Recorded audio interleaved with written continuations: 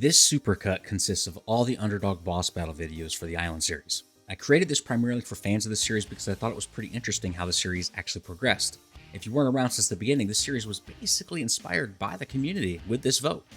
If you've already seen the series, then you won't see anything new here, but at least for me, I felt it was interesting to see how I've grown and changed since the beginning. The series was actually pretty different in the beginning. It wasn't until the Chalicotherium video that I went from 150 saddles to official caps. Early stats and mutations were off and calculated incorrectly, further cementing the fact that I need to do some redemption episodes. The scoreboard wasn't even implemented until late in the series as well. You'll see that I started off slow, and I can tell in my voice that I was pretty unsure of myself and not very confident. I get more comfortable as time went on, which is pretty neat to see in my opinion. Sound quality changes as well. If you're on a long road trip, maybe this will help drown out the noise if you listen in the background. Don't worry, there's only one intro and I cut out the endings. Thank you so much for being a part of this, and I hope you enjoyed the series. Our rules are simple, but the challenge is great. All dinos will be explored in this challenge, but only reasonable underdogs voted on by the community will be considered for grading. Equipped with official server cap saddles, our 19 contenders will be backed by the commanding presence of a loyal Uranus providing that extra boost. All competitors will go into battle with food to provide a healing effect. Herbivores will have plenty of sweet veggie cakes, and carnivores and omnivores will have cooked meat. It's important to note that tames in this series aren't typically used during boss battles because of the amount of mutations you need to make them competitive. But all dinos competing will have around 23,000 health and 1200% melee. This will give them all a fair shot at defeating at least one of the Guardians. It won't always be feasible to reach these stats depending on the dinos I'm using, but I'll let you know the amount of mutations and levels it took in order to reach it. All competitors start out with 50 base health and melee and 40 points in everything else before I apply mutations and experience levels. You can decide on your own servers if the juice is worth the squeeze. Competitors are required to fight the Megapithecus, Broodmother, then Dragon on all difficulties, starting with Gamma, then Beta, finishing with Alpha. Their success will be annotated on this scorecard with a pass-or-fail system. Clearing all the bosses earns them a gold boom medal. Silver is awarded for clearing Beta, bronze is for clearing Gamma, and the chunk of shit is for an unworthy performance. Once all the vanilla island creatures are finished, the gold medal winners will test their strength against the Overseer for the finale. Now let's introduce our competitor and see if they have what it takes. Following the rules of the challenge, we wound up with the following stats on our Ankies. With melee and health base stats at 50, we wound up needing around 65 mutations at our 55 levels to reach this. Alpha bosses are tough, and these stats on our Rex might do the trick, but we'll have to see how the Anky does. Stepping into the first boss fight with the Gamma Broodmother, I'm gonna be honest. I expected the Ankies to make short work of her, essentially. Maneuvering was difficult, as they're just really slow creatures, and it was kind of tricky to get the Broodmother fully surrounded. The amount of damage we were taking was on the low end, which is good, but the damage output was a lot less than I expected. Not only was the maximum hit lower than expected, but the rate of attack was super slow. But not because the Anky just has a slow recovery between attacks. The strange thing I noticed, and something I'll highlight throughout the video, is multiple Ankies would be right up against the boss, and they wouldn't do anything. They would just sit there and not attack. Doesn't matter how ugly it is, because in the end, the crew pulled it off with our first win and passing score for the Gamma Broodmother. Next up, we have the Gamma Megapithecus. At first, I had my doubts because of all the struggles we had with the Broodmother. Megapithecus is known to hit a lot harder, so DPS is extremely important. These Ankies just don't have that. Watching the crew dawdle along towards their impending doom was kind of amusing. The Yankees have a horrible time trying to get within range due to the knockback so graciously provided by the Megapithecus. Surprisingly, the damage output seemed to be a little bit more consistent once the Yankees were able to get a few of them in position, and before I knew it, they had put a serious dent in its health bar.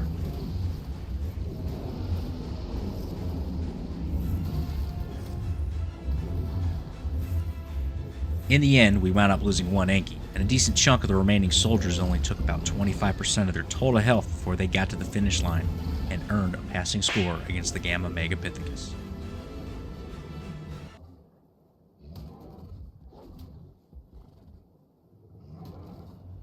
The most maneuverable of the three Guardians is the Dragon because he can fly. The Yankees would be at a huge... Seriously, they walk like people in the grocery store. Watching the little chonkers roast in Dragon Flame was quite the spectacle. If you needed one reason why these guys are terrible to use in a boss fight, this is it. They literally get in range and don't do anything. Before I knew it, I was on the run, and as I looked back, couldn't help but shed a tear as I watched my valiant gladiators drop one by one.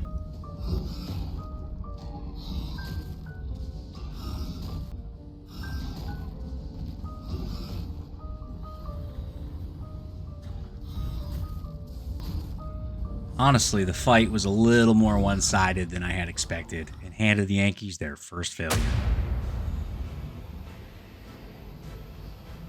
Hopping right back into the fray, we took on the Beta Broodmother. Coming off a defeat is no good, but the primary reason these guys couldn't hold their own against the dragon is honestly, they just couldn't attack him. Something's a little off with their targeting in the hitboxes, and it only allows them to attack the dragon from certain spots around his model. Surely, I thought, we can at least kill one of the beta bosses. We didn't lose any Yankees while fighting the Gamma Broodmother, so why not her? With her only down a quarter of her health and us already losing fighters, I started to have my doubts. This fight, just like the Gamma Broodmother, was plagued with positioning issues and instances where Yankees would be stuck in a run animation while right next to her and nothing preventing them from attacking. The damage output of the Yankees during this fight just didn't seem like it was enough. I thought it would be a close fight for a while, and eventually the Broodmother got down to 50% health.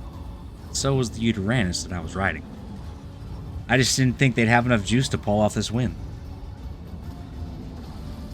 My suspicions were correct, but we're not quitters here, so we keep fighting on as the Yankees start to perish one by one, and the UD's health gets down to a sliver. Eventually, this wonderful lady takes out all of the dinos, handing us another fail. But to my surprise, she starts to remove all of my clothes in an effort to keep me in her lair as her little love toy. So I had hoped.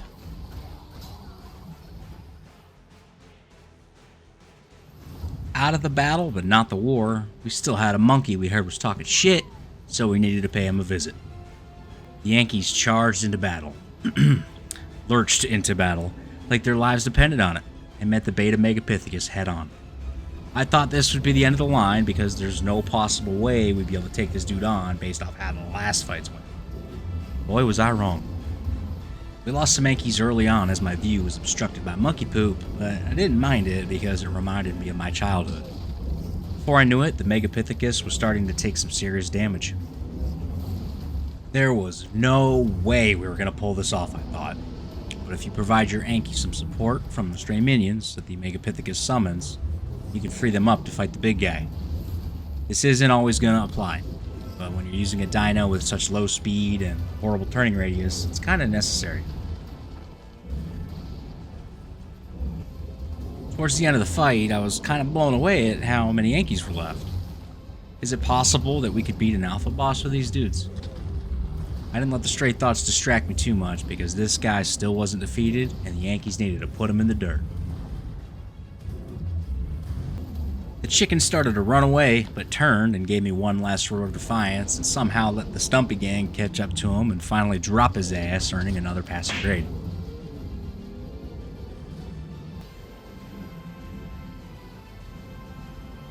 Surrounded by the red glow of fame and fortune, or death, or whatever it is, all these dudes know is they're happy to sharpen their tails on the corpses of giant apes and not rocks anymore. Could they overcome an alpha boss on the island? At first, I was able to get the Megapithecus to focus on me, but not touch me, as the Yankees blocked the way. I was able to do this multiple times, and I thought there is no way in hell this is happening. These guys were actually going to beat an alpha boss. Giant rocks were flying and the big man was pounding his chest, but the Yankees were determined. Kept landing blow after blow.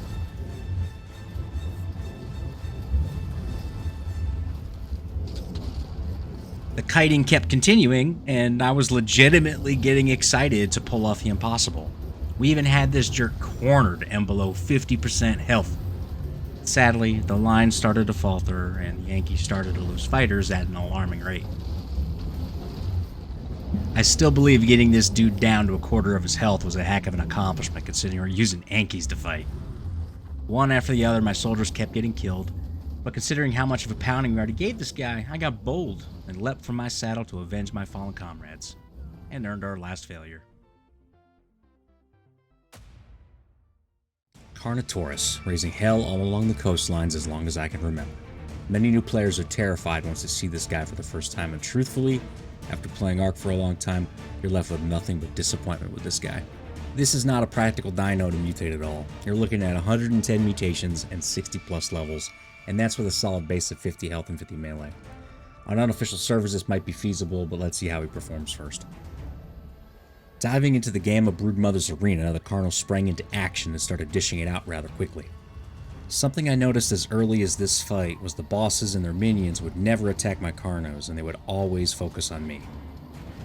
Even in the rare instance when the boss was pinned down, it would just still do everything it could to get to me.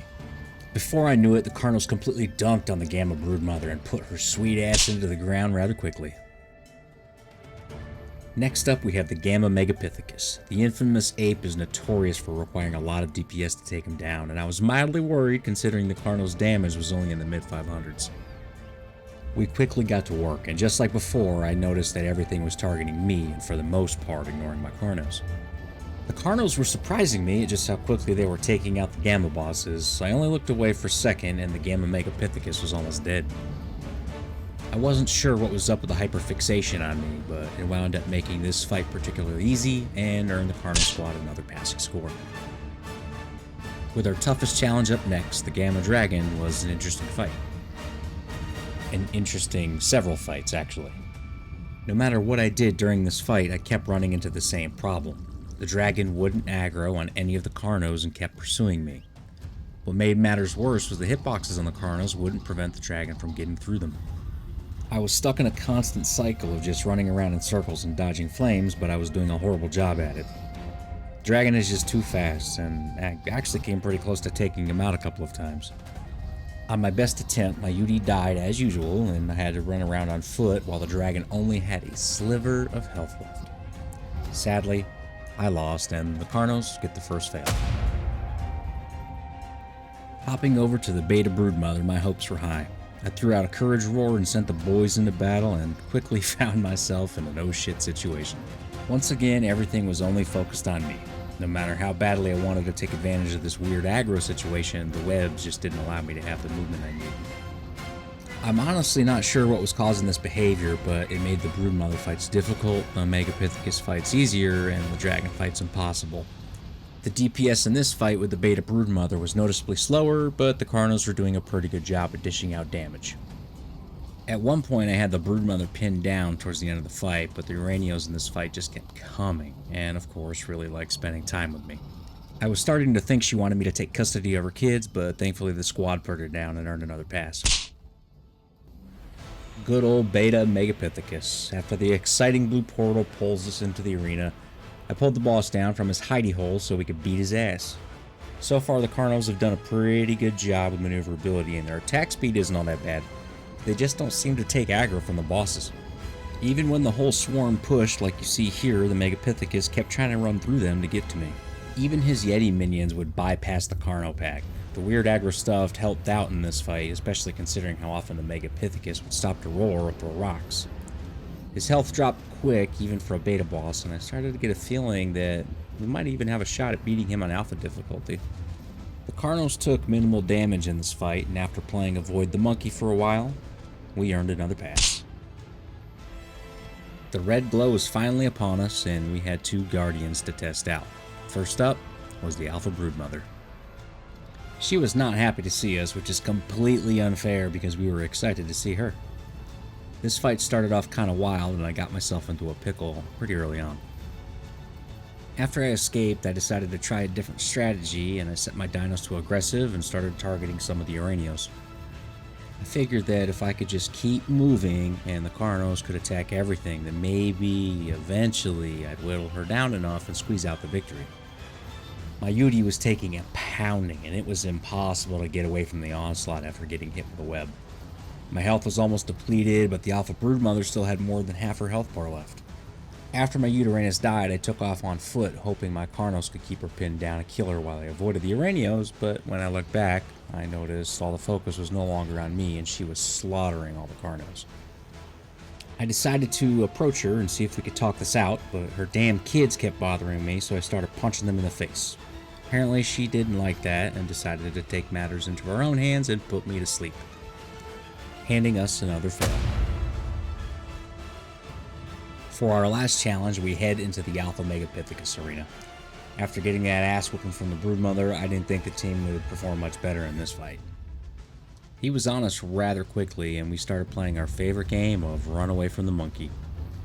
Honestly, even if the Carnos were able to reach boss fighting stats without a ridiculous amount of mutations, I don't think I'd ever enjoy using them, because I can't just sit back and be lazy on my Udi. Rocks were flying all over the place, and we were being chased by apes like we fell into an exhibit at the zoo. The Carnos were putting a nice dent into the Megapithecus, and to be honest, at this point, I got pretty confident, and I let the big man take a few swings at me just to keep him still. With a face full of shit and a heart full of courage, we pushed on while taking very little damage. It didn't take long before we were able to finally take him out and earn a pass against one of the island's alpha bosses. Triceratops. This boy comes equipped with a fully armored face that greatly reduces damage. The primary role of the Trike is usually an early game hauler and a berry and thatch harvester. They usually punch above their weight class because of the reduced damage from the front, but unfortunately, what you're about to see isn't exactly feasible to accomplish in the short term unless you have significantly boosted rates. With 50 base health in melee, I needed 28 mutations and 80 levels to hit these marks. In addition to the face shield, the Triceratops also gets a rivalry buff when fighting big carnivores, and it has a pretty sweet charge attack. Hopping into our first fight with the Gamma Broodmother, I was pumped because I had high hopes for the Trike squad. Triceratops might be pretty slow, but they were surprisingly easy to maneuver when in close proximity to the bosses. The first thing I noticed was the rate of attack and total damage dealt from a single attack was pretty abysmal. Even with 1200% damage, these guys just don't pack that much of a punch. They do take a lot less damage than they normally would though, and easily defeated the Gamma Broodmother, earning us our first pass. Heading into the Gamma Megapithecus arena, my confidence was even higher, as he was the only boss I've consistently been able to find success with. I surrounded him easily, and the Trikes did a really good job of holding him down. The weird thing about this fight was we lost a few of them from one single attack, but every other one that survived took 0 damage. Even with 2 bug Trikes, we pulled off a pretty easy win. The Dragon. Even though it's the Gamma Dragon, it has typically been when the wheels fall off and would be a true test for the Trikes. Armed with herbivore power and pockets full of veggie cakes, the Trike started off pretty strong and actually got the Dragon down to 50% health before he flew away for the first time. After he landed the second time, it was at that point that I discovered the wheels falling off. Now, it's possible to break it, but you have to mount the Trikes to do it. It doesn't take any movement, you just have to hop in the saddle, then hop out, and they'll stop the charge. It wasn't bad at first, but it kept happening, and the risk of hopping off your Udi and onto a Trike is pretty damn high. I actually pulled it off, but took a shot of flame and came very close to dying, but ultimately, to my surprise, the Trikes beat the Gamma Dragon without much trouble besides their charge bug. This win earned us our first 100% Gamma completion of the series. I felt super confident going into the beta boss fights, but wildly worried that the Dragon would be impossible at this difficulty with the lack of DPS from the Trikes. This fight against the beta Broodmother actually went surprisingly well. The squad surrounded her pretty easily, and the bulk of the damage we sustained came primarily from the Araneos that would flank. The lack of DPS from the Trikes turned out not to be that big of a deal in this fight because they took so little damage from the Broodmother. Veggie Cakes paid huge dividends for the Trikes in all of these fights. The Beta Broodmother ate dirt, earning us our 4th pass in a row. Beta Megapithecus was honestly a piece of cake for these guys. The rock throw did a lot more damage than the Gamma Rock, and it kind of made me feel like it was a little bit of foreshadowing for the Alpha Megapithecus. The knockback from the big man actually helped the Trikes position better, and they easily surrounded him and laid it on thick. His health steadily dropped, and the biggest surprise of the night for me was the tiny amount of damage that the Trike sustained in this fight. It was far less than the Gamma Megapithecus, and I attribute it to better positioning, which had the Gorilla King switching targets pretty frequently. In the end, down went the Beta Megapithecus, and earned us our 5th pass of the night. This fight, let me tell you, I honestly went into this and completely forgot about the charging bug we experienced during the Gamma Dragon. Every Trike had a full stack of veggie cakes, and after the ass whoopings that we just dished out to the Broodmother and the Megapithecus, I truly thought this was going to be a piece of cake. I had him surrounded on the first landing, and the majority of the trikes were landing hits. I thought that maybe he'd drop down to 50% health again before taking off. But you see, there's something to be said about forgetting shit so quickly, and I don't remember what it is. All I know is I don't like surprises, and I let out an audible sigh when I saw this shit. Seriously, this issue alone makes using trikes against the dragon hopeless unless each one has their own rider. We got the dragon down to about 33% health before I leapt from the saddle and died pantsless, as we all should, and snagged our first set of fails. Up next, we'd have our first alpha boss of the night with the ever hungry for man meat, the Broodmother. I fully expected to lose quite a few, if not all my trikes in this fight. If you've seen my first two Underdog Boss Battle episodes of the Anky and the Carno, you'd know that we typically don't fare well with this fight. But we surrounded her ass against the pillar and laid an absolute ass whooping down on her. She switched targets frequently, and like we experienced with the Beta Broodmother, the bulk of the damage came from the Araneos, even though she was dishing out some pretty hard hits, even with reduced damage with the trikes. We wound up losing about 4 trikes in this fight, but the majority of them took barely any damage. You could honestly probably beat her with about 15,000 health on the trikes. The Broodmother eventually went down, earning us another pass. For our final battle, I had little doubt in my mind. If you can beat the Broodmother, you can typically beat the Megapithecus, and this also applies on all difficulties, including Alpha. This fight was incredibly easy, even though we lost a trike pretty early on. Once he was surrounded and started bouncing around to different targets, it was just a matter of time before he dropped.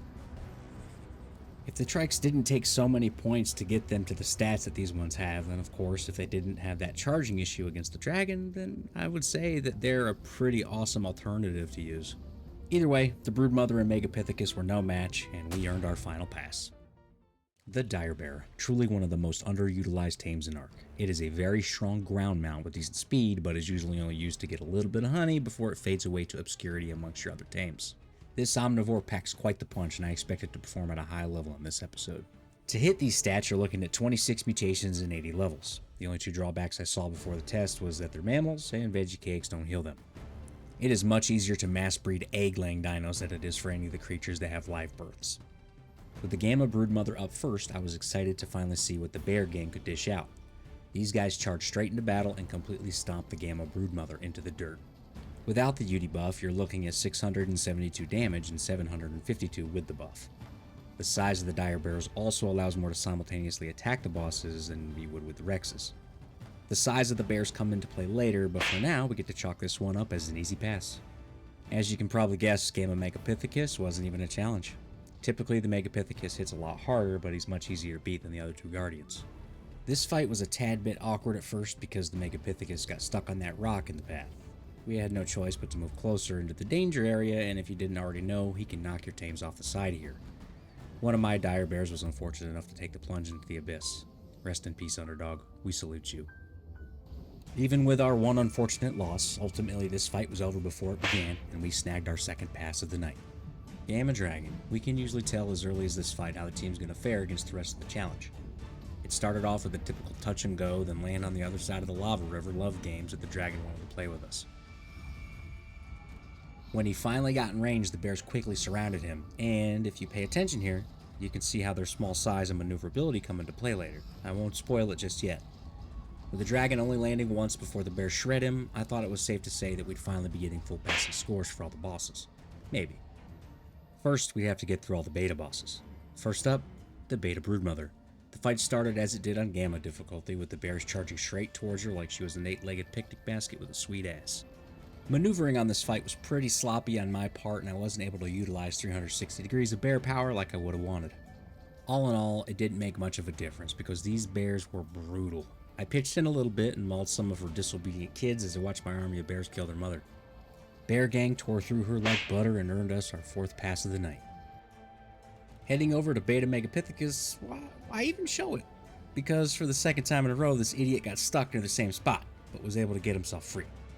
It took him a minute, and he was walking kind of funny, but eventually he slowly made his way over to certain death, and the Dire Bears put on an absolute clinic. I really enjoyed using the bears for all of this because of how quickly and easily they can maneuver and surround the boss. If only they laid bear eggs, then I'd probably use them in all of my playthroughs. It would be pretty epic if there was a quality of life update for them and they allowed honey to heal them at a level on par with veggie cakes, or just allow omnivores to heal from them. Either way, Beta monkey down, and we slap another pass on the board. For our first real test, we dive into the Beta Dragon Arena. It started off pretty hot and heavy at first, but naturally, we got in there nice and deep like and surrounded him. If you look closely, you can see what I was hinting at in the Gamma Dragon fight. Do you see it?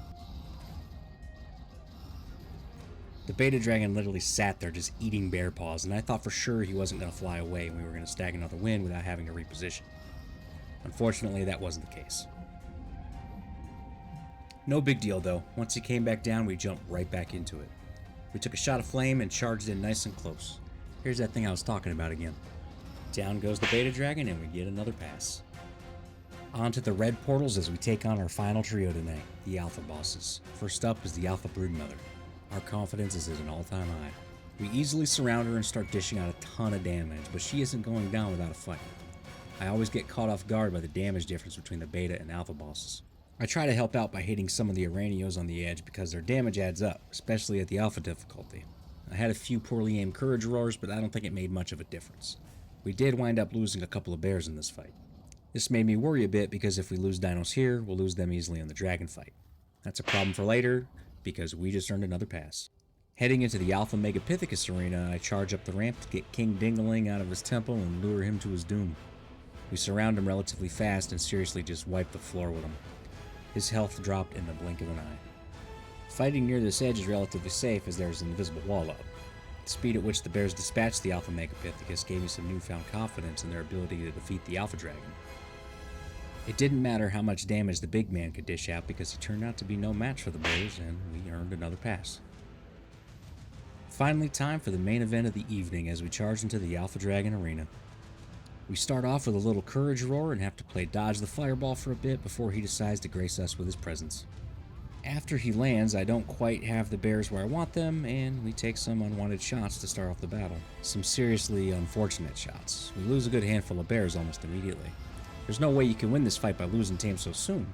We were already down 6 total bears and my heart kinda sunk. The damage output from the dragon was just too much, and if you look at the numbers, then the data says that you will not win this fight. It's hopeless. But we're not using Rexes. Remember that thing I keep talking about. If you move the bears right under the feet of the dragon, then he can't hit you. He just sits there biting at air. Sometimes the fire breath will stick, but for the most part your tames are untouched. Look at how ridiculous this is. This strategy is viable for any tames that are short enough to get low and near his feet. Here you'll see a fire breath completely miss everything. The best part of all of this is he just sits there and takes the hits without taking off into the air. I'll have to test it more, but I have a theory that if you can cram tames near his feet, then maybe he's unable to fly away, similar to how people ram a deer up his ass as a strategy.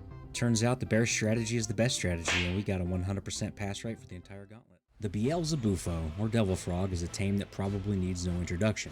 Found in the swamp ridges of the map, this tongue-slinging badass is typically utilized to gather absurd amounts of cementing paste in the swamp cave. They are excellent swimmers and cover ground very quickly with their epic hopping abilities. This awesome frog is rarely used outside of the previous mentioned scenario, which would be a crime because they're awesome little dudes that deserve your love. Unfortunately, they have a low health gain per level, and there's a reason the Ribbit Mafia isn't typically used in boss battles or outside the swamp cave, and that's because you'll need a whopping 62 mutations and 80 levels. This is an obscene amount of breeding, but the frogs need a fair shot, so let's get after it. With the green portal activated, it was time to hop into the Gamma Broodmother arena.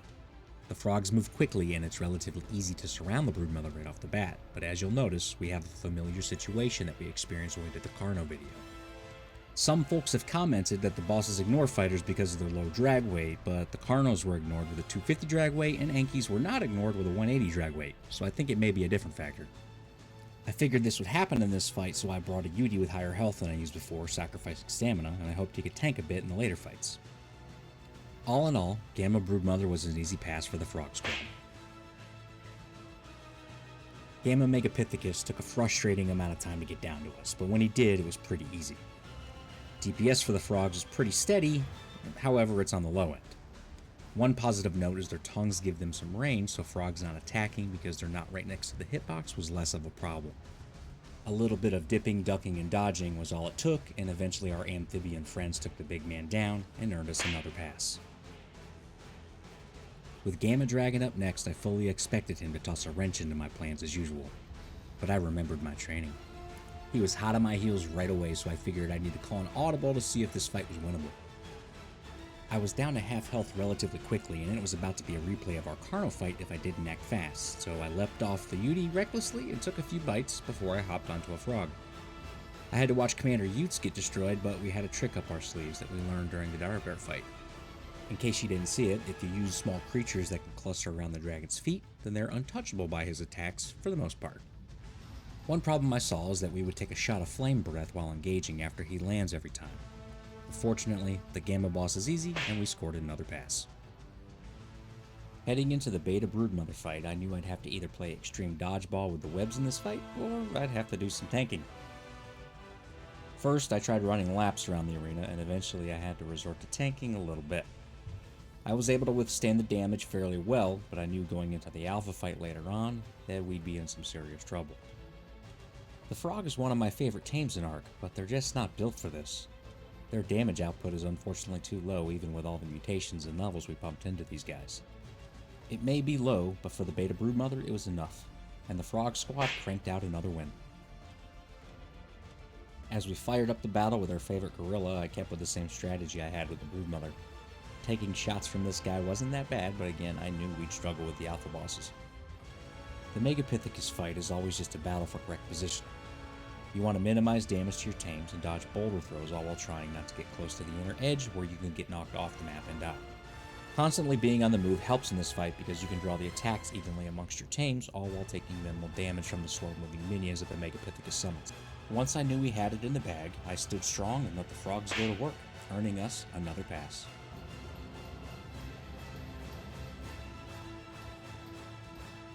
There was no way in hell we were going to beat the Beta Dragon.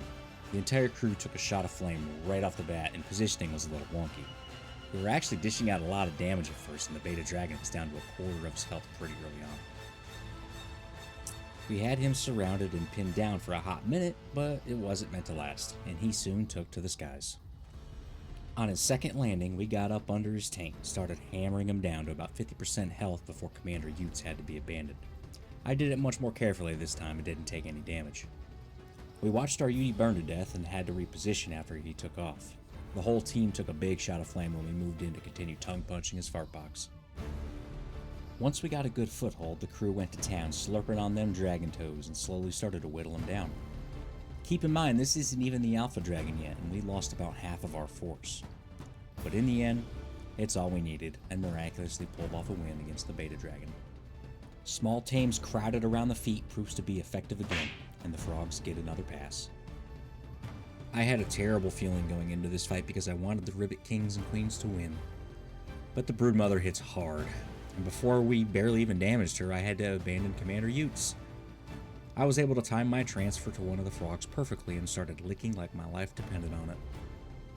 Once again, we had to watch as our trusty Uranus fell in battle. We wouldn't have the benefit of hiding under the boss to dish out damage in this fight, like we do with the dragon, and the Broodmother laid it on thick with no remorse.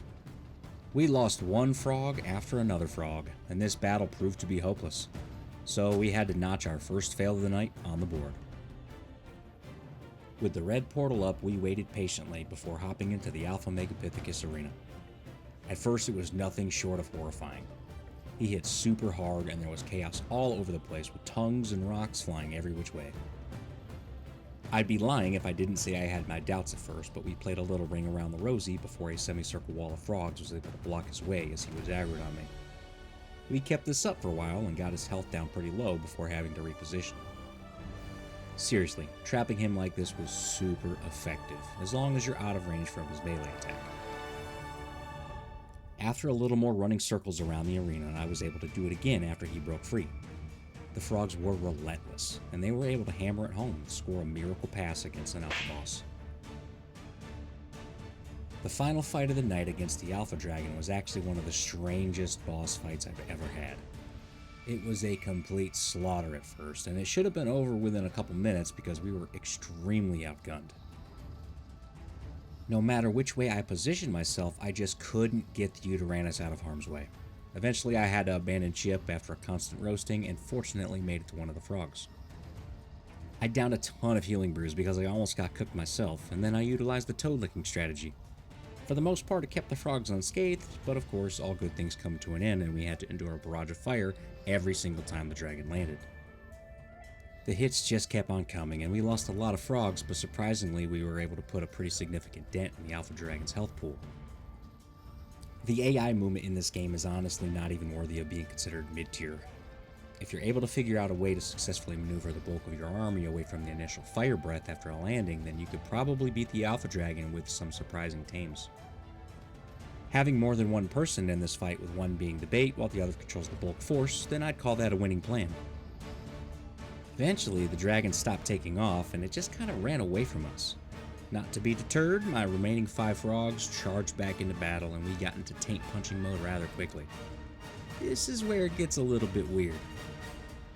If you take a look at the frog under the heel of the dragon, you'll notice that he's not taking any damage and he just kind of dies for no reason. This is actually how my last few frogs die. The one I was riding wasn't losing any health while I was on him, but all the other frogs at the end literally just kicked the bucket. I surprisingly got the dragon down to a sliver of health, but it didn't feel right. I actually dismounted this frog and he died the same way, for no reason. I smacked him with my hatchet a few times and decided to sacrifice myself in honor of the brave frogs we lost, earning our last fail. The Mammoth. You can find this noble beast in the frozen north on most maps, and they're usually in small groups fighting for their lives amongst the tundra's fierce creatures. These behemoths pack quite the punch. They have a massive health pool, and they're typically used to only farm wood, thatch, and berries. To reach the stats in this challenge, we only needed 20 mutations and 53 levels. So keep in mind, you can easily exceed these stats by a ton, and have better results against the bosses than you see here. Without further ado, please enjoy this frustrating display of herding chaos. Gathering the mammoths around the obelisk was a chore in itself. Their collision is ridiculous. It's probably the worst in the game. This problem extended into the beginning of every fight. It was always difficult to mount the Uranus, and moving the mammoths out of the way was horrible. Once we got the broodmother finally surrounded, it was evident that the mammoths probably shouldn't be considered an underdog. They hit pretty hard, and their intimidation buff decreases damage that enemies dish out.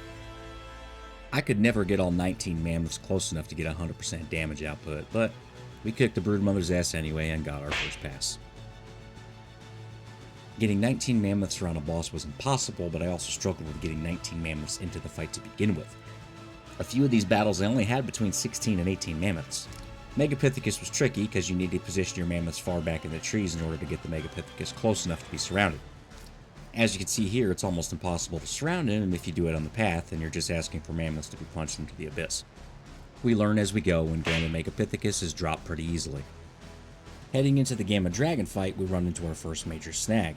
Surrounding the dragon wasn't too hard, but the mammoth's slow movement speed and clunky collision could potentially prove troublesome against the faster alpha bosses.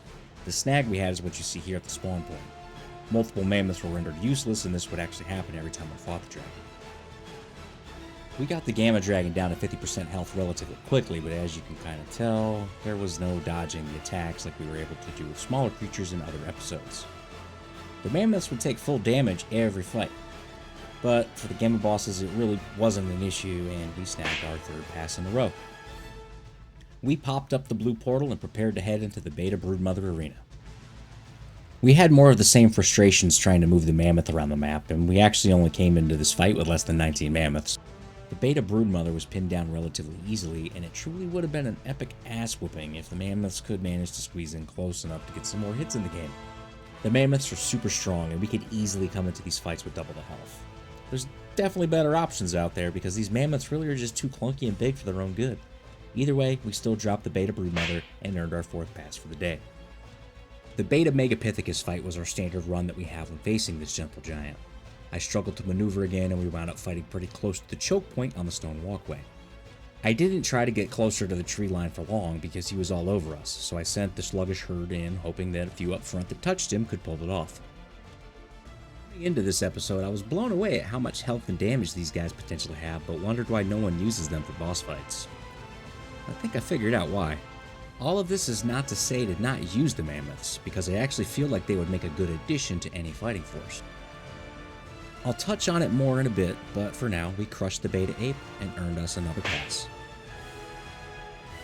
I've said it before and it holds true during this fight, the Beta Dragon is typically where the wheels fall off because this tends to be a true make or break it test. We started with collision frustrations that took a long time to sort out, with half our mammoths still stuck at the terminal when the Beta Dragon engaged us. I attempted to hop on some of the mammoths to get them to break up, and the whole squad was just getting cooked alive, with one mammoth still stuck on the force field wall. This fight actually took forever, because the mammoths could take the hits from the beta dragon, but they just couldn't dish out enough damage. I think a male-female pair of mammoths would absolutely boost any dino squad, because they have good damage output, and their debuff works against the bosses and their minions. Of course, increasing the amount of species that you bring into a fight always extends your prep time by a boatload, because you need to find the correct saddle blueprints to even give these guys a fighting chance. Eventually, I had lost half my mammoth squad, but was able to get the one stuck at the spawn point into the fight. I didn't have many left, and the beta dragon still had almost 50% health left, and we were still losing mammoths. At this point, I should have just called the fight, but I wanted to see if I could get the team in a position where the last few could still pull off a W. Their damage was sure high enough to do something like that, but eventually it was just me and one other left. I was losing health at a rapid rate, and with one last fire breath, I was turned into a succulent morsel for the dragon to snack on, and we were handed our first fail. I fired up the red portal ready to rebound and kick the alpha broodmother's teeth in. We performed fairly well against the beta broodmother, even with some of our mammoths stuck at spawn, but this time we were fully loaded and ready to go. Except for this guy. I don't know what happened with this mammoth. He got stuck in the mesh and he wound up moonwalking around this pillar until he eventually died. Once I got back around to the fight, I didn't believe my eyes. Mammoths were dropping left and right, but I still had a handful left, and the broodmother was down to a quarter of her health. With 4 mammoths left, I engaged the broodmother with a UD for one final push. That final push ultimately failed, and when it came down to just me and her, I decided to do the noble thing and let her have a taste, which means we get another fail on the board. For our final fight of the evening, we have one last hope. The Alpha Megapithecus typically isn't that hard, and if we could get the positioning correct, then we could definitely pull this off. Before I knew it, Alpha Monkey was all up in my shed, but I was fortunate enough to have the correct positioning, and I had him surrounded with juicy mammoth meat in no time. I was able to almost get him fully surrounded, and trust me, this is a huge deal because of how much of a pain in the ass it is to maneuver these guys. His health was dropping quickly, and all I had to do was sit back and enjoy the show. Look at this scene. The big man stood no chance with this amount of firepower being shoved in his face. The mammoths were able to cap off the challenge with a solid and respectable win over the Alpha Megapithecus and put our final pass on the board. The Kentrosaurus. This spiky beast is typically found in the inhospitable places on the map, such as the volcano and rocky regions. The Kentro is an often overlooked dino because it doesn't really offer much to the tribe. It doesn't have a saddle, you can't ride it, you can't carry it, so what application is there for it? According to the wiki, the Kentro reflects damage back at the attacker, causes a bleed to any small creatures it impales with its tail, and gets a pack bonus. Creatures in this challenge require a saddle, but I made an exception here to see how the damage reflection would work against the bosses. I still kept the stats in line with the challenge, and to reach these you'll need 25 mutations and 58 extra levels. I applied all the mutations in melee, added 32 levels to health, and 26 into melee on top of the 100% imprint. Let's see how these prickly fellas perform. First up, the Gamma Broodmother. The small size of the Kentros made it easy to enter the arena. They are pretty slow, so maneuvering proved to be quite a challenge. Right away I knew that we'd be struggling at the beta and alpha levels because without a saddle these dudes just take too much damage. The pack bonus doesn't seem to work on the tame Kentros, but I was actually impressed with their damage output here, and it snagged us a pretty easy win over the Gamma Broodmother and put our first win on the board. Gamma Megapithecus started off with a swing and a miss as he started chucking rocks pretty early. This was a pretty standard ass whooping as the Kentros surrounded him pretty quickly. One thing I noticed during this fight, and you can too if you look at the health bar, the damage reflection actually works against the bosses. Keep note of how much his health bar moves at this stage. Monkey Man proved to be weak this time, and the Kentros get another pass. The Gamma Dragon teased us with a touch and go in the beginning, and we had to wait for a round of fireballs and pteranodons before we could actually take a crack at him. When he finally landed, I struggled to get in close due to the snack-sized Stego's movement speed, but once we did, it was toe-biting strategy 101. It was damn near flawless. The Kentros almost took no damage from this point on, and the dragon never took off again. I could have taken a nap on the back of Commander Utes if I wanted. I wish all the dragon fights went this way.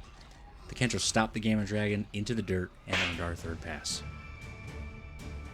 With the blue portal up, we were ready to rock and impale the Beta Broodmother and all her horrible children. This fight started off pretty rough. I struggled with positioning and the bulk of the Kentros remained on one side of the Broodmother for far too long. If you don't know, the broodmother has a wide cone of attack, and surrounding her is probably more critical than any of the other bosses. I corrected the positioning, and the damage output was actually pretty solid, but before I knew it, Kentros were getting crushed left and right. I actually did this fight more than once to correct the positioning, but it never changed the outcome. The Kentros just took too much damage without saddles. The problems don't end there, which you'll see later on. For the beta broodmother, she wound up the victor this time and finished off the entire party, and handed us our first fail for the night. Beta Megapithecus, the slow, yellow monkey that should probably be blue. As usual, we surround him with little issue. His knockback actually aids in this when you have slow dinos. Before I knew what was happening, he was missing a huge chunk of his health. At first, I thought it was the damage reflection. I thought it was actually scaling with the damage output from the bosses, but that turned out not to be true. The damage reflected from the Kentros is always the same no matter how hard they hit. I didn't notice a difference in health drop between the rock throws or the slams. Whatever that amount is, it was enough to end the beta ape and earn us another pass. With the beta dragon up next, I would normally be pretty worried considering we didn't beat the broodmother and we were losing Kentros during the Megapithecus fight. The beta dragon approached us with confidence and we started things off pretty hot. I maneuvered the Kentros the best I could, but it was like no matter what I did, one or two would always be away from the center just far enough and get clipped. Something else to point out here, the Kentros drag weight is 250. That's the same as the Carno. I think we've seen enough to decide that the drag weight isn't the factor that causes bosses to completely ignore some species. I think we give Wildcard too much credit. It's probably just a bug, if we're being honest, and I doubt it's intentional. The beta dragon was dishing out quite a bit of damage in this fight, and he flew away a total of 3 times. I didn't think we'd be able to blast the 4th time because the Kentros were hanging on by a thread. In the end, the toe strategy pays dividends, and I'm able to wrap up the dragon fight with the Kentros just out of reach, while they have maximum damage output and score another pass. It was time for our first red portal as we were hungry for alpha blood. Did you know if you're in photo mode and the camera's outside the boss bubble when you enter the arena, then it kills your player? Now you do. Alpha Monkey Man was on us super quick, and dare I say he caught me by surprise? The Kentros fired back and had him surrounded early on. My vision was obscured by shit, but I was able to watch the slaughter with little issue. The damage the Kentros took was just way too high, and they wouldn't last long. I know there's been some requests for direwolves, but I think we're going to get a little more of the same, like the inability to take shots. I think they'll probably do just about as good as this, but we'll have to see. Saddles are just too important. The damage mitigation is a necessity if you want to take on these higher difficulty bosses. Kentros couldn't cut it in the first alpha fight, and I had to throw another fail on the board. I was actually kind of confident going into the alpha dragon fight. I used to think it was always hopeless, if we had lost boss fights up to this point, but ever since the discovery of the ankle special, I feel like the dragon has dropped down a peg or two. If you don't know what the hell I'm talking about, basically, when you bring in smaller dinos into this fight, they can get close to the dragon's feet and he can't hit them. It's a bit cheesy, but maybe the dragon should stretch more, so he can suck on his own toes. This fight didn't go well at all. On the second landing, the dragon was already toasting some of the Kentros. Every time he came down, I was able to get in close and dish out some pain, but the lack of saddles made this fight laughable. The battlefield was riddled with Kentro corpses, and at one point, I had 1 Kentro left. The little guy fought with so much spirit, but when the dragon flew back down, this asshole not only one-shot him, he cooked his body with some fire breath before getting a taste of my sweet cheeks and handing us the last fail of the night. The Allosaurus is Ark's resident pack-hunting theropod. These bad boys live in a group of 3, with one holding the title of Alpha. The Allosaurus have a pack boost, but only the leader of the group, or the Alpha, gets the bonus. They are not like wolves where the entire pack gets the boost, so I'm sorry to temper your expectations. Fortunately, more than one Allo can get the pack leader boost in groups greater than 3, which we'll see. The Allos competing today have the following stats, which I reached with 45 mutations and 40 extra levels. These stats are reachable with much less mutations, because levels applied from experience gained boost your stats much further than mutations do. These are just what I use for the competition. Now, let's see what these handsome devils are made of and put them to the test. Allos aren't the smallest, but they're smaller than Rexes and Mammoths, which makes getting them all into the boss arena a pretty easy endeavor. Gamma Megapithecus is up first, and the Allo squad is all over him like wildcard on bug fixes. Just kidding, they don't fix bugs, like, ever. This fight is over faster than it began, and the Allos completely dominate the Gamma Megapithecus and barely take any damage. They have easily earned this first pass. The Gamma Broodmother is up next, and the Allos swarmed her rather quickly. It was really a piece of cake maneuvering these guys around. As usual, the Gamma Broodmother was a breeze, and the Allos didn't take very much damage. My initial impression, though, was their attack speed wasn't that great. For a creature that moves as fast as the Allosaurus, it would be nice to see a faster attack. They didn't even use their secondary attacks in any of the fights, but it was enough to shut the lights off on the Gamma Broodmother and earn the Allos their second pass.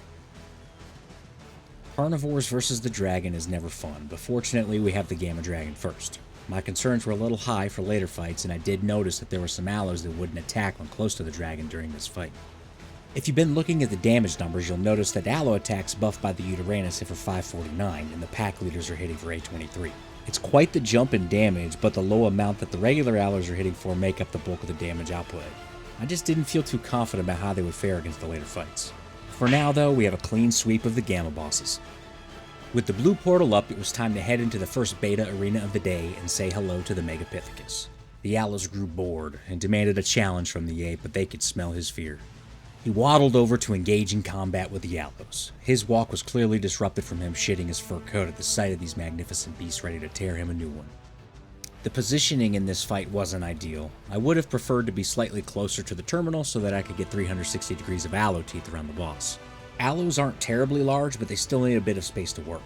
The Beta Megapithecus was able to knock several of the Allos away and wound up pursuing me for a little bit. The chase didn't last long because the Allos pinned him down and dished out the final killing blows, earning their fourth pass of the night. The Beta Babe Mother was up next and she was coming in hot. It was one of the fastest aggers I've experienced, and this could have derailed a normal group of dinos, but these Allos don't play around. They weren't about to get shut down by some dominatrix living in a cave. The Allos quickly got the Beta Broodmother's health down to 50% and kept laying it on thick. Before I knew it, she was down to 10% health, and all the Allos looked fairly healthy. They easily pulled off another win and scored their fifth pass. Over to the Beta Dragon arena, I started off with a roar and I repositioned the crew.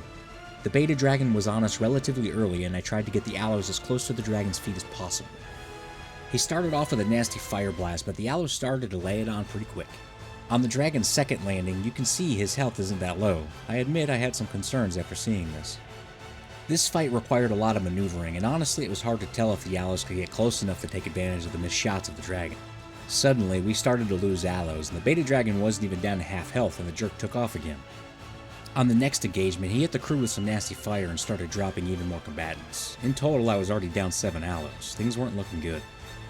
But then there was a ray of shining light. Finally, after the herd was thinned, I was able to get the remaining Allos close enough to his feet to avoid the majority of the damage that the Dragon could dish out.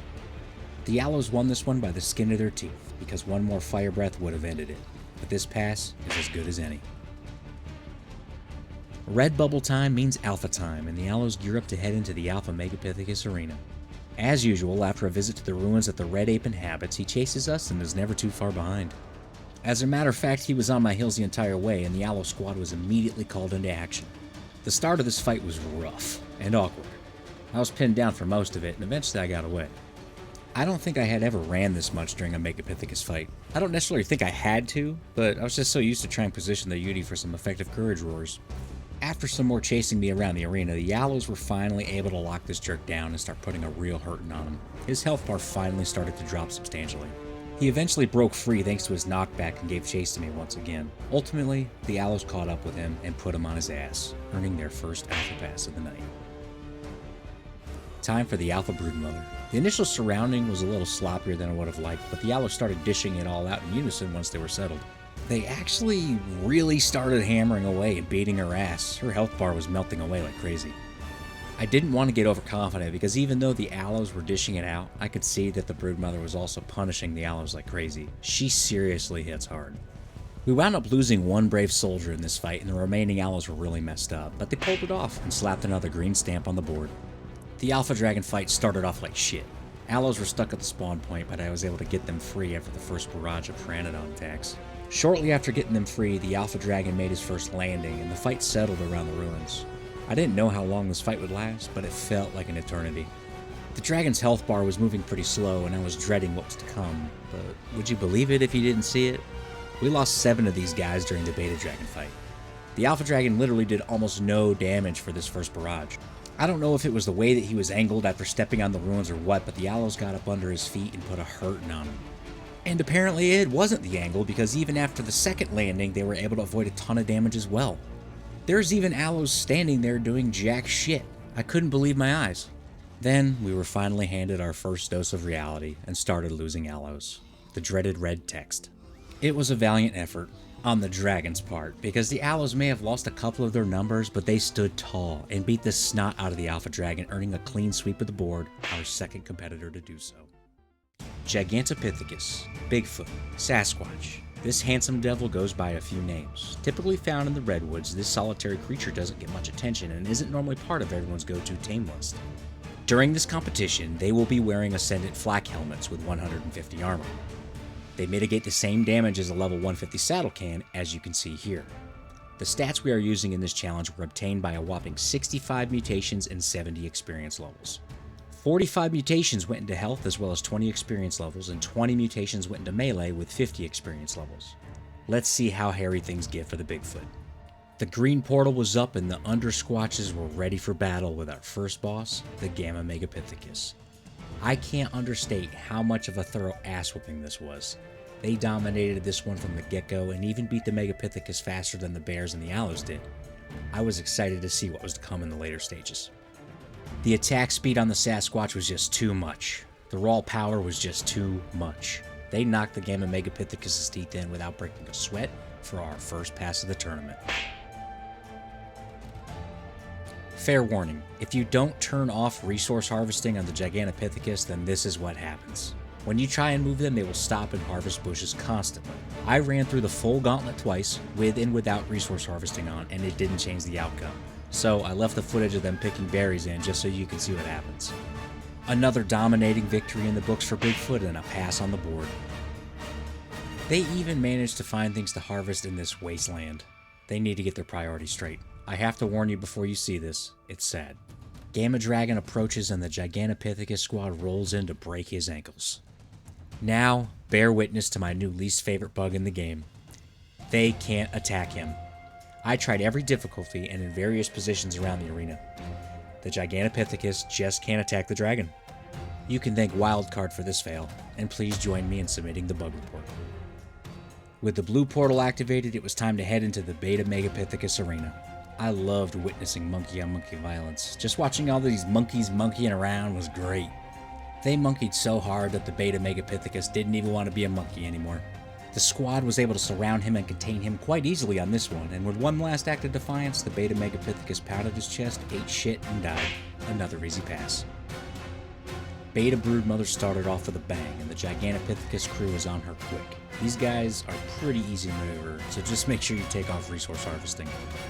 At this point, I fully believed that we'd be able to take all the bosses if it wasn't for that ridiculous bug we had during the dragon fight. The Gigantopithecus came out of every fight relatively unhurt, but cracks are starting to show, literal cracks, in their helmets. More on that in a bit, but for now we need to slap a pass on the board for an easy win over the Beta Broodmother. Red Portal means it's time for the final stretch. Alpha Megapithecus stepping up to the challenge first, and this fight was mostly him chasing me around the arena. Another thing to keep in mind, helmets need repair after every fight. The easier bosses don't do too much damage, and their helmets are good for 2 fights usually. But Beta and Alpha, you definitely need to repair them after every fight. That's an astronomical amount of resources. This whole battle was one big ring around the Rosie Marathon for quite some time. It was one of the longer Megapithecus fights I had experienced. Sometimes the bosses would lock aggro onto the UD like we've seen before, but I was able to mitigate it by putting distance between us. I'll have to test it out more to see if it works like that for other dinos. Eventually, Squatch Team 6 was able to corner the big man and pound the life out of his eyes. Another easy pass goes on the board. Heading into the Alpha Broodmother fight, I was pretty confident that they would handle this no problem. The Gigantopithecus felt like picking berries instead. If you've skipped the rest of the fights and are watching this, make sure you turn resource harvesting off. This clip has it on, but rest easy knowing that the outcome of the fight is no different with it off. Remember those cracks I was talking about? The ones in the helmets? Well, Ascendant helms are used because their durability is high. The Alpha Broodmother, in all her might, started shattering helmets at about 50% health. It was all downhill from here. She took out one after the other and easily melted Squatch Brigade after they were left defenseless. After the Alpha Broodmother ate the last monkey, she recognized me as the one that swiped right on Spider Tinder. I ran to embrace her and she ripped all of my clothes off. You can guess what happened next. Chalicotherium. This beer-guzzling cow, sloth, horse, bear thing is a massively overlooked creature by most.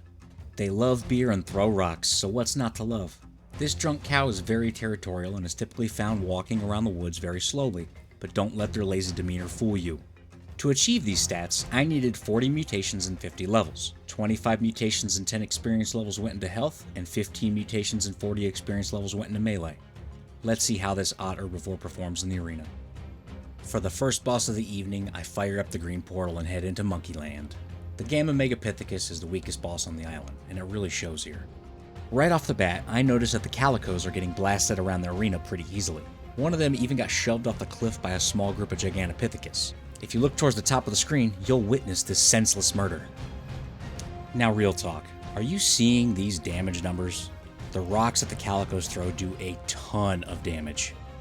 Maybe the Megapithecus could learn a thing or two about rock chucking from these guys, because he couldn't handle what the horse cow squad brought to the table and they crushed him, earning their first pass.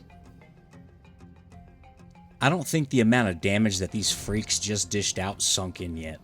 I'm known to be pretty thick-headed, but it wasn't until this fight against the Gamma Broodmother that made me wondering where these donkey sloths have been my whole life. That rock toss is just nasty, and it can damage more than one thing, so it frequently took out some of the boss minions unintentionally. The Gamma Broodmother didn't last long as she was getting gnawed on by these vicious herbivores. Chalk up another easy victory and slap another pass on the board. The Gamma Dragon. I was looking forward to this one. Could the Calicos fit snugly under the dragon tank and dish out some pain to his ankles while not getting hit? Kind of. There was always a few a little too far out taking damage, but this fight was over quickly, so I would actually have to test this out a little bit more during the Beta Dragon fight. Down goes the Gamma Dragon with a clean sweep of the greens. I restocked their veggie cakes, patched their boo-boos, and activated the blue portal. It was time to take on the Beta Megapithecus. There were a few moments in this fight where I held my breath because he was causing some serious knockback, and at one point half the bovine brigade was near the drop-off. The damage output from these rocks being thrown is fantastic. They don't do it as fast as you can if you're riding the Chalicotherium, but they mix in primary attacks as well. I really enjoyed how easy it was to maneuver these guys. The squad took very little damage during this fight, and they just kept laying it on thick to pull off another easy win and slap another pass on the scorecard. The herd of horse sloths quickly moved into position during the Beta Broodmother fight. I kinda screwed up the maneuvering on my part in the beginning, and the Calicos took some unanswered shots, but ultimately they were able to get into position with no problem. The Beta Broodmother was down to 50% health in the blink of an eye, and there was no escape. At this point, I was super pumped for what was to come because I didn't have much experience with this team prior to this. They were winning my heart over though, just like they won this fight and earned a pass. Beta Dragon time, the great filter into the final rounds. This fight started off pretty strange. The Beta Dragon landed, and right when I finally got the crew in position, he took off, stayed low to the ground, landed a couple seconds later, and then came right back at me. The Calicos answered in kind though. They swarmed his ankles and started putting a hurting on him. If you've noticed, we're now using the saddles that match official server cap. It's 26 less armor than what we were using before, and I had some mild concerns that the Calicos would suffer because of it. Coming into this, I didn't think they'd last through the Beta Dragon and would get beat by all the alpha bosses. The Chalicotherium proved me wrong big time. The Beta Dragon would wind up having to eat this fat loss, but not without taking some of the Calicos with him. This made me worry about the Alpha Dragon fight slightly, but I was impressed enough with their 6th pass. With confidence flooding out of their mutant little horse hearts, it was time to take on the alpha bosses. First up, the Alpha Megapithecus. The Calicos surrounded the big man early on, but his knockback proved troublesome in this fight too. There were a few close calls, but I truly feel like they performed better in this fight than they did with the Beta Megapithecus. Rocks were getting tossed every which way. Big rocks, little rocks. It was complete mayhem. The Calicos were relentless and were full of bloodlust. They took this round and barely broke a sweat as the Alpha Megapithecus hit the floor and gave us another pass. The Alpha Broodmother was up next. This beastly woman is always a challenge and knows how to bring the pain. I came into this fight thinking that if the Calicos could get through this with minimal losses, then they should be able to take on the Alpha Dragon and be our third competitor to get a perfect score. The lighting was low and the glowing auras from the Courage Roar made it pretty difficult for me to see how banged up the donkey cows were, but it wasn't long before I start seeing the red text up top. Once she starts killing, there's usually multiple that die with every bite. She's seriously dangerous, and even with her health low, I got worried because Calicos kept dropping. Just kidding. I only lost 3, and more than half the Calicos left had a lot of health remaining. They stomped her into the dirt and earned us another pass. The Alpha Dragon, our final boss of the evening. If you remember, I did wind up losing a couple Calicos during the Beta Dragon fight. The fire breath is the biggest factor during this, and we started off the fight taking a juicy one right to the face. In one of the more surprising Alpha Dragon battles, the Calicos were able to knock off a substantial chunk of health before the dragon took off for the first time. Usually these smaller teams perform well because they can position themselves around the feet and dish out maximum damage while very little or even none of them get hit by the dragon. With more than a quarter of the health gone, the dragon took off and landed near the same spot, but slightly closer to the ruins. This time, he wouldn't be going anywhere. This is the second fight so far that I've seen where he got pinned down near the ruins, so there might be something worth exploring there for a viable strategy. Take a look at the yellow numbers indicating damage that the dragon is doing. Barely see any? Exactly. The toe strategy works again, and the Calicos are able to come out of this one relatively unscathed and earn a clean sweep of the board. Our third competitor to do so. The Baryonyx. This swamp and river terror needs no introduction. Long hailed as the best cave mount, it's likely that if you've played Ark, you've tamed and bred your fair share of them. Here are Mr. Barry's stats. I needed 50 mutations and 45 experience levels to reach these. 25 mutations and 20 experience levels went into health, and 25 mutations and 25 experience levels went into melee. A member of the community blessed me with my first super thanks. To show my appreciation, I asked them to name the berries for this video. I decided to just name one to see if it would survive until the end, and I added some war paint. Good luck, Zeki.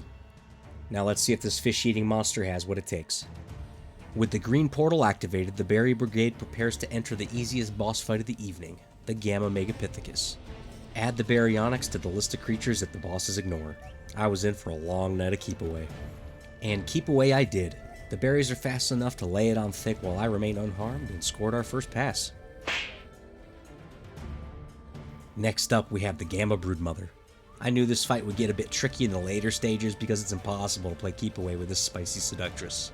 The team moves in quick, and it's real difficult to reposition the berries while I'm ensnared by webs. By this stage, I had concerns over their damage output to accompany the inevitable time when I'd have to abandon the Yudi mid-fight. That was guaranteed to happen in the alpha stage, but that's a problem for future me because that's pass number 2 for the berries. And now for the ultimate test. Could the berries fit up under the Gamma Dragon's gooch and go to town on his underside? Short answer, yes. Long answer, yes they can. The one saving grace that gave me confidence over their lack of damage. I knew that as long as they could stay alive long enough, eventually they'd be able to take down the dragon. All I had to do was minimize the damage they took by hiding under the dragon's ass. Something I did notice was not all of the berries would attack while in position, but ultimately it didn't matter in this fight, and they took down the Gamma Dragon with little effort, earning their third pass.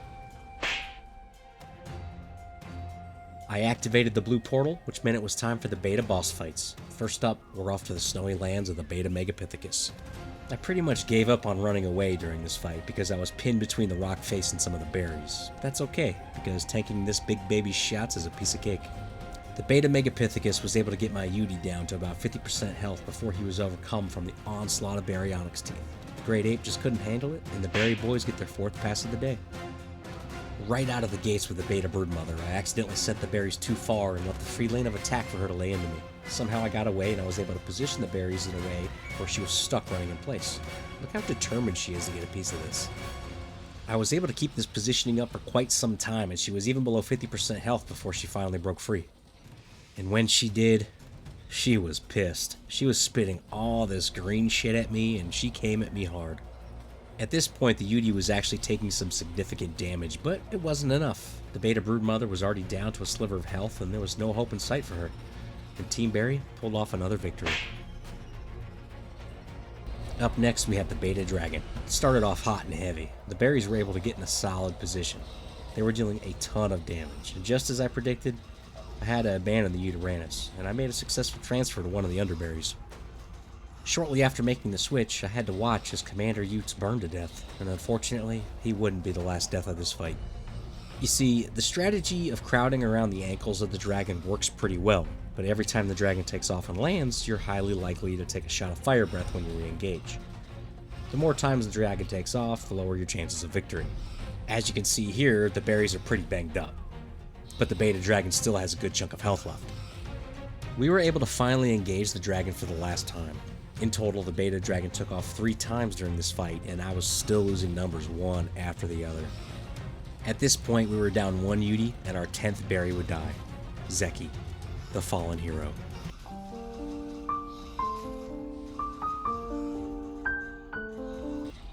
They would be avenged, and the remaining berries gave it everything they had left in the tank and put the beta dragon into the dirt, earning a hard-fought pass. Red portal time equals alpha time, and we started off with the Alpha Megapithecus. Once again, I find myself in a precarious situation, stuck between a giant monkey and a wall with my face covered in shit. After a bit of repositioning, I'm able to get free, but not before taking some significant damage. It eventually turned into a game of chase the Yudi, and I tried time and time again to block the Alpha Megapithecus' path with some berries. I couldn't keep him away, so I decided to finish it up by tanking the rest of the shots, and the berry boys were able to put the monkey down, earning their 7th pass in a row. Heading into the Alpha Broodmother arena, I knew that at some point in this fight I would have to transfer to one of the Baryonyx. The Spider Queen just hits too damn hard.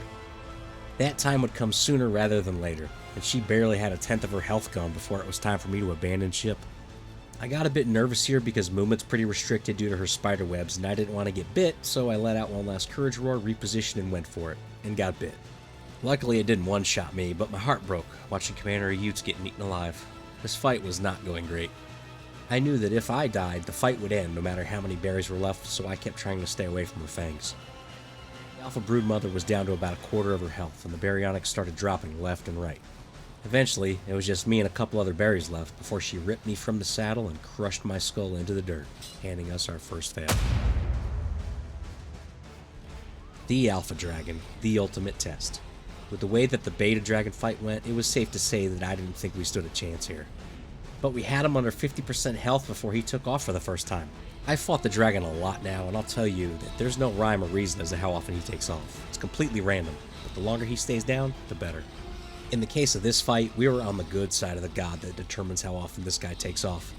The Uranus is usually too large to get completely out of the range of his shots, but sometimes it's possible to avoid the fire attacks. With Commander Utes and the Alpha Dragon's health neck and neck for a race to be empty, I wasn't nervous at all, because I knew we had a large amount of Baryonyx remaining that turned the lights out for the Alpha Dragon, earning a pass. Hyaenodon. These skittish pack animals roam the rocky and snowy regions of the Ark and travel in groups up to 6. These ferocious little guys get a pack bonus and heal themselves by eating corpses, but come with a very low health pool. So low, in fact, that it took 85 mutations and 70 experience levels to get these stats. 60 mutations and 40 experience levels went into health, and 25 mutations and 30 experience levels went into melee. Let's see what these furry little fellas can do. I popped open the green portal and the hyena hoedown was ready to be unleashed on the ever-easy Gamma Megapithecus.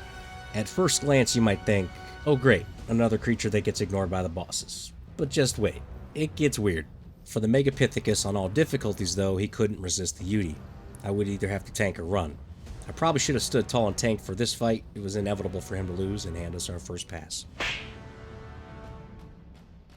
Heading over to the Gamma Broodmother, I was worried that I'd be running all over the place again while struggling with spiderwebs, but this is where it gets weird. The second I whistled my laughing dogs to attack my target instead of neutral, the Broodmother immediately started to focus on them. Did you think I just figured it out? I sure did. But I didn't. I think it was just one big coincidence because it didn't work with any of the other bosses. I'd have to try to replicate it later, but we'll get back to that because for now, we have another pass for the board. The Gamma Dragon flew in and tried to impress me with a touch and go before landing shortly after. He charged forward and blew fire on my hyenas before aggroing on Commander Utes. I couldn't shake his aggro during this fight, and the whistling technique didn't work, so I guess it's safe to say that it was a coincidence. Commander Utes burned to death, and on the next approach I found myself in a tricky situation. The dragon gained ground quickly and still had the aggro on me instead of the Hyaenodons. I took a fire breath and 2 bites while running in to hide under his crotch for safety. He even broke my gloves. Fortunately, the dragon didn't take off again and the crew took him down, earning their 3rd pass. The blue portal was up, which meant it was time to enter our first beta boss arena, the Beta Megapithecus. I tried the whistling technique again here and it didn't change the big man's aggro at all, so it was destined to be another game of keep away. I was able to successfully block his path numerous times and Commander Utes was relatively unscathed towards the end of the fight. The damage output from the Hyaenodons isn't really all that great, so truth be told, I was mildly worried that we wouldn't make it through any of the alpha fights. Beta Monkey was a breeze though, and we get another pass. The Beta Broodmother held her aggro on the Screeching Psychos again, so I decided to kind of hang back and let them work their magic. For every baby spider they kill and eat, they get a little health boost. When I flanked around her backside, not to like get a better look at anything, but to kind of, yeah, okay, you got me. I took a bite out of some of the Araneos, and the Hyaenodons shifted their aggro smoothly to help out before navigating back to the Broodmother. I really, really like how easy it is to maneuver the smaller creatures in this game. Maybe I'm just jaded for years of trying to move packs of Rexes around, but either way, stamp another pass on the scorecard. To start off the Beta Dragon fight, I tried a new strategy: burning to death. I felt like it was inevitable, so just embrace it. My thoughts were simple. The Beta Dragon would murder Commander Utes in cold blood, and I'd fall between his girthy groin where I could deal maximum damage with the sweet sword I brought with me. I survived the first onslaught, and just when I thought things couldn't get any more weird, they got more weird.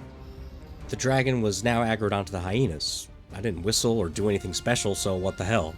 I had a theory that it had something to do with distance. This game is plagued with so many weird things. The Gigantopithecus can't attack the dragon, but these short shits can. Bosses aggroing on things because of drag weight seems to be more like when the programmers remember to code that for the specific mobs, because it clearly doesn't happen every time. There's no consistency to any of it. Oh, and here's this weird bug again. A fully fed Commander Utes just decides to Alt F4 life and dies for no reason at all. I slapped the big baby in the face for giving up and flanked the dragon to make my approach. Not the dumbest thing I've done, trust me, because I clearly could have just hung out by Commander Utes' corpse, but it smelled terrible and I wanted a piece of this jerk. The Hyaenodons impressed once again and earned another pass.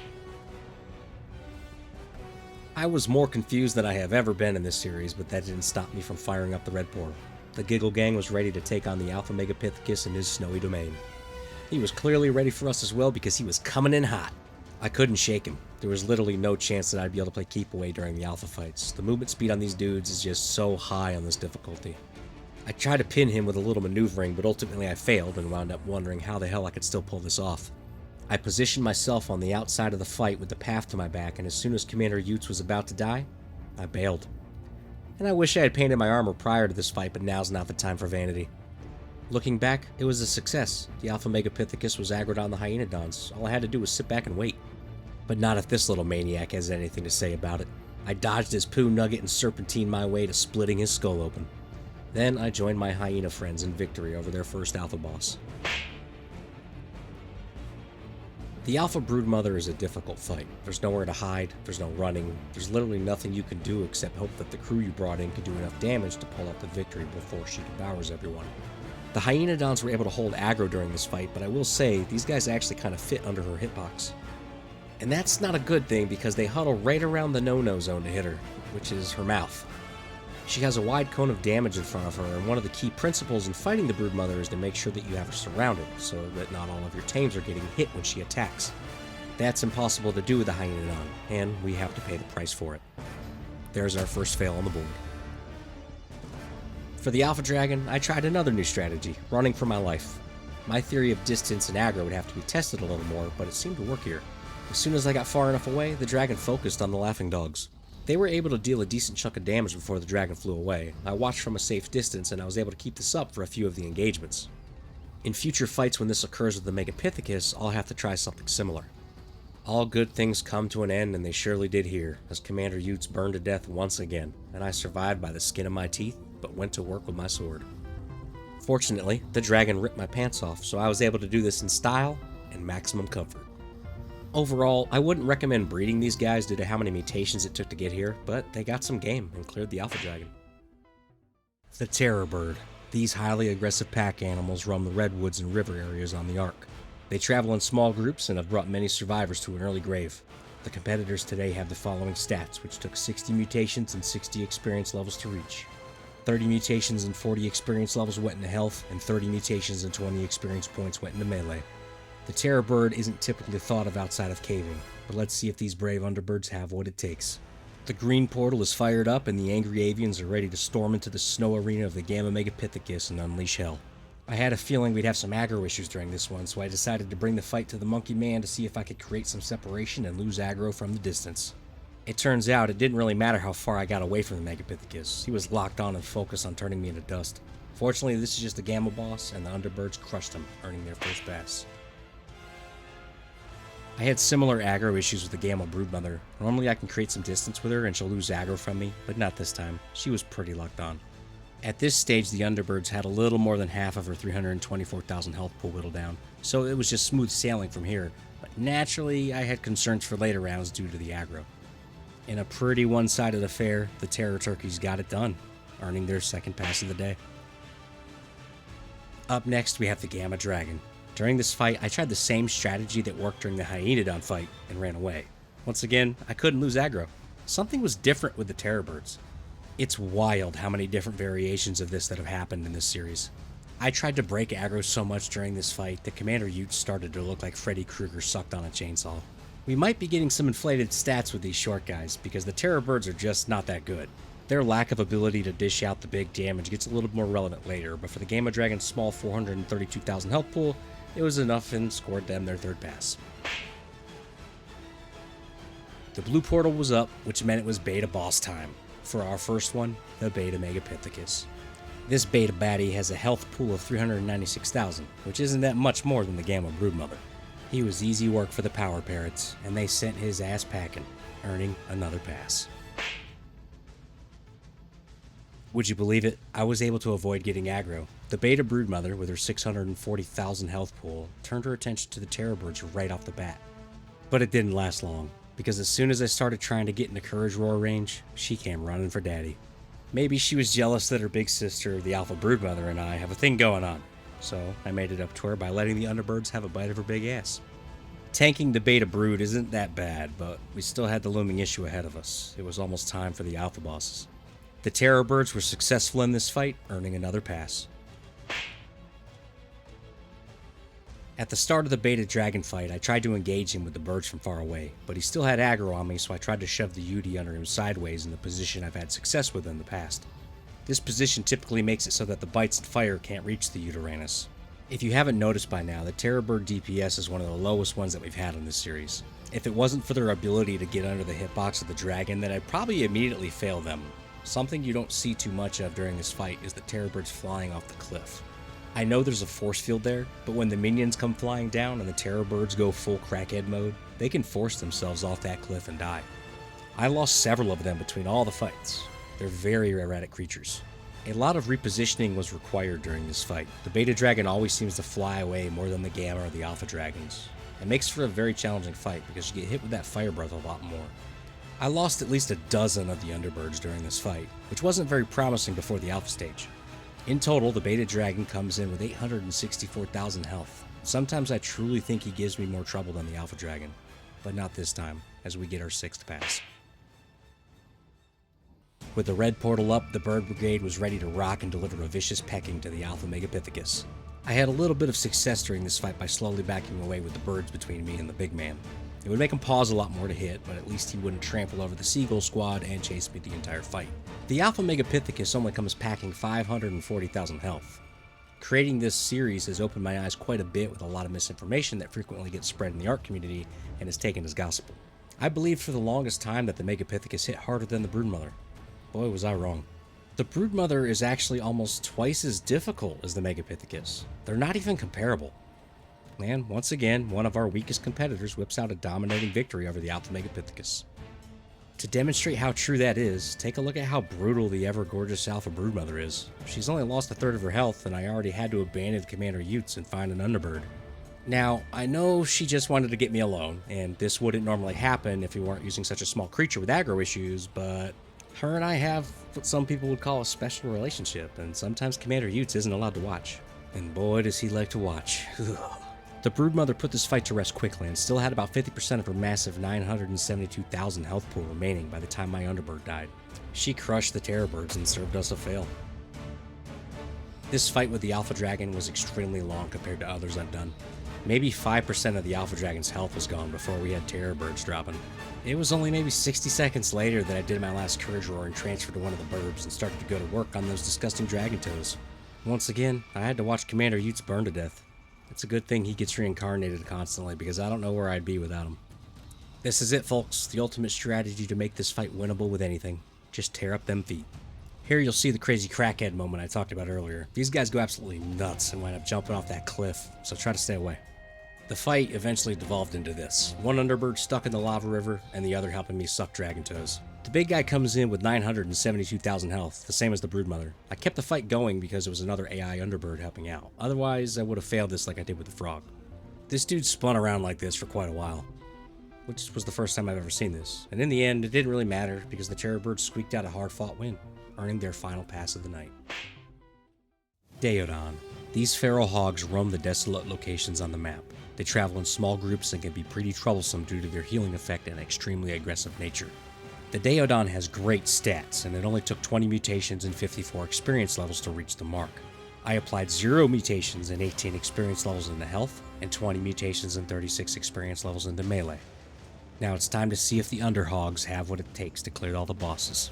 If you're sensitive to flashing lights, you might not want to watch this video. You've been warned. Up first, we have the Gamma Megapithecus. I was excited to see how dominating the Daeodons are. Any creatures that only take around 20 mutations to get these stats get me pretty excited that we might have another competitor that can clear the board. But this whole video is riddled with disappointment. And it sucks because it's not the fault of the creature, it's just another lame Ark bug. There's actually a few bugs. The first bug we have is the little piggies will not respond to whistle commands. They only do it like 25% of the time. It was extremely frustrating maneuvering them. But no matter how difficult it was for me to move them around, they still wound up dominating the Gamma Megapithecus, and we didn't lose any health. As a matter of fact, we barely lost any health in a lot of these fights. The Gamma Broodmother here barely put a dent in us. It turns out having 19 Daeodons healing you turns you into a hell of a tank. Here's bug number 2. I tried positioning these guys every which way in every fight, and you'll see some of those frustrations that I have later on against the dragon, but they just don't want to attack. I know we've experienced that with multiple creatures in this series, but it seemed to be really prevalent in the Daeodon. They even attack a lot slower than they potentially can. If you ride one of them and spam the primary attack, these guys actually dish out a hell of a beating. But when the AI takes over, they're kind of horrible. Maybe I'm kind of spoiled from some of the awesome creatures we've used in this series, but no matter how impatient I got with their low DPS, the Underhogs just kept producing results. The Gamma Dragon always poses a threat due to his fire breath, but we had the toe biting strategy to work with, and these porkers look like they love to gobble on some toes. Except they don't ever want to. It took a lot of maneuvering to find the sweet spot for them to attack. If you haven't been looking at the time remaining on these fights, you should probably take a look at them occasionally. Some of these fights take a really long time. The healing that the Daeodons provide is kind of masking their terrible performance. There is one more bug I'd like to point out. Take a look at all the healing effects and guess how many pigs I have set to passive healing and how many you think is ideal for these fights. We're going to come back to that, but first, the hogs get another pass. I fired up the blue portal and the hogs of war were ready for battle. We stormed into the icy home of the Beta Megapithecus ready to slap his monkey ass. I didn't play too much Chase the UD during these fights if you've noticed. That healing makes it so I don't really have to. As long as I was able to find a good position where the Daeodons were able to dish out at least a little bit of damage, I stayed put if possible. In case you were wondering, each pig would eat about 300 to 500 cooked prime meat or 200 to 300 kibble every single fight, depending on what I used. What can I say? These are growing boys, and growing boys need their nom-noms, so they can continue to pound these bosses into oblivion and earn some passes. With Beta Broodmother up next, I knew we could potentially start seeing some crack show. Remember that bug I told you we'd come back to? In case you skipped it, it's about the healing aura. It doesn't matter if you put them on passive healing or not. They're going to fire that heal up whether you like it or not, and they're going to continue that until they have no more food. It's supposed to only turn on in passive and only when there's a creature around that needs healing. Any fights that I've won, I've had to manually toggle the passive healing on and off, and in some cases even cryopod the pigs just to get them to stop. Once their food is depleted, it's kind of spotty when they turn it back on after eating food in their inventory. And for the first time, Commander Utes had some visible damage, but the Beta Broodmother had more and took a dirt nap. The Beta Dragon was up next, and keep an eye on that timer on the top of the screen. This dude took off 8 times during this fight.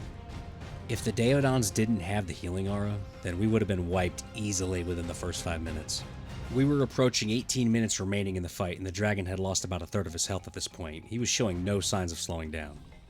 And the pigs were showing no signs of wanting to kill him. It's almost like they're just these lazy old dudes, and they kind of know that they're doing just fine in life, but they just want to relax. With 13 minutes remaining, the beta dragon still had a grip of health left. All the pig food was gone, and all my armor was destroyed. We were not in a good place. And then piggies started dying, and I was struggling hard to get them to attack the dragon. But then, out of nowhere, they started fighting. And fighting they did. I was about to throw in the towel, and they must have read my mind and said, hell no, we got a dragon to kill. And they sure did, earning their 6th pass. With the red portal up, the pigs' bellies full of kibble, we charged into battle. The Alpha Megapithecus awaited us, and it was time to find out if the pigs could handle the final stage. This fight was pretty straightforward, a typical battle for positioning. The Alpha Megapithecus isn't that difficult, but it's important not to get complacent. In fights like this where the boss has 100% aggro on the Uteranus, you have to monitor your health closely. I was a bit overconfident in this fight from the sweet healing effect that the pig police brought to the table, and Commander Ute's health was pretty low towards the end of it. This could have went badly, but fortunately, the pigs deliver another stellar victory and earn their 7th pass. Heading over to my girlfriend's lair, I was able to actually pull something off pretty cool here. Before I explain, I just want to let everyone know that if I ever lose a fight in this, I always try it at least one more time, especially if the fault is human error. Now, during this fight, I did notice that if I could get the broodmother to basically stand on top of the pigs, they would actually attack her way more than they would when they surround her. It might seem like they're doing pretty awesome here, but check that time up top. At this stage, they were all out of food, and it wouldn't be much longer before she started stacking bodies. Naturally, Commander Utes was the first to go, and I had to hop on a dirty hog and get up under this sexy spider to get a good look at her. She started taking out pigs left and right, but part of me had a little bit of hope. Her health pool was actually pretty low, which is impressive considering how long we were taking a pounding from her. She was relentless and was hungry.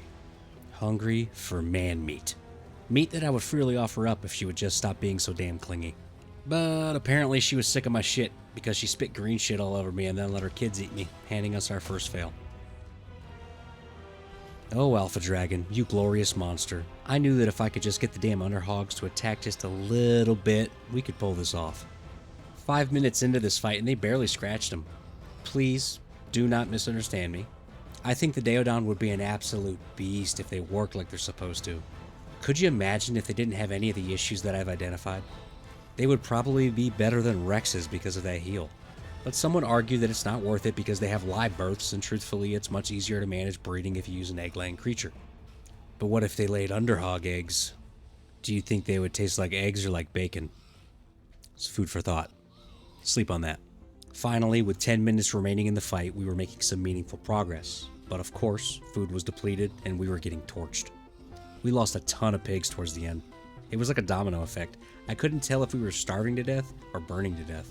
And it was probably a combination of both. But it just wasn't meant to be. The underhogs get their second fail.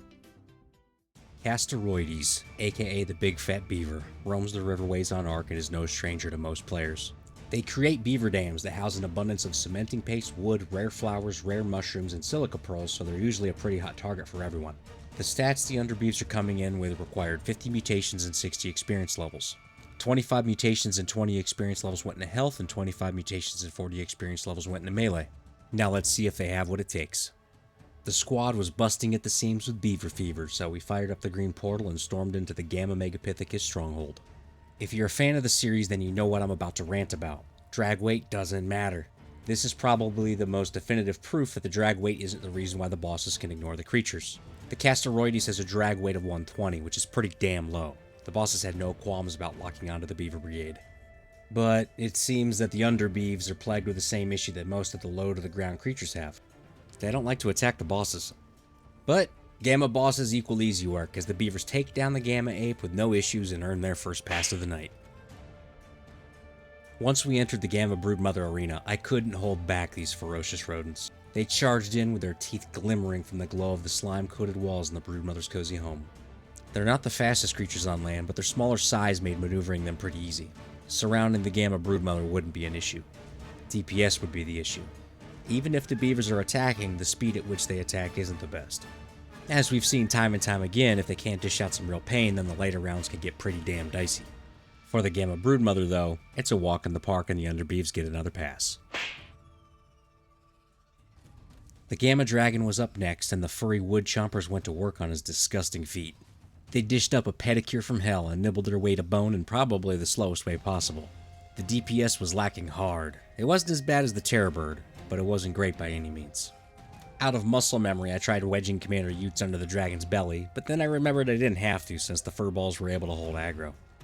The veggie cakes were working wonders in all of these fights, but I still couldn't shake my concerns of their damage output. The Gamma Dragon took off a total of 3 times during this fight, and the Eager Beavers barely lost any health, earning their 3rd pass.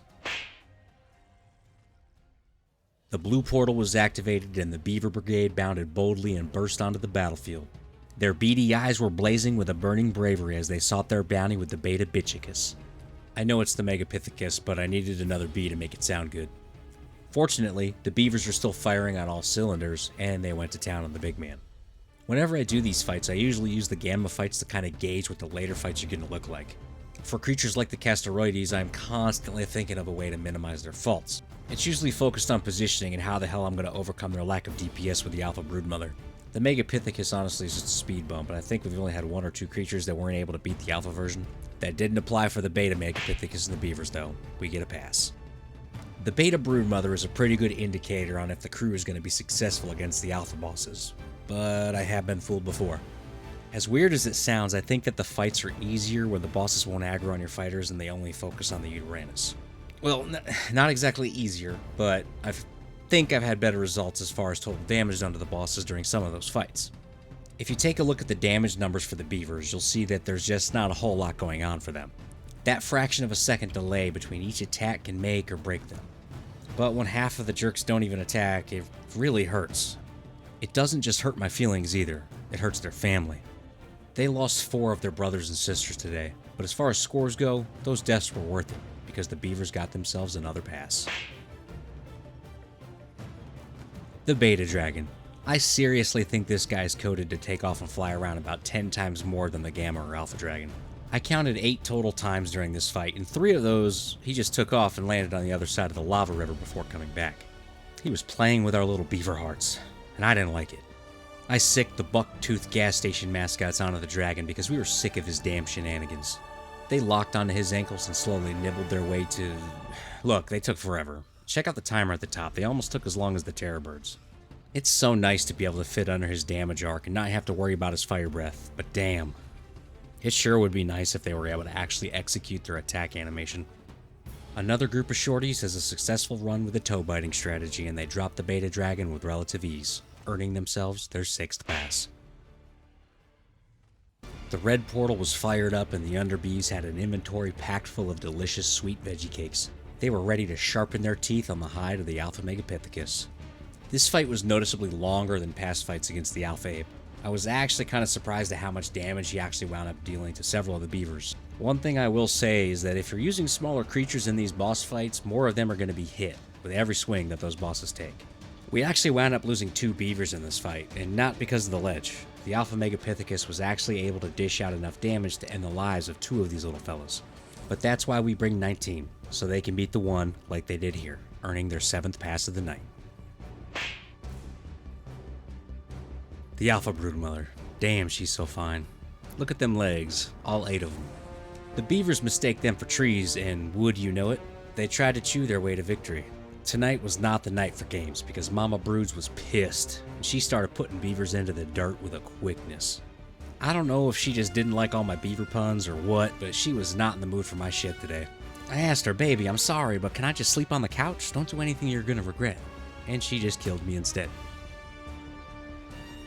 In a land where volcanoes belched and spewed, beavers worked, their tails so shrewd. The Alpha Dragon with scales of big red brood approached their dams with a fiery pursuit. The Alpha Dragon roared, flames erupted, but the beavers were not disrupted. With teeth transformed to daggers so tight, they faced the dragon in the fiery light. They slapped their tails and cheered so loud as the dragon struggled in the volcanic shroud. Their tails a-flapping and teeth that bite, they conquered the dragon in the volcanic fight. Now everybody snap your fingers, cause they got another pass. Stegosaurus. Don't underestimate this gentle giant. This jack of all trades is used for everything from farming berries, thatching wood, to operating as a literal tank. It's not the fastest dinosaur, but it sure does make up for it with a diverse skill set. The stats that the Understegos are coming in with required 40 mutations and 54 experience levels. 25 mutations and 8 experience levels went into health, and 15 mutations and 46 experience levels went into melee. The Stego has 3 modes that you can use: Hardened Plate, which reduces damage, Heavy Plate, which slows the target, and Sharpened Plate, which provides armor penetration. I tested the damage output and input of all 3 modes. You should use the Hardened Plate mode if you're using these for boss fights. Now let's see how these handsome devils performed. The green portal was up and it was time to take on the Gamma Megapithecus. The squad was ready to go get some, and personally I was pretty excited. Excited and confused. These guys actually struggled to deal damage to the Megapithecus. The maneuvering was atrocious because of their girth and their movement speed. Their damage output was lacking significantly in this fight, and the Gamma Monkey Man lasted a lot longer than he should. But he eventually fell, handing us our first pass. The Gamma Broodmother was up next, and honestly this fight rebuilt my confidence. I'm not sure why they were struggling with the Megapithecus, but they had 0 problems with the Broodmother. Again, maneuvering was a bit tricky, but they were able to eventually surround the Gamma Broodmother while sustaining minimal damage. The damage reduction provided by the hard plate is actually 50%. 50% is exceptional, and it helped these Tankosauruses drop Gamma Brood straight on her fat ass. If there was one boss where maneuvering is vital, it's the dragon. The Stegos are super slow, and they even got a little jammed up when spawning in. We struggled to get in range, and the Stegos are large enough to stick out far enough so that they were always getting bit and lit on fire. This typically spells bad news in the later rounds. The Stego also has an attack that stabs the enemy and holds them in place. I went ahead and tried it out on the dragon just to see, and, well, it doesn't work. It turns out creatures over 550 drag weight aren't affected by this. The dragon wound up doing minimal damage to the Stegos. Those veggie cakes work wonders. The damage output wasn't the greatest, but it was enough for this round, earning their third pass. When the blue portal goes up, Stegatron and the Spiky Boys don't even care because they know that these piddly little bosses can't hurt them. But it sure would be nice if they could hurt the Megapithecus. For real, I haven't seen anything like this yet. A creature that can handle the Broodmother but can't damage the Megapithecus efficiently.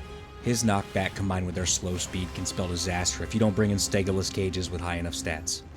I really don't even know why I was getting frustrated because the Beta Megapithecus could barely hurt these brutes and wound up getting his teeth kicked in, giving us another pass. At this point I was getting pretty overconfident. The damage the Understegos were taking was so minimal that the downtime between fights was almost non-existent so far. But the Beta Broodmother is no slouch, and I knew that overconfidence would be my undoing if I wasn't careful. Check out this sweet flyby. I mean, none of the Stegerham Lincolns had any battle damage. It's completely insane how good their damage reduction is. The wide arc on their attack is also good for killing all the minions in these fights. Could the Stego be our next contender to clear the board? I'm not so sure. But they sure crushed the Beta Broods into the dirt, earning another pass. The Beta Dragon was up next, and I tempered my expectations going in. Remember when I said maneuvering is vital? This fight demonstrates that perfectly. Oh, and choosing where to fight the actual battle is pretty important too. The bites that the dragon dish out aren't that bad when you look at the damage reduction that the Stegos have, but that fire breath, brutal. At this stage I had already started to see some battle damage to show on the Arnold Schwarzenegger Stegos, but the Beta Dragon was only down about a quarter of his health, so I was pretty worried. And right here, this spot right here, this is where it all came undone. I said the location that you fight the battle is important.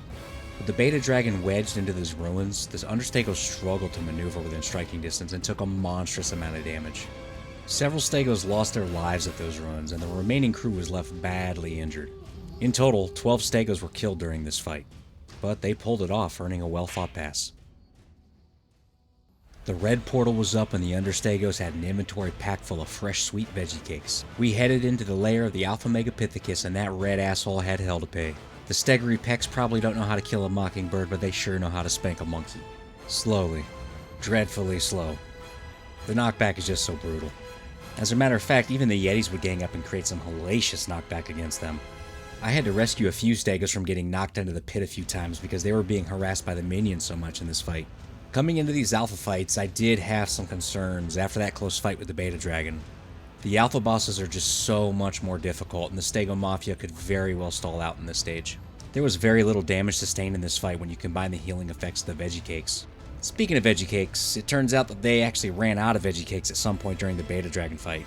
Could that have been the reason so many died? I guess we'll find out in a few minutes, but first, Alpha Megapithecus down, stamp another pass on the card. The Alpha Broodmother was a silly temptress that could never tell you what she wants to eat for dinner. We hadn't been on a date in a while, but I remember our first. I'll never forget it. We went to this really quiet dodo wing place that had a live band. I'm not sure if it was a full moon, something in the air, or the 57 gallons of bourbon that she put away, but this woman, oh man.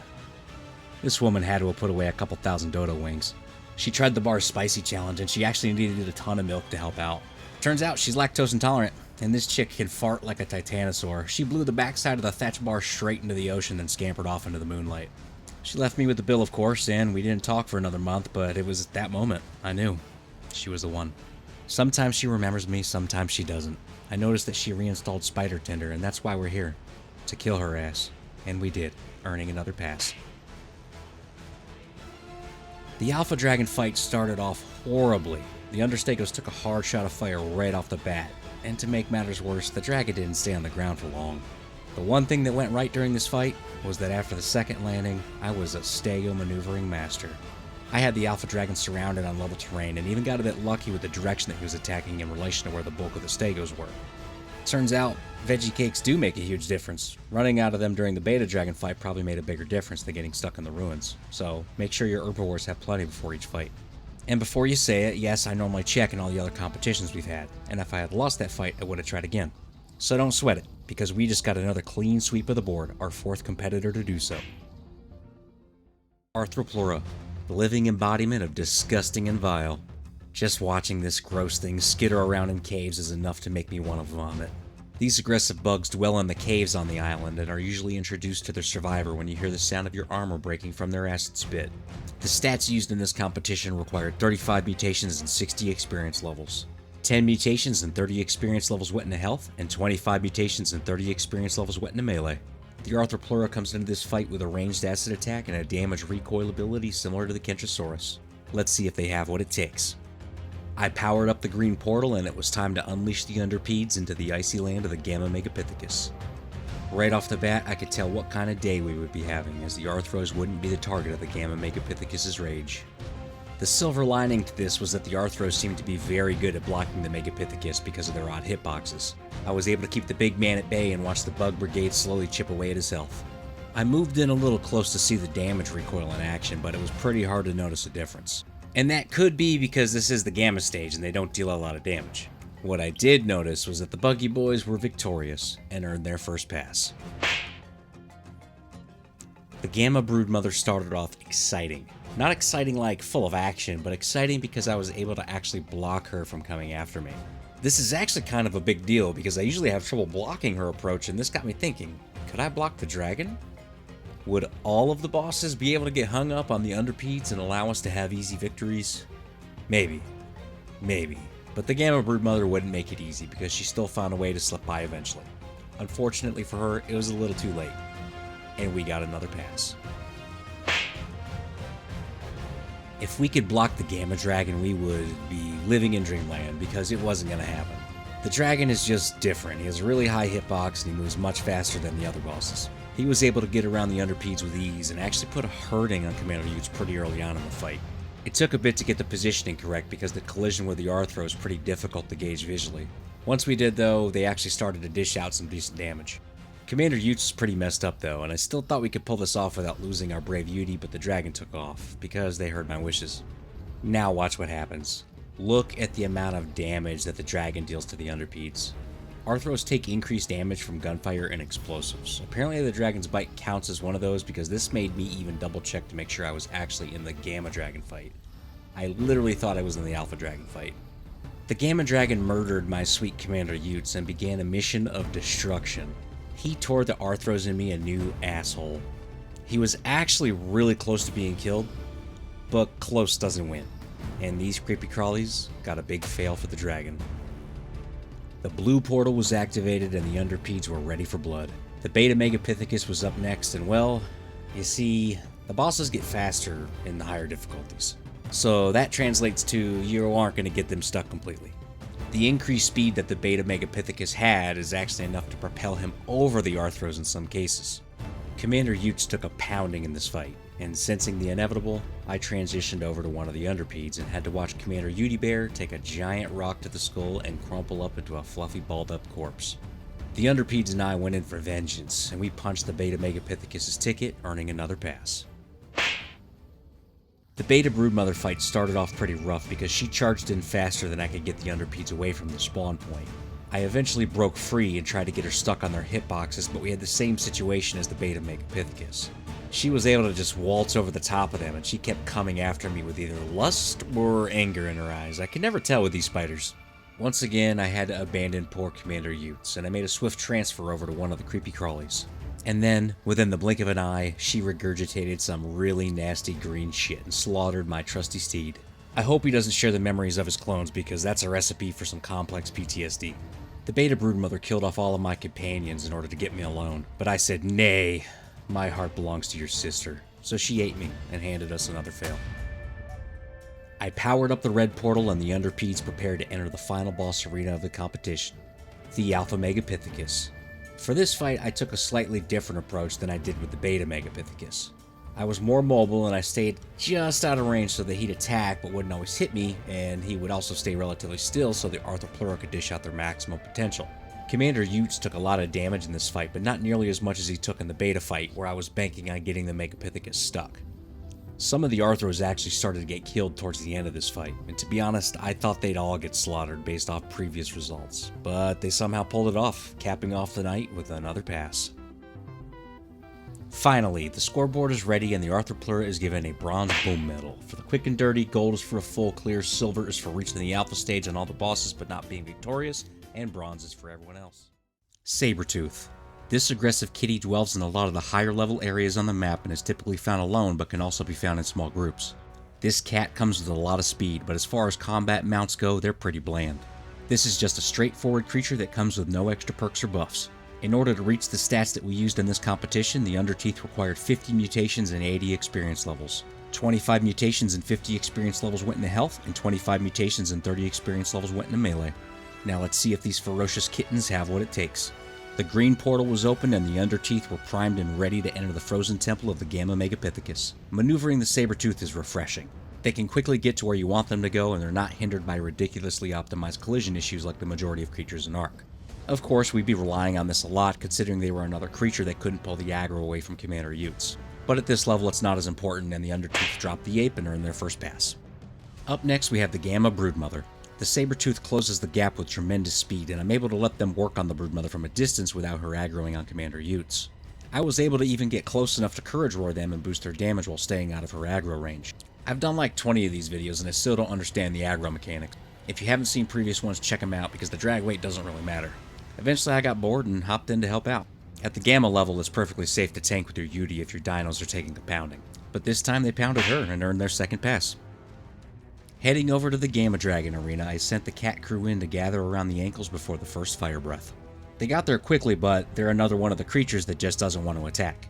I spent some significant time playing around with this and fought the dragon 5 times trying to figure out how to show this to you. Some creatures eventually succeed here, and on 2 attempts the Sabertooth was able to get the kill.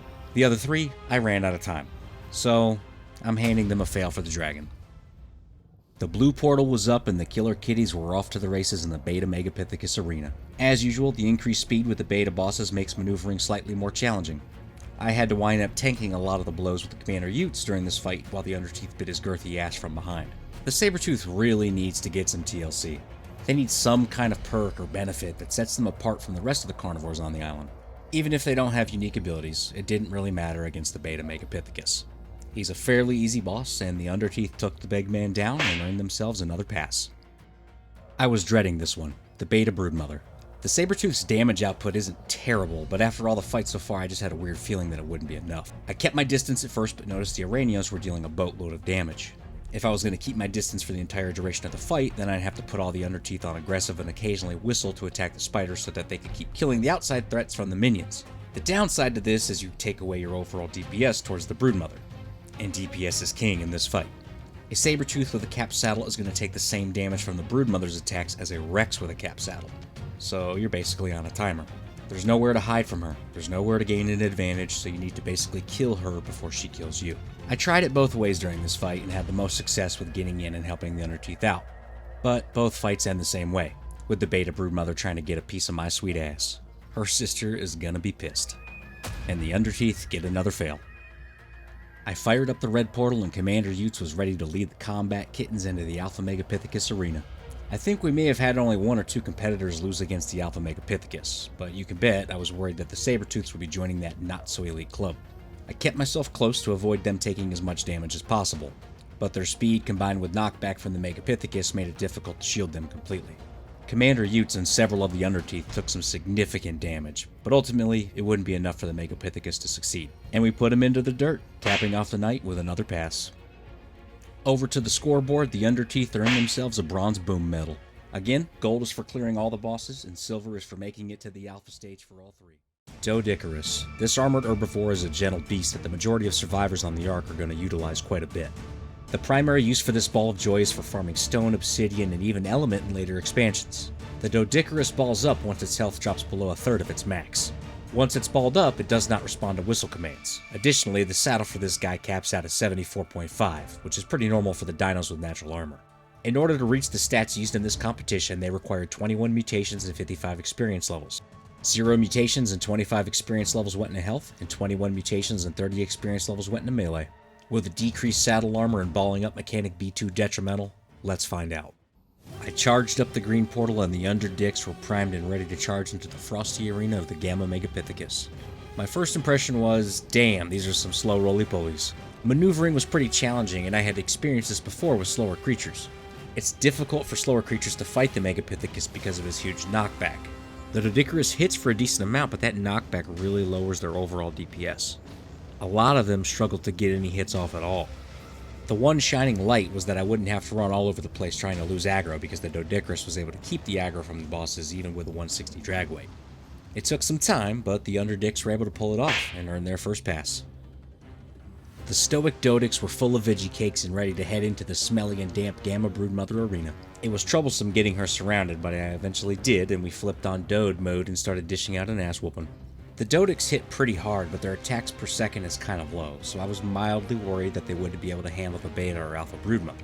If you take a look at the damage numbers that the Broodmother's dishing out, they're taking a lot more damage than any of the other creatures that we've completed this challenge with that had 124 armor saddles. So the armor difference combined with the Doedicks' natural armor actually nerfs these guys pretty hard. Their saddle armor cap should probably be closer to 100 instead. But no worries yet, Gamma Broodmother destroyed. Slap a pass on the board. The Gamma Dragon. This fella seems to be causing us some issues lately. The Underdicks are small enough to get under the dragon's hitbox, so I was pretty confident that we'd be able to pull this one off as long as they were able to actually hit the dragon. I didn't think this fight would give us that much trouble considering that the Doedicurus has a pretty wide attack radius and we wouldn't be bothered with that bug that keeps happening. But here we are with the dragon down to 50% health and we're already losing Underdicks. Remember that the Doedicurus balls up and is pretty useless once it's down to a third of its health. And at this point in the fight, the majority of the Doedicks were actually already balled up, and they all started dying one by one. They were able to hit the dragon when in range, but these fellas were designed for smashing rocks, not bosses. With a significant amount of additional breeding, I'm sure it could be possible, but that balling up mechanic is going to hurt no matter what. Unfortunately, Commander Utes burned to death, and I had to maneuver under the dragon on foot. There were a handful of Doedicks incapacitated around the arena, and eventually it was just me and my Underdick ready to go to town. But we were destined to go without, and the Underdicks are handed their first set of fails for the dragon. Blue portal time means beta time, and the Beta Megapithecus was on the other side waiting for the Doedic dudes to come pay him a visit. Team Doed did their best to surround the big man, but it wasn't long before half of them went from being powerful Underdicks to shriveled up underballs. They took a significant amount of damage in this fight, quickly. Before coming into the arena, I put 40 veggie cakes in each one of the Doedicks. I wanted to try something, and you'll notice that some of the Doedicks aren't actually balled up, but they're still not doing anything. I couldn't tell if it was because they were healing themselves with the veggie cakes and coming out of the incapacitation or not, but either way, they're uncontrollable unless I mount them at this point. So, I did what any psychopath would do, and I punched the ape in his underballs a few times before he put my ass into the dirt. Which is unfortunately another fail.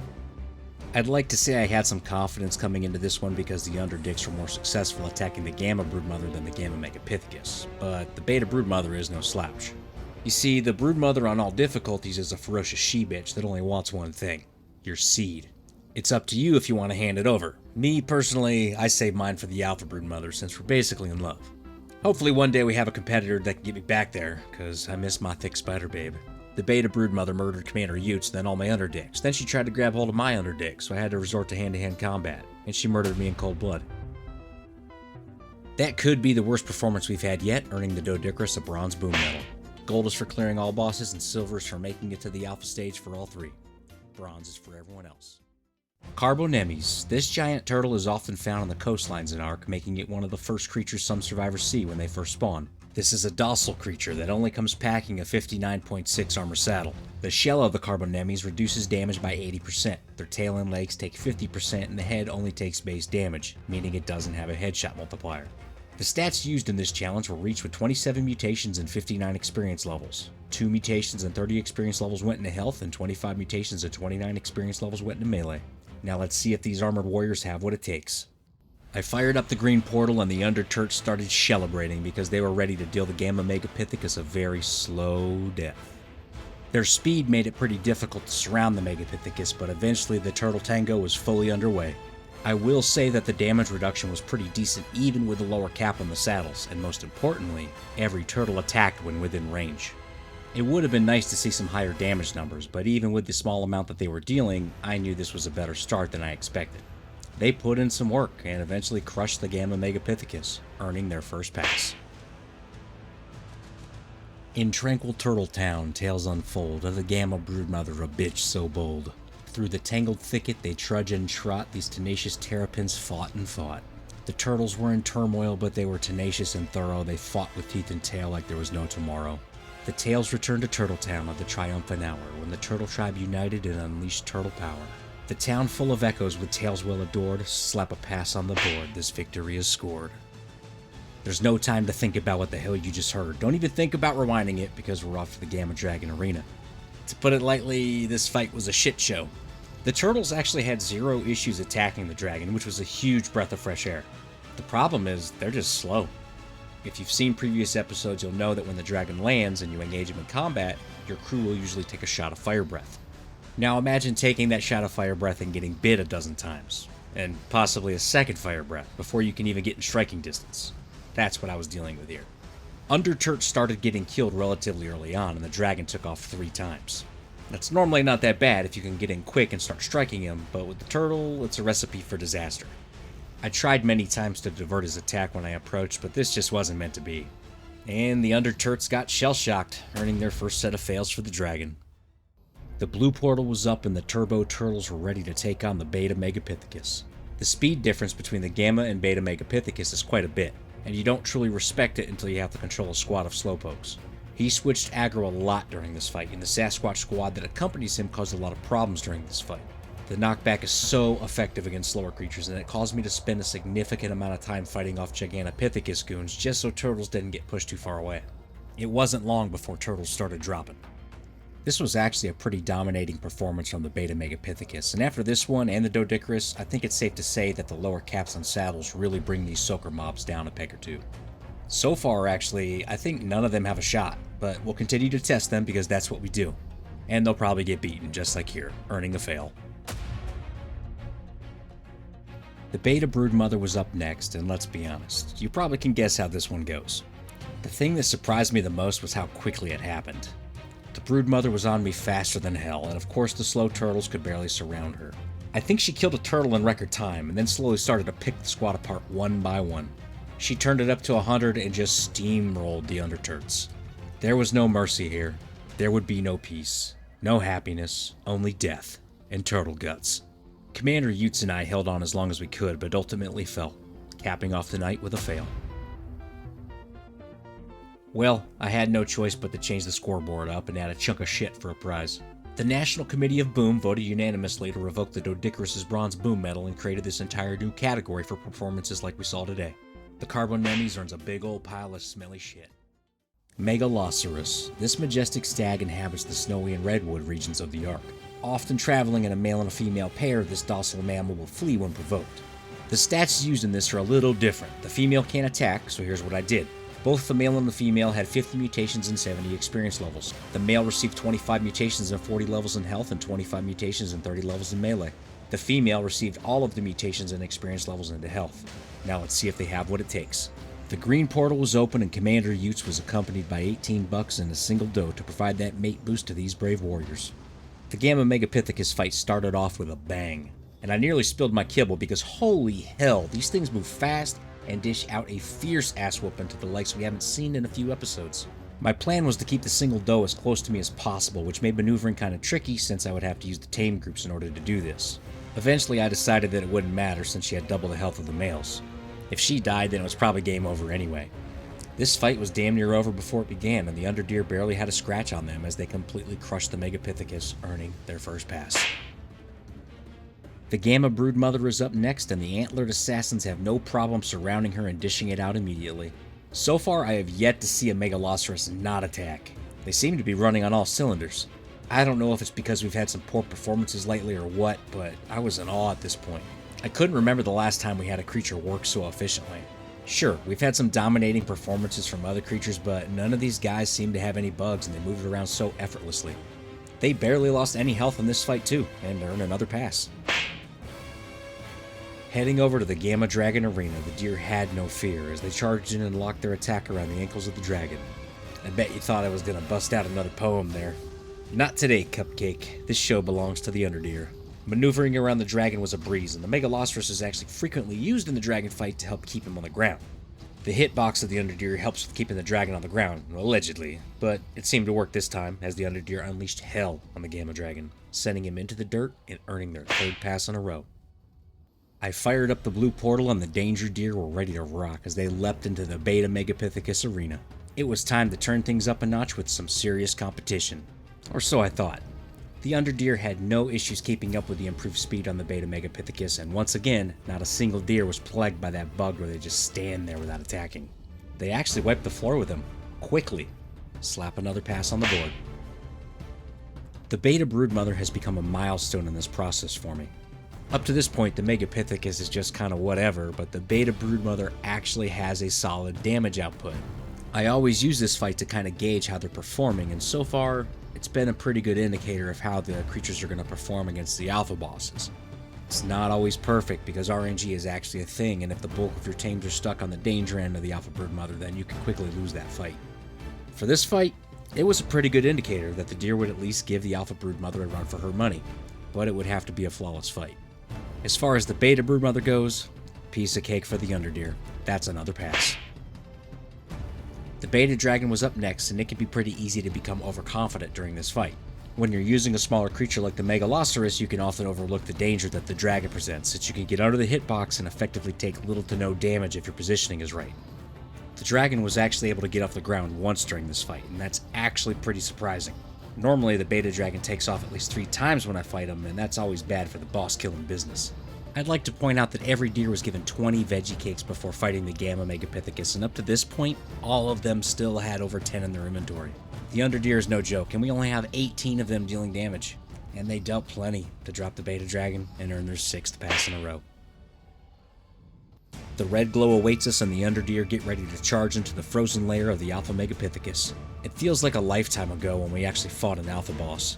I know it really hasn't been that long, but holy shit, I forgot how fast they are and how hard they hit. The Alpha Megapithecus has definitely taken out a couple of competitors before, but I heard the Underdeer say blarga larga larga larga, which translates to eat my deer ass, you damn monkey. And eat their deer ass he did as they continuously gored him with their majestic antlers. It didn't take very long and the deer didn't take very much damage, which had my confidence through the roof when they dropped their first Alpha boss and earned another pass. I had been saving up for Valentine's Day for a while, and I wanted to ask the Alpha Broodmother if her brood daddy could take her out to her favorite Dodo Wing restaurant. I needed this. It'd been a while since we've seen each other, and before I could get to her lair, I decided to check my phone. And would you believe it? This 2-timer was already looking for more survivor meat on Spider Tinder. Yeah, I had it downloaded too, but I'm always on the lookout for some good spadussy. Of course, I clicked pass, and she immediately called me asking what the hell I was up to and demanded to know where I had been. I said, baby, I'm sorry. These damn Doedicurus and Carbonemys, they were holding me back. She says I always blame other people for my problems, and Commander Utes told me, damn, boss, she's got a point. Well, Valentine's Day was ruined, and maybe I need therapy, but not before the Megaloceros whoops her ass. And of course, I have to dismount and run up and give her a little love tap of my own. That's a well-deserved pass. We dove right into the Alpha Dragon arena with confidence through the roof. The Underdeer have so far blew away all my expectations for them, and if I were to score surprises during this series, they'd be up there with a Chalicotherium, easily. Check that one out if you haven't already. The Alpha Dragon stayed in this same spot until he was down about half health. Now take a look at how all the Megaloceros are attacking. It's a glorious sight. When the Alpha Dragon landed the second time, it was kinda hard to shake his aggro, but after a little back and forth and ring around the arena, I was able to shake him. Commander Utes took a couple shots of fire, but nothing too crazy, and it wasn't long before the Underdeers started to go back to work on those dragon toes. If the Megaloceros didn't need so many mutations and experience levels to reach this point, I might consider using them as a primary option for the boss fights. They're fast, easy to control, do decent damage, and most importantly can beat the Alpha Megapithecus, Broodmother, and Dragon with no issues whatsoever. And that, my friends, is a full clear of the board. Over to the scoreboard, the Underdeer land themselves a bright and shiny gold boom medal, our 5th competitor to do so. The gold boom medal is for a full clear, silver's for reaching the alpha stage and all 3 bosses, bronze is for competitors with a solid showing that couldn't reach the alpha stage for all the bosses, and shit is for shit. Thylacoleo. This creature can't enter the boss arena. If you attempt this, then they're going to be left behind when you teleport. Mods are needed to make this happen. This episode exists because of the high demand from the community. I hope you enjoy it.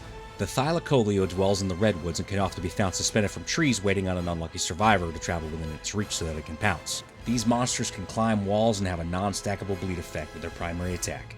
The competitor's stats were reached with 28 mutations and 60 experience levels on top of the base stats listed in the intro. 5 mutations and 30 experience levels went into health, and 23 mutations and 30 experience levels went into melee. Now let's see if these popular beasts have what it takes. The green portal was open and the Undercoleos were ready to dive into the Gamma Megapithecus arena. First impression, not that impressive. We have 3 glaring problems right off the bat. 1, they don't hold aggro. 2, their bleed doesn't work on any mobs in the arena, not even the minions. And 3, sometimes they just don't attack. But one thing is for certain, the Gamma Megapithecus gets dropped pretty fast and the Undercoleos get their first pass. Up next we have the Gamma Broodmother. The Thyla actually does perform fairly well against the Broodmother. The not attacking bug has historically caused an early end for past competitors, but the Thyla hits hard, and the Broodmother causes the most issues, so maybe they'll actually be able to clear the board. Besides the high damage hits, I will say that it was very easy to get the Broodmother stuck on the Thylas, which helps out tremendously later, and especially during this fight, where the Undercoleos drop the Gamma Broodmother and earn their second pass of the night. The Undercoleos charge into the Gamma Dragon arena, and I'm thinking of 2 things. 1, will they be able to hit the dragon effectively? No, they can't. And 2, the problem I haven't pointed out yet, will their collision boxes cause me problems with maneuvering? Short answer yes, long answer yes it did. So after doing many of these episodes, it seems that the lower to the ground that the attack occurs, the less of a chance they're going to have to hit the dragon, and it's going to struggle with the Megapithecus if he's moving around a lot.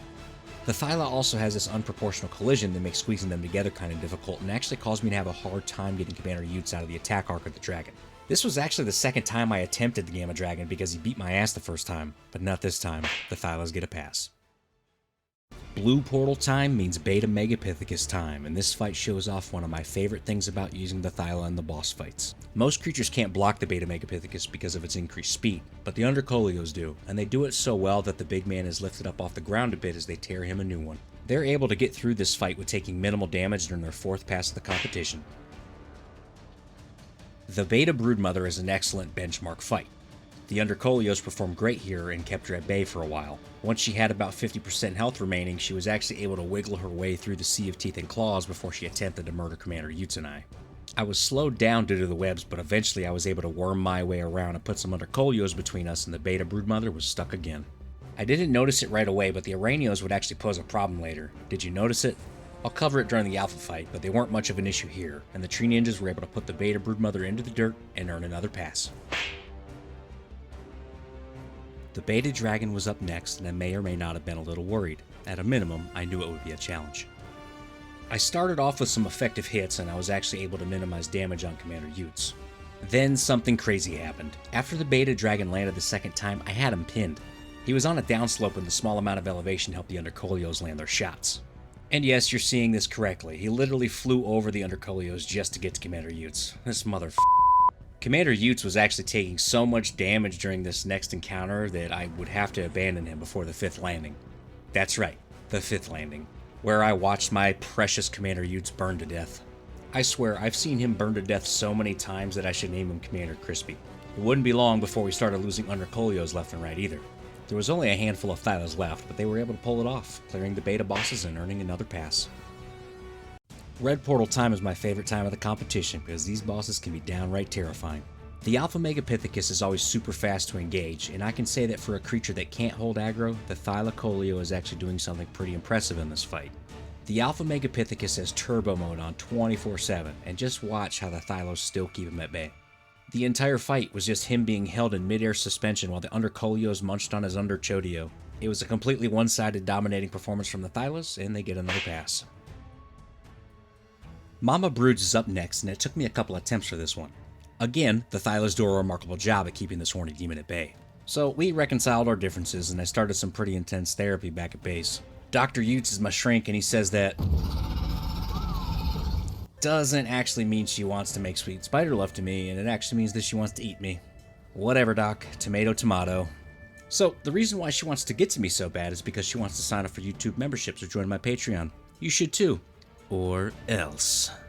Anyway, you don't want to join that, it's a silly place. If you remember earlier, I mentioned the Araneos. It was nice to be able to sit back and let the Thylas go to work on the broodmother, but at the alpha stage, the Araneos deal out some significant damage if they're left to their own devices. They keep spawning, and that damage adds up quickly. I didn't pay them any mind the first time, and I wound up paying the price. This time, just a little bit of help went a long way. I wound up losing 2 Thylas in this fight, all because of the damage that the Araneos were dishing out. But after it was all said and done, the Undercoleos put the alpha broodmother on her ass and earned another pass. So far, so good, and I felt like this was going to end on a positive note. But the alpha dragon woke up this morning and chose violence. He was relentless all 3 times I attempted this fight. He barely lost any health and my armor was destroyed, and guess what? Commander Utes burned to death. The Thylas just don't bunch up real close like other creatures, and they were always kind of just sticking out just far enough for the dragon to nip them or light them on fire. Speaking of fire, it shredded the Undercoleos in this fight. It was brutal. No matter how I played it, Thylas just couldn't survive long enough in this fight. Half of them not attacking most of the time didn't do us any favors either, but we've worked through that before with other creatures. Towards the end of this fight, I only had a handful of Undercoleos left, each with a fraction of health remaining. One last fire breath, and a little dragon nibble, and it was all over. The Thyla I was riding was the last to die, so I gave myself up in submission since all the competitors were wiped. And that caps off the night with a fail. Since the Thylacoleo isn't able to enter the boss arenas without mods, we won't be adding him to the leaderboard, but here's the current standings if you need to get caught up. Phiomia. This creature goes by many unsavory names and is usually looked at as serving one singular purpose: shitting. A single shit pig can fertilize a crop plot the size of Nebraska in 37 seconds. The stats in this competition were achieved with 50 mutations and 66 experience levels added onto the base stats listed in the intro. 25 mutations and 40 levels went into health, and 25 mutations and 26 levels went into melee. Now let's see if these piggies can shit on something other than crops. The green portal was open and the underpigs are ready to rumble into the Megapithecus arena. Yikes. That's about all I could think of when I first saw these oinkers in action. They're not terribly slow, but good grief, their damage output is atrocious. They were affected by the bug that we've seen many times before where they're unable to attack, but it wasn't as noticeable in them as it was in other creatures. The veggie cakes would be working overtime in this competition, but for the first battle, that's a solid pass. Good old Gamma Broods is up next, and the swine soldiers are ready to take a dump on her chest as they stormed into her arena with piggy pockets full of veggie cakes. I have 2 positives for the Phiomia. They're easy to maneuver, and their collision isn't trash. This gave me some confidence for the upcoming dragon fight. And I guess I have 3, because if you haven't noticed, they hold aggro. Surrounding the Gamma Broodmother was relatively straightforward, and with the veggie cakes it was just a waiting game before the underpigs chipped away at her health enough to bring home this victory and earn their second pass. As the underpigs engaged the Gamma Dragon for the first time, I had a mixture of feelings. I had a little bit of confidence and a little bit of fear. Confidence because they can squeeze together easily and surround his feet while staying out of attack range. This is a key piece to the toe biting strategy, and I don't know if you know anything about little piggies, but these guys know a thing or two about toes. And fear. Fear because they just don't have the damage output, and no amount of veggie cakes are going to out-heal multiple flame breath attacks from the beta or alpha dragon. The longer the fights take, the more the dragons are going to fly away, which means more flame breath, and that means the more piggies are going to be sizzling into delicious strips of bacon. And speaking of delicious bacon, the underpigs bring it home with their third pass. I fired up the blue portal, and now things were about to get pretty serious because damage output is crucial at this stage, and the only thing these pigs output is gratuitous amounts of turds. The speed and knockback that the beta Megapithecus brings to the battle is troublesome, and it makes this fight last a lot longer than it probably should. Make sure you keep an eye on the clock at the top of the screen as the fights progress. Some of these are pretty lengthy. It turns out that the underpigs don't take a terrible amount of damage in this fight thanks to the veggie cakes. The only issue we have is chasing down the Megapithecus and landing shots. Eventually it all comes together though, and the pork chop posse gets it done, crushing the beta Megapithecus and earning another pass. The beta broodmother was up next, and it's safe to say that I had my doubts. The ham hitmen were in position, and this was just a matter of DPS. Could the veggie cakes and the health pool of the underpigs outlast the damage output of the beta broodmother? I did notice a glaring problem in this fight. The collision on the Phiomia, being as small as it is, allows them to kind of slip underneath the collision of the broodmother. This makes it so that the broodmother's attack can hit them even if they're engaged from behind her, and the Araneos that pop out of the broodmother's big ass would knock the Phiomia closer to her mouth. So no matter what I did, eventually I would either have to maneuver the squad, or let them all take the full power of Mama Broods. But they were able to get it done in time for this fight, earning a very surprising pass. I had no doubt in my mind that piggy power would prevail against the beta dragon, as long as it didn't take off and fly around a lot. I'm not sure what was different about this encounter, but if you just saw what happened, the beta dragon pushed an underpig down through the mesh and it fell into the abyss and died. This would happen 3 more times in this fight. Pay close attention to the clock too.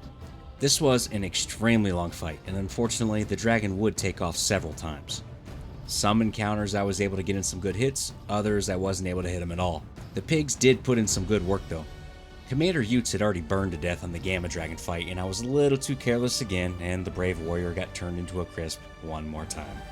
To close this one out, it was just me on the back of a trusty swine and the remaining pig posse. All of my armor was gone, and after the dragon took off for what felt like the 50th time, there was less than 4 minutes left in the fight, and the beta dragon still had a quarter of his health left. Once this Dimorphodon swarm took me out, I threw in the towel. This one wasn't meant to be, and the piggies get their first set of fails. The red portal popped open and the piggy pals prepped their pretty poopers for a potential poo party. Between the monkeys and the underpigs, this arena was absolutely filthy. It didn't take long in this fight to see where it was actually going to go. The weird thing was, it got there relatively fast, but it didn't close out until much later than it should have. Piggy power failed hard in this fight, and it was just me, Commander Utes, and a handful of oinkers remaining. There was no way we were going to win this one, but I fought on. I tried holding the aggro while the remaining pigs dished out damage, but Commander Utes eventually took a dirt nap, and I had to transition to piggyback and go to work. I'd like to say that the underpigs put up a good fight, but the Alpha Megapithecus wiped the floor with them. And to top it all off, this big bastard threw me off a cliff and I fell to my death. That is a fail well deserved. The Alpha Broodmother is up next, and this was as one-sided as it gets. The Alpha Broodmother completely slaughtered the underpigs, and did it the entire time while holding eye contact with me. Neither of us blinked. We stared into each other's soul, and I knew exactly what she wanted. Buy one, get one free dodo wings? Maybe. Or maybe she wanted me. I read her signals as any man would, and abandoned Commander Utes to head to Mama Broods in my favorite love spot. I took off all my clothes, and as she approached, I sprung from the bushes to give her some man butt, and it triggered her PTSD, and she went berserk, killing me in the process, capping the night off with a fail. Say what you will about the Phiomia, but it put up a solid fight, and it earned a respectable bronze boom medal. I figured shit would have been the award, but they performed better than expected.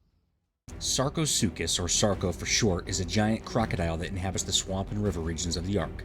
This aggressive carnivore can ambush unsuspecting survivors with lightning-fast speed while underwater, and can be difficult to see if it's submerged due to its low profile.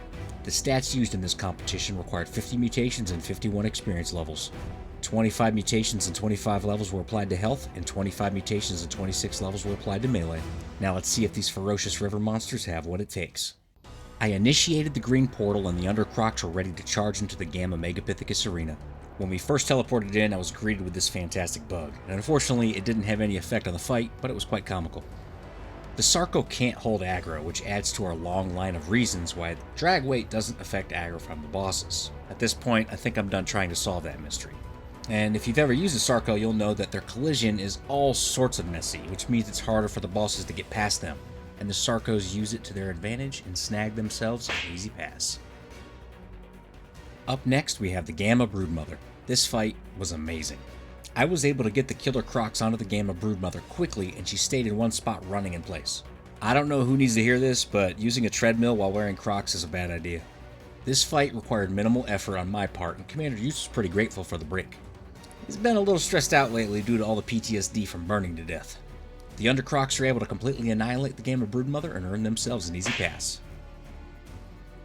The Gamma Dragon awaits, and the Undercrocs don't keep him waiting long. My strategy here was to try to get him stuck on the Crocs, and when that failed, I would wedge Commander Utes sideways under his armpits. When he's positioned like this, he's just out of reach from the dragon's attacks. I avoided letting the Crocs go to the front or the sides of the dragon the best I could to keep them alive as long as possible. I know this is just the Gamma fight, but I use this time to practice what I'll do for the Beta and Alpha fights. Eventually, I'm able to get him stuck, and my strategy seems to pay off. The Sarco squad drops the dragon and earns another pass. The blue portal was open, and that can only mean one thing. It's time for the Beta Megapithecus. The Undercrocs aren't the easiest to maneuver due to their size and have a horrible turning radius. This, combined with my half-hearted attempt to corner the big man, resulted in Commander Utes taking a lot more blows than he should have. Eventually, I was able to block him a couple of times, and the Undercrocs were able to go to work. The Crocs hadn't taken much damage at all up to this point, and I was starting to think they might actually be able to go the distance in the alpha fights. One thing is for sure, the Beta Megapithecus stood no chance, and the Sarco Slay Queens dropped the Beta Megapithecus, earning their 4th pass. The Beta Broodmother caught me by surprise, but I was able to get away and put some Crocs between us. I'm starting to see why they named these guys after a shoe. Or maybe they named the shoe after them, I don't know. Now, when the boss isn't aggroed onto your fighters, they can typically rage past them and get to your Uteranus. That's especially true during the Beta and Alpha fights because of their increased speed. I was growing more and more confident with every round since, as you can see, the Beta Broodmother had no answer for the crocodile mile that she'd have to endure if she wanted to get to me. The Undercrocs were putting on an amazing display, and if you haven't noticed, they all attack if they're within range, even with their mouth so close to the ground. Beta Broodmommy down, that's another pass. We enter the Beta Dragon Arena, his towering might a spectacle unfolds in the fiery light. Upon Commander Utes, my noble steed, we charged into battle with unwavering speed.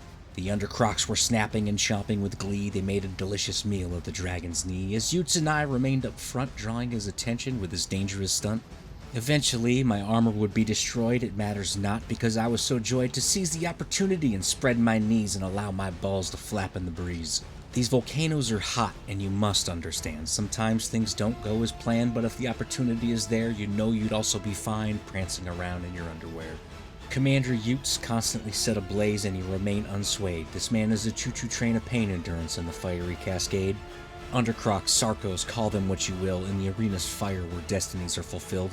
The Crocs avoided most of the damage, but Commander Utes was being grilled. My armor was in ruins, a moment so crass, but Utes pushed on with balls of brass, and the Crocs beat the dragon's ass and earned themselves a pass. The red portal was activated, and it was time for the Alpha Megapithecus and his team of silly little monkeys. If there's one boss that is difficult to get stuck due to his sheer speed, it's the Alpha Megapithecus. This guy is usually on you quickly, and it can be pretty difficult to get away and add some separation. Fortunately, the Undercrocs are able to pin the big man down relatively quickly and hold him in place the entire fight. This was one of the more dominating performances, and it was just a big waiting game as I courage roared from the sidelines and took a few rocks to the face here and there. Eventually, the Alpha Megapithecus couldn't take anymore, and the Undercrocs get their 7th pass of the competition. The Alpha Broodmother is up next, and she was in full-on rage mode. She barreled through the Undercrocs just to get a whiff of my man scent. Commander Utes and I tried to get away, and I realized that she was actually pissed off at me from our last couples counseling session. So, am I the asshole? You be the judge. When the session started, we sat down waiting for our therapist to come in, and she ate the whole bowl of Jolly Ranchers that he had out. She gets hungry when she's nervous. I asked her if she was worried about getting spider beaties, and right at that moment the therapist walked in while she was choking me. I said, "Harder, baby," and the therapist went to restrain her, but Mama Broods ate him. I was able to get away during all the commotion, and I was checking other offices for some Jolly Ranchers because nothing like a good choking will get my sweet tooth ramped up. Anyway, she's embarrassed from the incident, and now we have to find our 8th therapist to treat us, and she's all angry with me now. Oh, and the Sarcos beat her ass, earning another pass. The Alpha Dragon was all that remained between the Undercrocs and the gold boom medal. I take back everything terrible I've said about Karen, the Sarco from my Island series. She was a lazy bitch, but the Undercrocs in this series really helped out her cause. If I could go back in time, I probably wouldn't have punched her so much. And if you haven't seen it yet, go check out my Island series. It's not the best, but I was still pretty new when I started it, and hell, I'm still pretty new to this. But I've learned a lot, and I can promise you the next series is going to be 10 times better than that one. The start of this fight went pretty good, and after the first takeoff of the dragon, I was able to get him stuck on the Sarcos. He remained this way for a good chunk of the fight, and I really thought that they'd be able to put him in the dirt from that one spot alone. That turned out not to be the case, and after the dragon landed, the next time I had to put Commander Utes in the armpit position, and it was kind of tricky to get the Sarco squad to not get hit from this spot. But he could hit them all they want because it was too late for the dragon, and the Undercrocs were able to pull off an impressive full clear of the board. I underestimated the Sarco by a ton coming into this, and I'm proud to award them the Gold Boom Medal for a very dominant performance. They're only our 6th competitor to do so and have earned their spot in the finale. Megalosaurus. This absolutely horrifying monster dwells in the caves on the Ark and spends most of the day sleeping. At nighttime, though, it becomes a psychotic killing machine.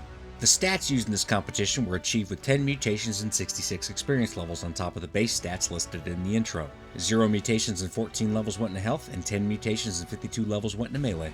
At nighttime, the Megalosaurus is far from an underdog, so I didn't know if I should do this as a race or just daytime when they're at their weakest, so I did both. The daytime matches are going to be for a grade, and nighttime will not be scored. So up first, can the Megalosaurus beat all of the bosses before daytime and sleep's sweet embrace grabs hold? The Megalosaurus is awake between approximately 20-30 hours, and they start to fall asleep around 05:15. Once that sleep cycle hits, they're going to start to accrue sleep debt. Once the sleep debt is full, their stamina drains and their torpor starts to increase rapidly until they pass out. That's game over. The Megalosaurus dishes out massive amounts of damage with its primary attack, but this freak of nature has two flaws. Sometimes it uses its secondary attack, which doesn't do much damage at all, and it can't hold aggro. The Gamma Megapithecus and the Gamma Broodmother switch happens at 20:42. The Gamma Broodmother is easy to block with the under anesthesias because during nighttime they're more like under the influence of methamphetamine. This is absurd how fast they melt through the Gamma Broodmother. I don't even cut this clip, just like they didn't cut their meth. This is just pure domination. The time hack between the Gamma Broodmother and the Gamma Dragon is at 20:47 hours. The Broodmother only took 5 in-game minutes. The dragon fights are where the clock is going to take the hardest hits because the dragon doesn't start on the ground, and he's going to fly away from time to time. In case you weren't tracking, I stopped the timer at the end of the fight and started at the beginning of the next one. I felt like the Megalosaurus was going to crush this challenge, especially if it keeps beating all the bosses as fast as it has been. The Gamma Dragon brought out the worst in the Megalosaurus, and it actually used the alternate attack a ton during this fight, which you can see with the smaller damage popping up. The transition from the Gamma Dragon to the Beta Megapithecus is at 21:45. If you're ever lucky enough to come across a high-level Megalosaurus on the island, I highly recommend you take advantage of the opportunity and tame one. I think this first portion of the video is enough to show you how devastating these guys are in battle. They really shine on aberration because they're 24/7 rage monsters there. The Beta Megapithecus stood no chance in this fight, and the transition between him and the Beta Broodmother was at 22:10. Again, here's some raw, uncut, pure grade A footage of a ridiculous ass whooping. Now, Ark surprises me with its programming all the time. So if anyone can explain why the Megalosaurus doesn't use the alternate attack on the Broodmother, but it uses it on the Dragon and the Megapithecus, please let me know. Maybe they just melt the Broodmother so fast that they forget to use it. The wiki says that these guys don't use their primary attack and are useless when they don't have a rider. Hopefully this shows you not to believe everything you see on the internet. Except for me. You can believe me. Sometimes. The transition from the Beta Broodmother to the Beta Dragon was at 22:20. The Beta Dragon posed similar problems as the Gamma Dragon, but when the damage was on, the damage was really on. And again, the alternate attacks seemed to be coming out more frequently during this fight. Worst of all, the Megalosaurus would sometimes not attack when in range, which is super strange considering how high off the ground their attack is in relation to some of the smaller creatures that we've seen in this series. It wasn't completely detrimental though, and they completely tore through the dragon when he was on the ground. The transition from the Beta Dragon to the Alpha Megapithecus happened at 23:42, leaving over 5 hours of in-game time to complete the Alpha stage. The Alpha stage was bound to slow these guys down, right? I mean, the health pools for the Alpha Broodmother and the Alpha Dragon are just shy of 1 million. When I recorded this, I honestly thought that we'd be pushing 0300 by now, but the Megalosaurus is a freak of nature, and I'm certain that if it was easier to find and tame, then it would probably be the go-to dino for boss fights on the island. The Alpha Megapithecus stood no chance, of course, and the transition from his arena to the Alpha Broodmother happened at 021 hours. Mama Broods meant business, and she stormed in before I was ready and got in some cheap hits on Commander Utsunai. That's okay though, because once we got positioned properly, it was spider melting time. And to answer my question from earlier, they also used the alternate attack on the Broodmother. It seems to be time-based because they all seem to do it at once, or at least a decent chunk of them will do it all at the same time. Once the Alpha Broodmother was pinned down, the cave-dwelling psychopath shredded her, and the transition from her arena to the Alpha Dragon happened at 045. The Alpha Dragon got some good shots off at first, but the fool got stuck on my amphetamine warriors. They unleashed hell on this dude in the beginning until he eventually broke free. All in all, that was enough to seal the deal. Now, the Megalosaurus at night is a top dog, not an underdog. So, we're going to transition now into the day period and give these guys a grade. The finish time for the Alpha Dragon was 0147. Impressive. The green portal was up, and now it's time to see what the Sleepy Sallies bring to the table. I would still consider the daytime Megalosaurus formidable, but it's the unique challenges you're left with that make this guy an underdog. You can either wake up the Megalosaurus manually and opt to keep them awake, but they accrue sleep debt starting immediately. It can take a little time to do this to all 19 of them. Or you can let them get hit by the boss to wake up, which is what I chose to do. I didn't think it was that bad of an idea, and as you can see, the Sleepy Megas dish out enough pain to beat the Gamma Megapithecus and earn their first pass. The Gamma Broodmother was actually pretty fun. I just sat and waited for her to crawl up and spring her attack. It's so strange how these guys don't hold aggro. Something is truly wrong with this mechanic. Once the Gamma Broodmother got them all awake, she had hell to pay. They are much slower, and they deal a lot less damage, but it's still quite a bit, as you can see. The narcoleptic nuclear demon dinos are still frightening during the daytime. The sounds that they make can be pretty horrific too.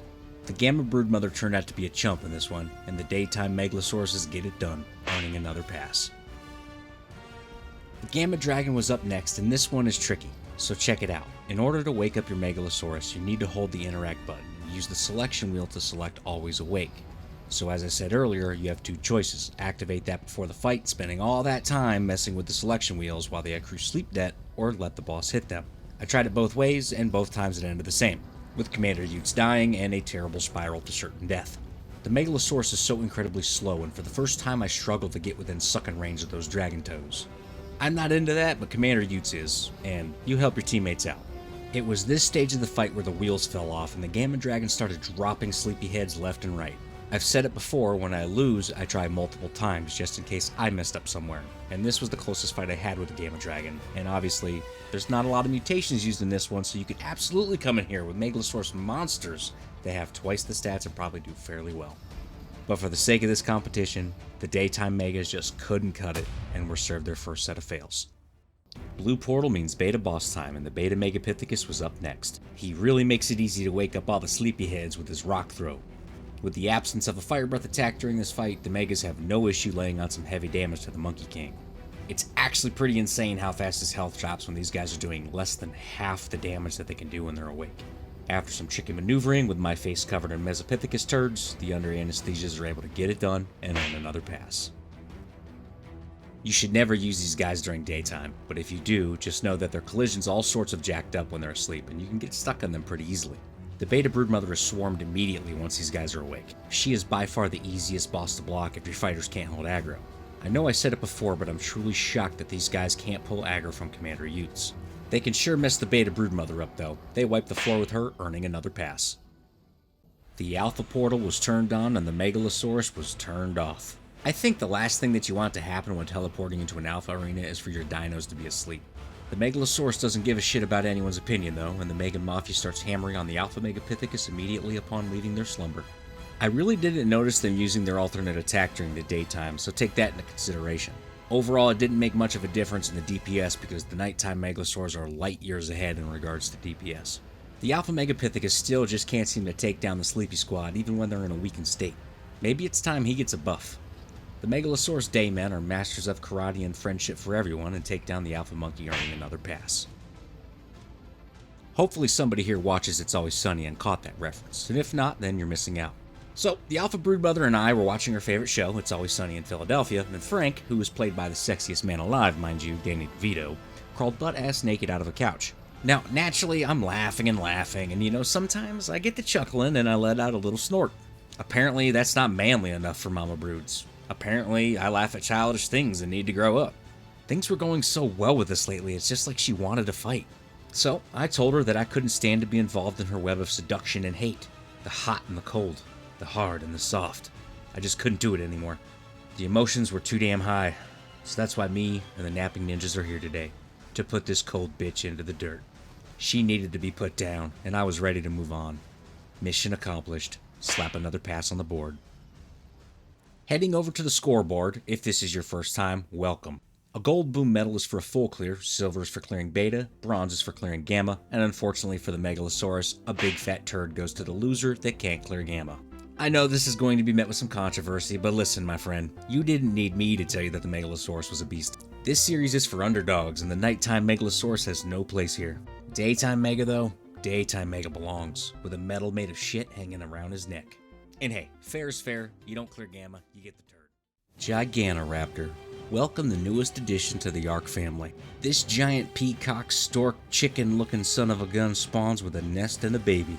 It has a very unique taming method that involves distracting the parent while playing a minigame with the baby. The Gigantoraptor is an omnivore that harvests a wide variety of things like berries, wood, and thatch.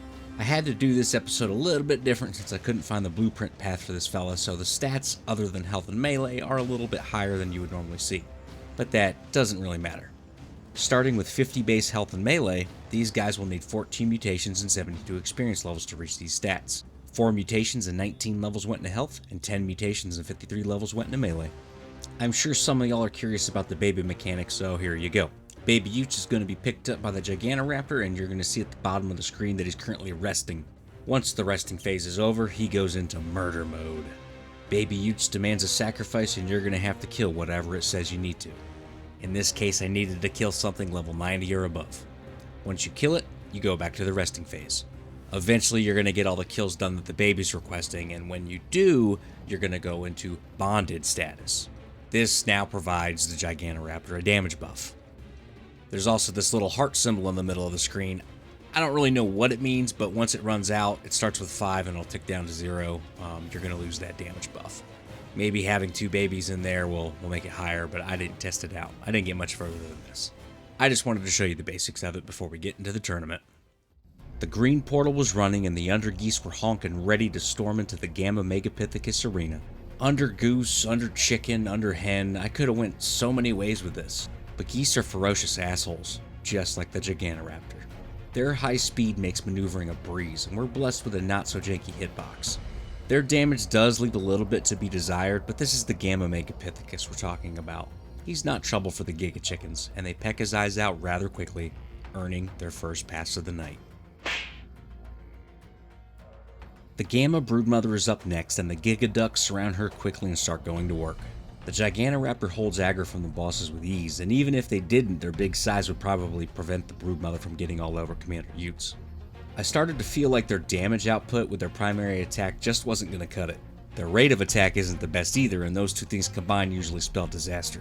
The secondary attack is actually super powerful, and I'm shocked they don't use it more compared to some other creatures. We'd be seeing some big numbers if they did.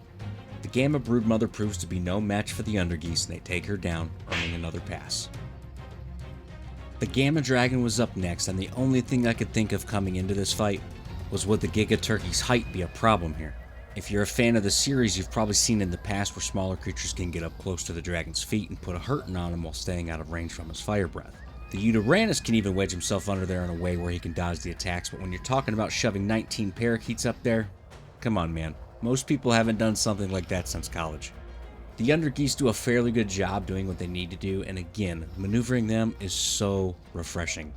We lost 3 brave warriors to the dragon's fire, but that wasn't enough to stop this omelet from being made, and the killer quackers defeat the dragon, earning another pass.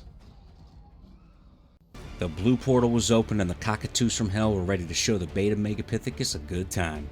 Once the big man was surrounded, they went to work. They do get pushed around a lot by the Gigantopithecus in this fight, so you have to be careful to make sure your fighters don't get pushed off the edge. Since they hold aggro, this fight is just an easy courage roar and cleanup match for Commander Utes. I'm sure he's grateful that he doesn't have to get burned to death in this arena. I've said it before, and the Megapithecus needs a buff. Make his boulder into a giant snowball and have it freeze things in place. That'll show those pesky survivors. The Gigatweets put the beta Megapithecus into the dirt while receiving minimal damage, earning another pass. The beta Broodmother poses a serious threat in this challenge. I had my doubts going into this fight, but also a little bit of hope. Honestly, if these new dinos dominated this completely without showing any weakness, I'd probably be pretty disappointed. New dinos have come out many times through the years and have been added to the official clusters. Every time it seems like they make old dinos obsolete. It really is nice to not be a killing machine, to be honest. The Gigantoraptor might be a little overpowered with its speed and glide ability, but it's definitely not super ridiculous like things like the Araneo. The beta Broodmother fight can be a little bit tricky because it takes longer, and the Araneos in this fight actually deal enough damage to be troublesome if you don't take care of them. The damage that the rotisserie Roadrunners took in this fight really wasn't all that bad, and they pulled off another victory. That's a pass for the scorecard. Beta Dragon. I had some serious concerns. We lost 3 in the Gamma Dragon fight, and that fire isn't going anywhere. Clearing this stage would earn the Undergeese at least a silver boom medal, and honestly I kinda wanted them to pull this off. It started off pretty solid and I took the first fire breath. I think this is a good strategy if you're playing solo. Only one dino takes the fire breath instead of the entire team. I actually do this twice in this fight.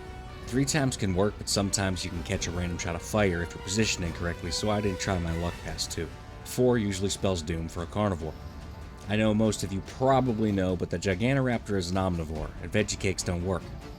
The Beta Dragon managed to take out 8 Undergeese during this fight, and it was a pretty close call for the remaining fighters. In the end, they were able to pull it off and earn yet another pass. Red portal time, baby, and the Undergeese were clucking ready to dump a healthy load of whitewash on the Alpha Megapithecus. They soared into his arena like he just pulled out of the car wash. The Undergeese took this fight on in the standard formation, the ass-whooping circle. It'd actually be really cool if I could do a flying V, but alas. The Alpha Megapithecus isn't always an easy win, but in this situation, piece of cake. He takes a while to go down due to the lower damage from the Undergeese, but go down he sure does, and the Undergeese snag another easy pass. Have you ever ran into your ex at, let's say, a dark cave full of her babies? Well, me too. Actually, this is kind of what happened here with the Alpha Broodmother. She was pretty angry with me with how I acted last time, and deep down, part of me wants her back. But I know it's a bad idea. She's so freaky, and I just love it. So during the little mix-up here, and by the way, complete coincidence running into her down here, I may or may not have asked her to call me. I know some of you are going to get upset by that, but honestly, I don't think she's going to, because after I did, she started eating all my Undergeese. Then she completely tore through Commander Utes. After Commander Utes dropped, my pants magically fell off, and I started heading towards our favorite love-making spot. She wasn't having it though, and dropped me like a bad habit, handing the Undergeese their first fail. The Alpha Dragon was not a happy camper when we rolled into its cozy volcano. The Cockadoodle Dominators were running out of steam, but this fight started off pretty good. I had some high confidence for a while during this fight, but the damn dragon just kept taking off, and eventually the fire breath became too much to handle. Gigaturkeys were getting roasted into delicious platters left and right. Rotisserie here, smoked there. And I could really go for some smoked duck right about now. The Undergeese put up a hell of a fight, but Commander Utes burned to death, and I had to hop on over to a battle chicken. We fought as hard as we could, and eventually all of my armor was gone, and a crazy Dimorphodon took me out with one hit. The night is capped off with a fail. Heading over to the scoreboard, the Undergeese earn a well-deserved silver boom medal for clearing the entire beta stage. I think this creature is an awesome addition to Ark, and I hope you get a lot of use out of it. Hello everyone. If you watched the first video of the Gigantoraptor, you'll see that the Giga Chickens are not bonded to each other, which is actually a pretty important mechanic. I played around with these guys and I want to show you how this works before we get into the fight. Now, I didn't want to waste anyone's time with watching the same footage again, so we're just going to cover what's different as quickly as possible. So there's not going to be an intro, and I'm sure most of you are fine with that. If you've never seen this series, check out the previous video before you watch this one so you get some context. Here's a link to it up top. An adult Gigantoraptor has ruminant saddles for 2 babies.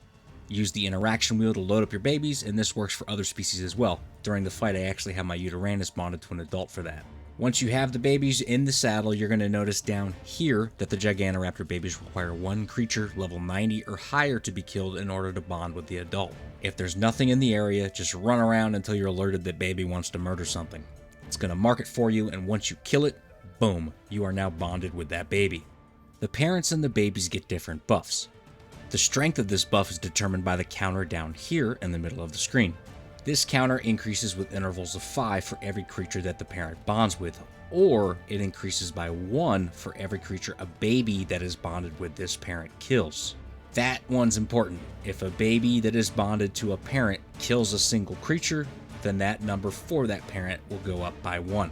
This meter will slowly tick down at a rate of about 30 seconds per number.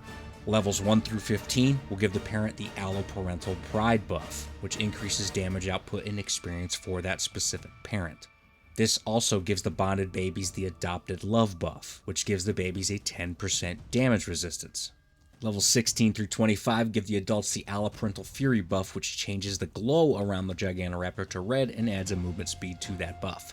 At level 25, you're looking at 50% damage increase, 25% experience increase, and a 10% movement increase for the parent, which is huge. The baby's buff will also upgrade to the Adopted Rage buff, which adds a 5% damage increase. If one of the babies dies, it maxes out the parent's buff to 25, and if the parent dies, then the babies lose the buff completely.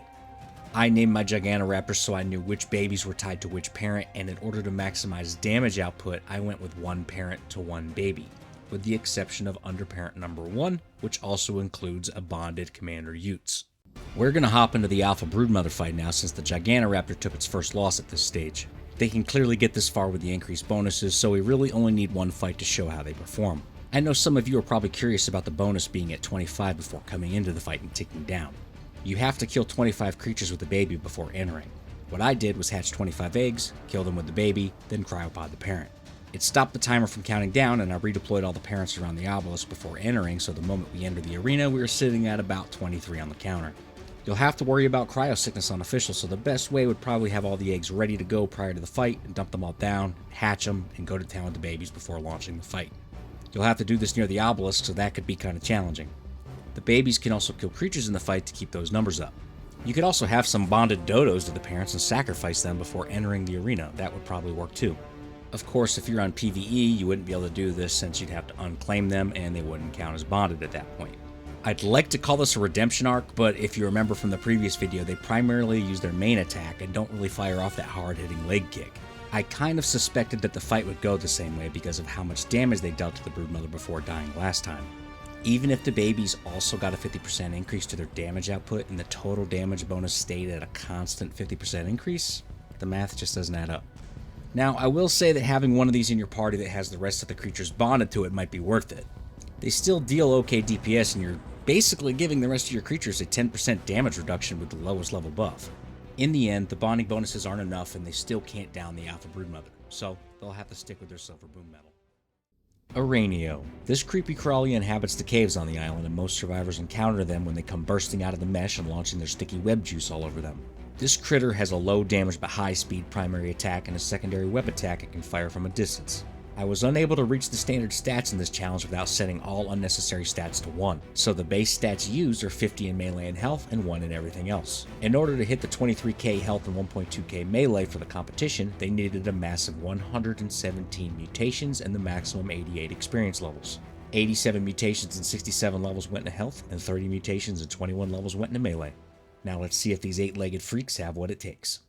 The green portal was lit, and I have to say going into this I was dreading this video. Anytime I have a creature die a lot in this series, it takes me a lot longer to record it because the prep time getting set up prior to recording takes a while. Full wipes are absolutely brutal.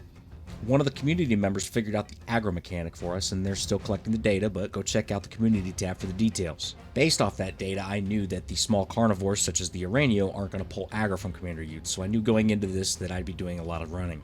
The problem is the Araneos can't hit shit, and the Megapithecus had these guys flying all over the place like ping pong balls in a Bangkok strip club. The Araneos are able to pull it off though, slowly, and earn their first pass. The Gamma Broodmother was up next, and I initially tried to block her, but there wasn't a snowball's chance in hell. The underwebs are just too damn short, so I'd have to resort to tanking. This signals something I always dread. Commander Utes is eventually going to have to die a few times, and he's already having some significant mental health issues. Apparently the clones hold on to old memories or something. The Gamma stage isn't that difficult, and I'm able to tank all the shots while the Spooter squad goes to work on their relatives. It still takes a while, even though they're able to land more hits than they could with the Megapithecus, and the underwebs get their second pass. The Gamma Dragon. Surely these guys weren't going to beat him, right? Well, you see, when your creatures don't take aggro, it opens up a different strategy. You're able to wedge your Uterana sideways up under the dragon's titties and not take damage while your army hits it from the back. You can even control which direction he breathes his fire based off how left or right you're positioned. The underwebs surprisingly are able to hit the dragon a lot more than I thought they would because short creatures typically struggle with that. They weren't always firing on all cylinders though. There was a landing where they didn't land a single hit at all, but I was able to minimize the damage they received and the underwebs were able to put the dragon down, earning their third pass. The blue portal was up and the awesome arachnids were about to enter a world of pain. I had a feeling they might be able to pull it off against the Beta Megapithecus, but there was no way in hell they'd be able to defeat the other Beta bosses, would they? The knockback in this fight between the Megapithecus and the Squatch Brigade is comical. I already made the ping pong joke, but seriously. There's no choice but to tank him so the underwebs are able to stay in range and land some hits. It's a damn shame that OG Island creatures can't land their debuffs on this guy, but future ones like the Daeodon can. Slowing him down would actually be super useful. The time eventually comes where I have to let Commander Utes get punched to death, and I successfully transfer to a Spooter before realizing how screwed I am. Remember, I had to set all the stats other than melee and health to 1. I wanted to keep their overall level and individual stats in line with what is achievable on official, and this means if I'm riding one, I can't move very fast because they're encumbered. It takes some significant time, but before we lose a spider, we're able to down the big man, earning a surprising beta victory and another pass. The Beta Broodmother. I think we all know how this one's gonna go. Just to show you the huge gap in difficulty between the Megapithecus and the Broodmother, I'm not going to cut the first hit to the last hit on Commander Utes, so you can see how fast the wheels fall off on this one. Imagine if the Megapithecus could hit this hard. The underwebs are small and get so far underneath the Broodmother that they're taking a lot more hits than they normally would if they remained on the outside. Unfortunately, they can't because of the way the hitboxes are. The Broodmother is an absolute monster. They really need to do something to close the difficulty gap between her and the Megapithecus. That's just my humble opinion, though. Commander Utes takes a massive punishing during this one, and when I see that things are starting to look grim for him, I ease my way around to the area where I see more underwebs to prepare for my transfer. Death was inevitable, and if you see how much health the Broodmother has left at this point, it's clear that there's not a damn thing I can do to win this one. Commander Utes' time is eventually up, and I make the transfer to an underweb. Seeing my boy die for the 1000th time, the horror. I can't take it. Anyway, Alpha Broods must have let her sister know to keep me away from her at all costs because this bitch was relentless. Eventually, my eyes were crossed and I couldn't tell which spider belonged to me and which one was the enemy. Before I knew it, her bastard children had me surrounded, and the underwebs get their first set of fails. The Beta Dragon. I'm usually more confident fighting the dragon since I can take advantage of some, let's call them situational advantages instead of exploits. I'm not sure what was going on with the Beta Dragon in this fight, but the underwebs struggled to land any effective hits, and to be honest, it was pretty frustrating. The more times that the dragon takes off and lands, the more times we have to take guaranteed shots of fire, so landing hits in each transition is very important. Commander Utes once again burns to death, and I have to resort to finishing the fight on Spiderback. This is where shit hits the fan. You ever seen The Wizard of Oz? I felt like we were dealing with a bunch of flying monkeys here, and the spiders struggle to kill other Pteranodons and Dimorphodons. Eventually, the dragon decides to enter the fray and starts raising hell. It doesn't take much time, and eventually almost all the underwebs are defeated, and I am slaughtered before I can make it to another spider, handing the underwebs another set of fails. The red portal is up, and I never thought we'd see it. We're already in the realm of impossible, and the Araneos are ready to test their strength against the Alpha Megapithecus. There's no way to sugarcoat this. The Araneos suck, big time. The only reason they got this far was because they weren't taking aggro, and if they did, I don't think they would have passed the Gamma stage if that was the case. With Commander Utes quickly being killed, I had to resort to the super exciting tactic of riding on a Spadooter. The Gigantopithecus in this fight kept me away from the Megapithecus for most of it, and he's lucky they did, because I would have barely scratched him. The underwebs were able to put a small dent in his health before they were all eliminated, and I wasn't about to be killed by a bunch of damn dirty apes, so I leapt to my death, ending my life the way Alpha Broods tells me to all the time, jumping off a cliff. We capped the competition off with a fail. Heading over to the scoreboard, you're going to notice a change. I decided the shit medal is going to just be for shitty creatures, like the Araneo. The Megalosaurus didn't clear the Gamma stage during the daytime, but considering how well it did otherwise, I think it deserves a bump up to a bronze boom medal. The Araneo gets the turd though, a big juicy one, and there's no change in that. Direwolf. This good boy is fast, fierce, and travels in a pack of other good boys. They make excellent cave mounts, but they don't have a saddle, which means they're going to take a tremendous amount of damage in this challenge. When in a pack, the Direwolf gets a pack bonus that provides a 5% damage increase per pack member with a maximum of 4.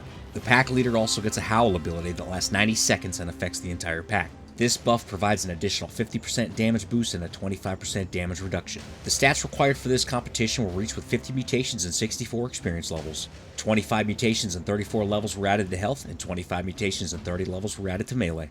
A couple community members hooked us up with some sweet data that you can find in the community tab. To show my thanks, they both got to name a wolf for this challenge. Say hello to Violet and Eric X. Now let's see how far their pups can get. The green portal was up and puppy power was at full throttle. It's pretty widely known that direwolves are basically glass cannons. They can output some tremendous amounts of damage, as you can see here, but the lack of saddles make this a bit sketchy. The one shining light in this is the direwolves are carnivores that have less drag weight than the Utaranus. This means they're not going to take aggro until Commander Utes dies. So all I have to do is kite all the bosses while the underdogs nip at their heels, right? Well, it works here, and the underdogs get their first pass. The Gamma Broodmother was up next, and this one is actually so fast I don't even need to cut away. I sent the warrior wolves in immediately, and I could see they wouldn't be able to block her advances. Typical broodmother, right? Doesn't take no for an answer. So I thought maybe if I didn't get webbed, I could kite her around the arena. But I noticed something here that would eventually pose a huge issue. The Araneos were attacking the direwolves, and if I got too far away, then the broodmother would also attack them. And the one thing we don't want is for the wolves to take damage during this. Remember, they have no saddle, so everything hurts. A lot. I'd have to explore some different and hopefully better strategies with the beta broodmother, but for now, the underdogs are able to seal the deal on the gamma broods and earn their second pass. The Gamma Dragon. It was toe-biting time, and again, another short fight, so you'll be able to see how I do this. I knew he would aggro the wolves, so I positioned them far ahead of me. That way they can immediately start attacking from behind once he stops. Normally, I actually like to be running full sprint between his arms. Sometimes this makes it so that Commander Utes dodges his fire breath attack. 4 breaths is usually all it takes before Commander Utes becomes extra delicious. The wolves don't have much trouble landing shots, and as you can see, they completely melt the Gamma Dragon. Just look at that health dropping. I hate when he takes off, and these goodest boys and girls make my life so easy. Are you watching the health bar? Look at that thing. Look at it just drop. I wish all short creatures could pull this off. Commander Utes thanks them for their service as they put the Gamma Dragon down and earn their third pass. The blue portal was up and the deadly dire wolves were ready to take on the beta Megapithecus. This one starts off a little sloppy, but you get to see how horrible things go when these guys get hit. Look how much damage they took from the beta aid. I'm able to escape, and the goal here is to not let the wolves get too close to his attack. If you're a fan of the series, there's something that happens with short creatures in the broodmother that I'm currently worrying about when I was at this stage of the game. It was on my mind, big time. I never worry about the big dumb monkey though. Even with the increased damage at the beta stage, he is no match for the puppy posse, and they put him in the dirt, earning another pass.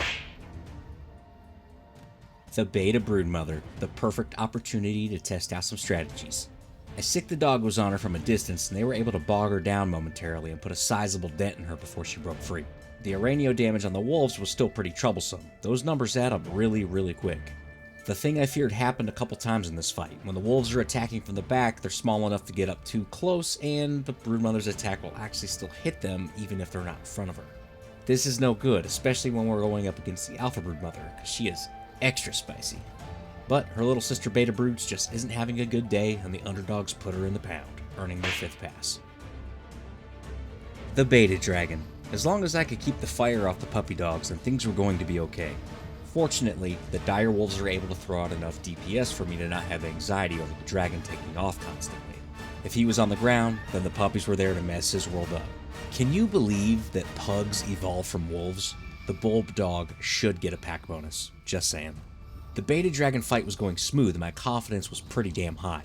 We hadn't lost a soul yet, not even Violet or Eric X. At this point in the competition, I was certain that we'd be taking home the gold. But the hardest stage was up next, because the beta dragon wasn't strong enough for the underdogs. That's another pass.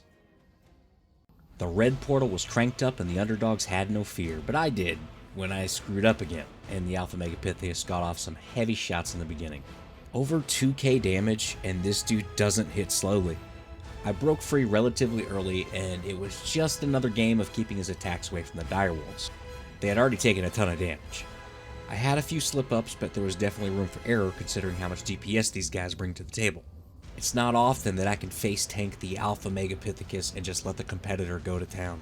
In the end, the Alpha Megapithecus just can't hang with the K9 champions, and they earn another pass. I sent the Alpha Broodmother a text before coming over, and she told me to eat shit and die, and if I came over she was going to call the Ark police. But that wasn't going to stop me, silly bitch, there ain't no cops. This is the island. So I stormed into my Sugar Buns arena with a smile on my face and an erection that made Commander Utes question his loyalty. I tried very hard to keep the wolves from getting hit in this one because I wanted all her attention to myself. Who wouldn't? I mean, just look at that booty. The damage she was dealing to the wolves when she connected was nothing short of ridiculous. It didn't take long and she pinned me against the wall just how I like it and laid into me hard. She completely crushed the direwolves, and once Commander Utes was down, I leapt in for a kiss. And she swatted me straight to hell. No means no, people. Respect those boundaries. The Alpha Dragon was up next, and watched this jerk flippity-flop around and start tearing into the underdogs. This freaked me out, but I was able to recover before they got hit with some flame. It took a few seconds and a whole lot of patience to get them all repositioned, but once I had the good boys re-engaged, it was ass-whooping time. The Direwolves completely wrecked the Alpha Dragon. He didn't take off a single time during this. The damage output was tremendous, and very few wolves actually struggled to land shots. In a completely one-sided affair, the Underdogs capped the night off with a pass. Heading over to the scoreboard, I have to say something. If you watch my Island series, you'll know that I used a swarm of direwolves that I called the Horde, and used it for a few caves before getting wrecked at the snow cave. I had my doubts coming into this because of the lack of saddles, but that lack of aggro is a game changer for these guys, and they 100% have earned the Silver Boom Medal. I wish they would have been able to take down the Alpha Broodmother because I would have loved to give them gold. Equus. This majestic steed is actually pretty useful in the early game if you can manage to tame one. It has a secondary attack that deals increased torpor damage, but other than that, the only thing special is the opportunity for one to spawn as a unicorn. The stats required for this competition were reached with 60 mutations and 72 experience levels. 35 mutations and 42 levels went into health, and 25 mutations and 30 levels went into melee. Now let's see if they have what it takes. The green portal was open and it was time for the Equus to stop horsing around and ride into the Gamma Megapithecus arena to put on a monkey rodeo. I love the Equus, alright? It's one of my favorite early game tames on Ragnarok, so going into this I was rooting for them big time, but good God, their DPS is horrendous.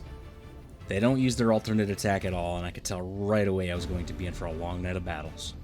The Underhorses were actually pretty easy to maneuver, so they have that going for them. Their hitboxes are actually pretty good too.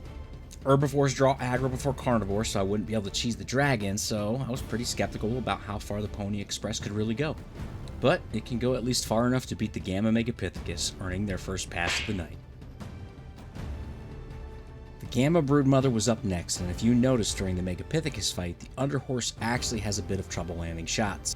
There's something a bit wonky going on with a lot of the creatures in Ark's attack range that makes it so that they can't attack some of the bosses from certain angles. I'm sure it's like this too for some of the bigger dinos when you bring in a horde of these guys. When it comes to low DPS, like we're seeing with the Equus, I automatically know that they're unlikely to succeed during the Alpha or maybe even the Beta Broodmother fight, but I've been surprised before. The Galloping Guardians are able to dish out enough pain and resist enough damage with the help of their sweet veggie cakes and put the Gamma Broodmother down, earning their second pass. Check out this maneuver. If you don't send in your tames and you charge in like this in turn, then the first fire breath doesn't hurt anyone. This is actually a huge deal if you can successfully pull this off. The prancing ponies are able to get in and shine at them dragon toes without taking much damage at all. It would be absolutely amazing if they were able to deal more damage though. Remember, I only used around 1200% damage in this series on all creatures, so you can always add more mutations if you decided to use the Equus, but the amount of mutations you'll need isn't really worth it. The Underhorses may not be the strongest, but they put out enough hurt to take down the Gamma Dragon and earn their third pass. The blue portal was open and the Galloping Guardians were ready to charge into battle against the Beta Megapithecus. This was just your standard attack this target and wait kind of game. The big man aggroes onto the horses and Commander Utes just has to sit back and roar a bit while fighting off the occasional foolish monkey that wanders over. Veggie cakes help a lot, but it's still a good idea to clear off any mobs that build up on your tames during the Beta and Alpha boss fights. That damage might seem small, but it adds up quickly. The Underhorses struggled to land any significant shots during this one, and if you're paying attention to the time up top, you'll see that this fight takes forever. I saw this coming in the beginning, and I made sure every horse had 20 veggie cakes before the Beta and Alpha fights. You'd be surprised to hear that they ate almost all of the cakes during this fight, which wasn't great for my confidence going forward. The Beta Megapithecus put up a hell of a fight and was quite challenging for the Pony Posse, but eventually they're able to put him down, earning another pass. The Beta Broodmother was up next, and this vicious beast is a lot harder than she looks. The Stellar Stallions were truly going to be put to the test on this one. I can't say it enough. Damage is so important in this fight, and the Nene Ninjas just don't have that going for them. They're able to surround the Broodmother fairly easily, but she's still able to hit them from all angles. With bigger creatures, you can actually keep the ones behind the Broodmother from being hit when they attack, but smaller ones that we've seen in this series get hit even if they're behind her big ass. The entire duration of this fight was full of courage roars and Commander Utes jumping in to fight off the Araneos that would build up on the fighting foals. The Beta Broodmother hits so much harder than the Beta Megapithecus, and she's constantly shitting baby spooters out of her dumper, and they become a huge nuisance during this fight. Always try to kill the ads. The Beta Broodmother took out 5 Underhorses and left the rest severely damaged, but they pulled it off, earning a surprising pass. The beta dragon arena is always a fun time, said no one, ever. I think the dragon took off like 10 times during this fight, and as you know, every landing means a fresh fire breath attack that will likely hit something. I'm able to mitigate most of that damage during this fight, and to be honest, a lot of this was luck. Commander Utes remain unscathed for quite a while, but the longer that the fight goes on, the more complacent people can get, especially my lazy ass. I'm able to keep the underhorses gathered closely around the ankles of the dragon, but I start catching stray fire breath attacks on Commander Utes here and there. It doesn't take long, and eventually Commander Utes is engulfed in flames for the last time, and he unfortunately burns to death. I'm able to maneuver around the backside of the dragon without getting hit, which is awesome, considering at this point the majority of my armor was all gone. I'd have to finish out the rest of the fight on horseback, and here you can see the small damage difference between the primary and secondary attacks of the Equus. It was a long and hard fight against the beta dragon, but the underhorses get another pass. The red portal is up, and you're probably just as surprised as I am to see it. I don't know how the hell they made it this far, but here we are. The Alpha Megapithecus is up first, and let me tell you, the Equus can't hit this guy for shit. This fight takes place all over the arena, and they're constantly getting pushed around. It doesn't take long before I realize that this is going to be a difficult fight, and we're going to need a miracle to pull this off. The Alpha Megapithecus doesn't hit that hard, but if the prancing ponies can't hit him, then eventually he's going to get the upper hand after the veggie cakes are depleted. This actually takes a lot less time than I anticipated, and he wipes the underhorses. After the shit is off my face, Commander Utes and I leap to our death because we ain't gonna be killed by no damn Megabitchicus. The sexiest creature of all is up next, Alpha Broodmother, also known as Babe. I know I said I was out of town the past week and a half, but truthfully it was because Mama Broods and I went on a vacation together. I let her buy the ticket since she was complaining that I always plan too much. I did air quotes just now, but you couldn't see them. One of these days I'm going to get a camera. Anyway, she wouldn't tell me where she booked the vacation, and I was kind of excited because I gave her $4,000 to plan this trip, and she said she used all of it. When the time came for us to leave, she blindfolded me and threw me up on top of her dump truck, and off we went. Naturally, we had some trouble with the airline because her big ass wouldn't fit in the seat, and she refused to let me upgrade to first class or buy her another ticket. In her words, I don't really know what she said, it was just angry spider noises, but she wasn't happy. She ate everyone on that plane. It was horrifying. But I love a woman who can clean the meat off a bone with one slurp. I never got my money back for that trip because of homicide charges or something, so we just spent the entire week at home watching movies and eating dodo wings at our favorite beachfront restaurant. We made sure to stick with the mild wings this time so she wouldn't shit the bed. It's good to be home. The Alpha Dragon is up next, and I didn't have much hope going into this. This fight took almost the full time, so keep an eye on that clock up top. It started off pretty rough, and I made a handful of mistakes early on. Eventually I recovered, and I was able to have a handful of moments of uninterrupted damage on the dragon, meaning he wasn't hitting anything and not taking off while he got his toes nibbled on by Seabiscuit and Black Beauty. I was gonna say Artax, but I still haven't recovered from that movie. You know, when you think about it, there's a shitload of horse names I could have used. Anyway, everyone's least favorite pastime happened again. Poor Commander Utes burned to death, and I had to go bareback on horseback to finish this sucker off. I honestly couldn't believe that the Alpha Dragon was about to be beaten by a bunch of Equus, zebra donkeys. The underhorses finished off the night with a strong showing against the Alpha Dragon, capping it off with a solid pass and avenging the brave Commander Utes. Heading over to the scoreboard, the Equus/Unicorn earns a surprising silver boon medal. Procoptodon. This hopping hero is frequently found in the desolate regions on the island and is a pretty versatile tame. The Procoptodon can have a ride around the saddle and a passenger in its pouch, which looks absolutely painful. And ridiculous. I mean, look at that. It's a fantastic travel mount due to its speed and jumping ability, and it gives babies boosted imprints and reduced food consumption.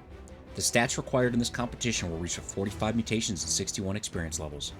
20 mutations and 30 levels went into health, and 25 mutations and 31 levels went into melee. Now let's see if they have what it takes.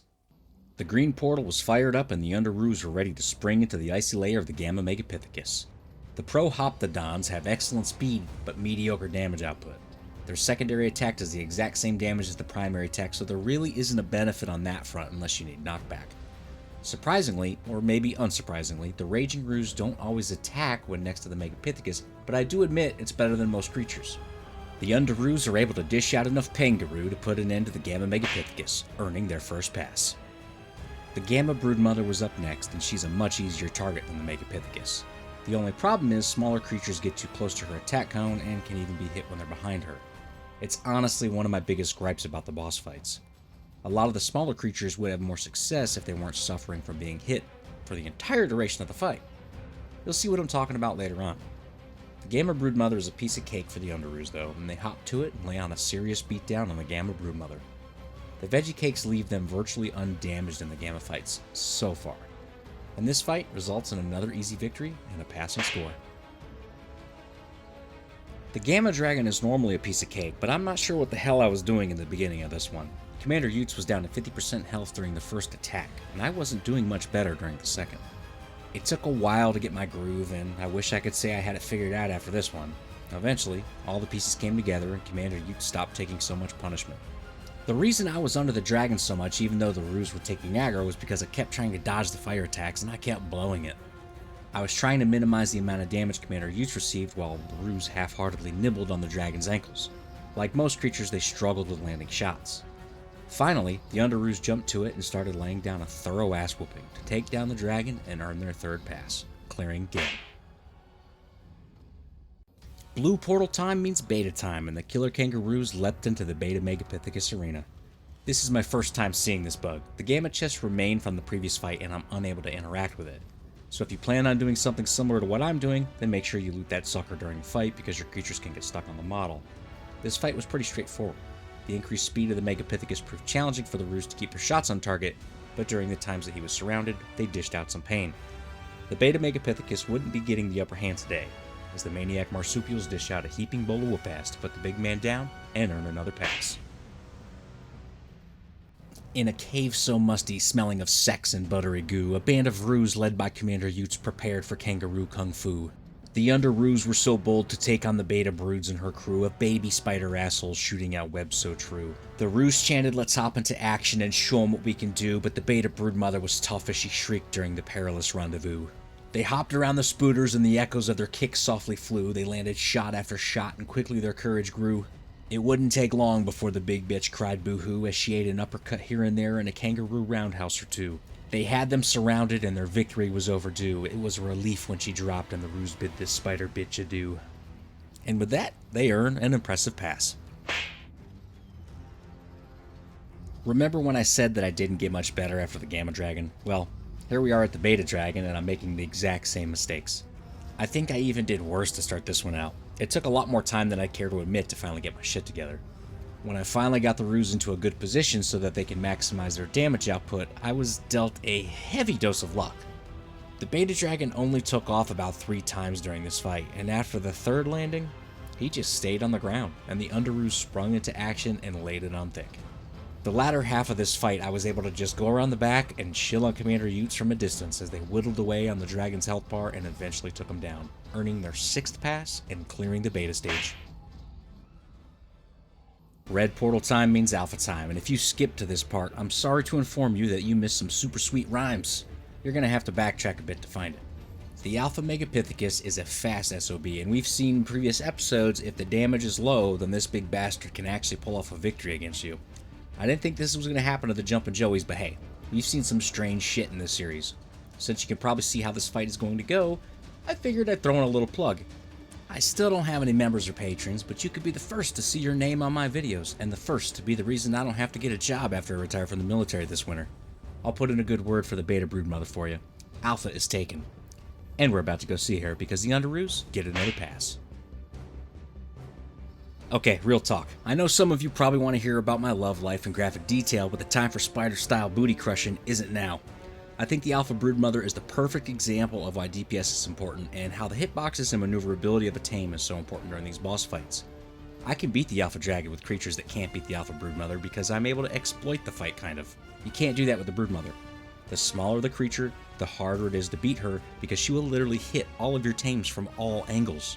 She is seriously a relentless seductress that will stop at nothing to get what she wants. Which is usually me, and my seed. Which I gladly give her as the Underoos earn their first fail. The Alpha Dragon is up next, and I finally got my shit together. This fight was actually pretty epic, and I felt a hint of anxiety throughout it, which is crazy considering how many times I've done this. The dragon took off so many times during this fight, and I truly thought the Underoos weren't going to pull this off. Commander Utes was taking a pounding, and it may not look like it, but I avoided a ton of potential damage. This felt like one big endurance race, and I really enjoyed this fight. Commander Utes didn't though. This poor bastard burned to death for like the 100th time, and I had to resort to getting on Ruback to finish this off. The transition was fortunately smooth, and the dragon stayed relatively still for the remainder of the fight, thankfully. The toe-biting strategy works again, and the Underoos pull off a solid victory, capping off the competition with a pass. Heading over to the scoreboard, the Procoptodon has a solid performance and a well-deserved silver boom medal. Pulmonoscorpius. This creepy crawly inhabits caves and desolate regions on the Ark. It comes with a single attack that inflicts sub-mediocre damage and torpor. It stings to say, but this little fella joins a long list of creatures that need some TLC. The stats required for this competition were achieved with 52 mutations and 70 experience levels. 27 mutations and 40 levels went into health, and 25 mutations and 30 levels went into melee. Now let's see if these sand lobsters have what it takes. I fired up the green portal, and the not-so-musically talented pinchy bugs were ready to rock the Gamma Megapithecus like a hurricane. First off, small carnivore, that means they won't take aggro over Commander Utes. These guys only have one attack, and it's not that good. Hanzo would be seriously disappointed if he saw this. They do have one thing going for them though. They're short creatures, but their hitbox actually extends up a bit to compensate for their raised tails. That means I'm able to get the Megapithecus stuck pretty easily. This gives me confidence going forward against the harder bosses, since they can be difficult to snag in situations where Commander Utes can't hold aggro. They are able to take down their first boss though and earn a pass. The Gamma Broodmother was up next, and again, I had a lot of success stopping her in her place with the Scorpions. The damage output from the Scorpions wasn't about to take me to the magic of the moment though, because it's pretty horrendous. Those children of tomorrow won't be sharing their dreams anytime soon, because these guys lack some serious stopping power. Have you had enough Scorpions yet? I bet you play Wind of Change after watching this video. You know damn well you're thinking about it. Looking forward, I foresaw trouble with the Beta and Alpha Broods because the Araneo ads can dish out some decent damage if the fight drags on, and well, clearly, those fights are going to drag on. Gamma, though, piece of cake. That's another pass. You're seeing this correctly. The spicy crawdads can't hit the dragon. The only other time I struggled to hit the dragon this much was with the Gigantopithecus. Looking back, I didn't quite show a lot during that fight, so I'll display a bit more in this one. Here's another bug I experienced. When I was at this spot near the river and would whistle for them to attack or put them on aggressive, half of the Scorpions would charge to this big rock and sit there for no damn reason. It's just another one of those bugs that makes zero sense whatsoever. Back to the hitting problem, it's not impossible for them to land hits, but for some reason you have to be in the perfect position in the arena in order for the tames to have the correct angle or elevation to be able to strike the hitbox. I seriously wish they would just attack, because they would land the shot. I'll be posting another bug report like I have in the past. And unfortunately the Scorpion squad gets a fail for the dragons. The blue portal was powered up, and we were about to head into Gorky Park during the winter to take on the Beta Megapithecus. I'm sure there's someone in here that's never heard of the Scorpions. They're probably confused at these references I'm throwing out there, and that's okay. All you need to know is it's a group of sand lobsters that made epic music. The Beta Megapithecus was relatively easy once the Underscorps had him pinned down. I think these guys seriously need at least a secondary attack. Make the claws and the stingers separate or something. Pretty please? With a cherry on top. The Beta Megapithecus eventually goes down, and the Underscorps earn another pass. This fight was crazy. If the Scorpions took the aggro, then they would lose this fight 10 times out of 10. But since the Broodmother is fixated on Commander Utes, I'm able to prolong this fight for a significant amount of time and slowly chip away at her health bar with the Underscorps. The Broodmother's little Araneo minions aren't too terrible in the beta fight, and to be honest, I probably could have kept my distance from her a little more to prevent getting hit by her green spit. That was really the biggest cause of damage for Commander Utes. Eventually, the time came to abandon him, and he was slaughtered by the Beta Broodmother and her bastard children. The majority of the Scorpions remaining at this point started getting pummeled like crazy, and I did lose a couple. If this fight went on any longer, I don't think they would have been able to pull this off, but they did. That's one surprising victory and another pass for the Underscorps. I didn't think we'd see it, folks, but here it is, the red portal. That means it's time to head into the Alpha Megapithecus arena. Surely they won't be able to pull this off, right? Wrong. Once the big man is pinned down, it's just a matter of time. Now, the big-ass rocks he throws do some significant damage, and I do have to fend off the Monkey Mafia throughout the fight. With these longer fights, it always turns into a chess game of managing stamina with Commander Utes and fighting the ads, so I didn't sprint around dodging the rocks as much as I could have. Eventually, Commander Utes takes a huge rock to the face and I go flying. I'm able to suck down some healing brews and mount an Underscorp that was licking his lips. He was ready to win. On the hunt tonight for love at first sting. The thirsty scorpions drop the Alpha Megapithecus and earn another surprising pass. Seriously, the scorpions have some of the thirstiest songs out there. It's kind of unreal if you read the lyrics. Speaking of thirst, the Alpha Broodmother is finally here, and she ain't happy. You see, I called her and let her know I was coming over, but I wouldn't stop quoting scorpion hits, and she eventually blocked my number. There's no one like her. I just can't wait for the nights with her. I imagine the things we'll do, and I just want to be loved by her. I mean, I sang it to her. You know the chorus. She got pissed off. She went into rage mode and came after me like I was a marble and she was a hungry, hungry hippo. Poor Commander Utes got shredded, and my shirt went with him. I was surprised at the quickness she took it off, and it made my nipples harder than chitin as I rode my Doom Underscorp into battle. She slaughtered us with that stupid smile on her face. I'll be back for more later, but for now, the Underscorps capped the night off with a fail. Heading over to the scoreboard, this will probably be a little controversial. Technically, they didn't clear Gamma, but they're a bugged creature. It doesn't change the fact that overall, they're shit. The only reason they got as far as they did was because of the massive support from Commander Utes. Their damage output is horrific, and I don't feel comfortable putting them in the same category as some of our other bronze winners, so the Underscorp gets the turd. Pachycephalosaurus. Captain Forehead here is better known as just Packy. They're a passive creature unless you provoke them, and it is usually found alone in the wild. This little fella has a thick-ass head that reduces damage when struck in the nugget, but the body takes the normal amount of damage. Both their primary and alternate charge attack increase torpor on the victim. The stats required for this competition were achieved with 75 mutations and 81 experience levels. 50 mutations and 52 levels went into health, and 25 mutations and 30 levels went into melee. I had to use base stats of 50 in health and melee, and 20 in everything else in order to keep this under 450. Now let's see if a 5-head is good enough to win. The green portal was open and the Packies were about to head into the Gamma Megapithecus arena. They're not the fastest and their damage output is pretty atrocious. They don't do the charge attack when they're not ridden, unlike the Trike, which doesn't make much sense to me. Clearly, these guys were not going to be ahead of the curve when it comes to advantage in these fights. The Veggie Cakes work wonders, and they truly need it. Just keep an eye on the clock in all of the fights. The Packy is able to withstand the Gamma Monkey onslaught and pull off a win, earning their first pass.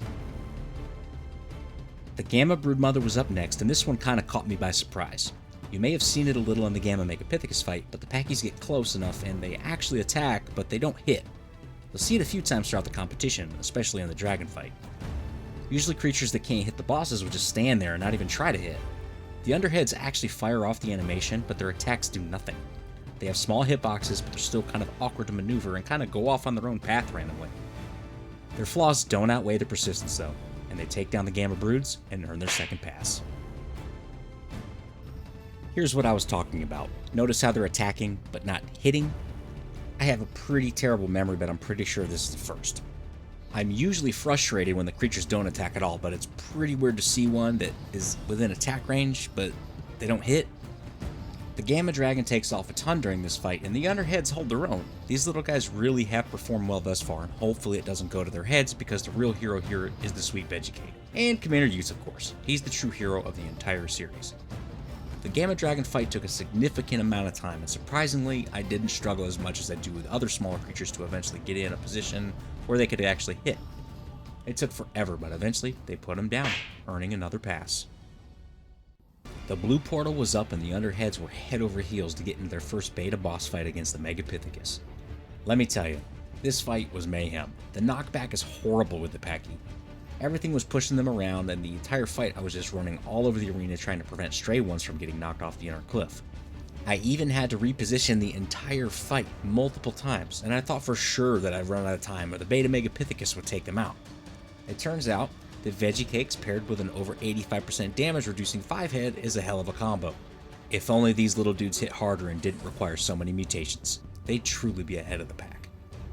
It took a significantly long time, but eventually the Underheads were able to actually pull it off. They earned a surprising pass over the beta Megapithecus.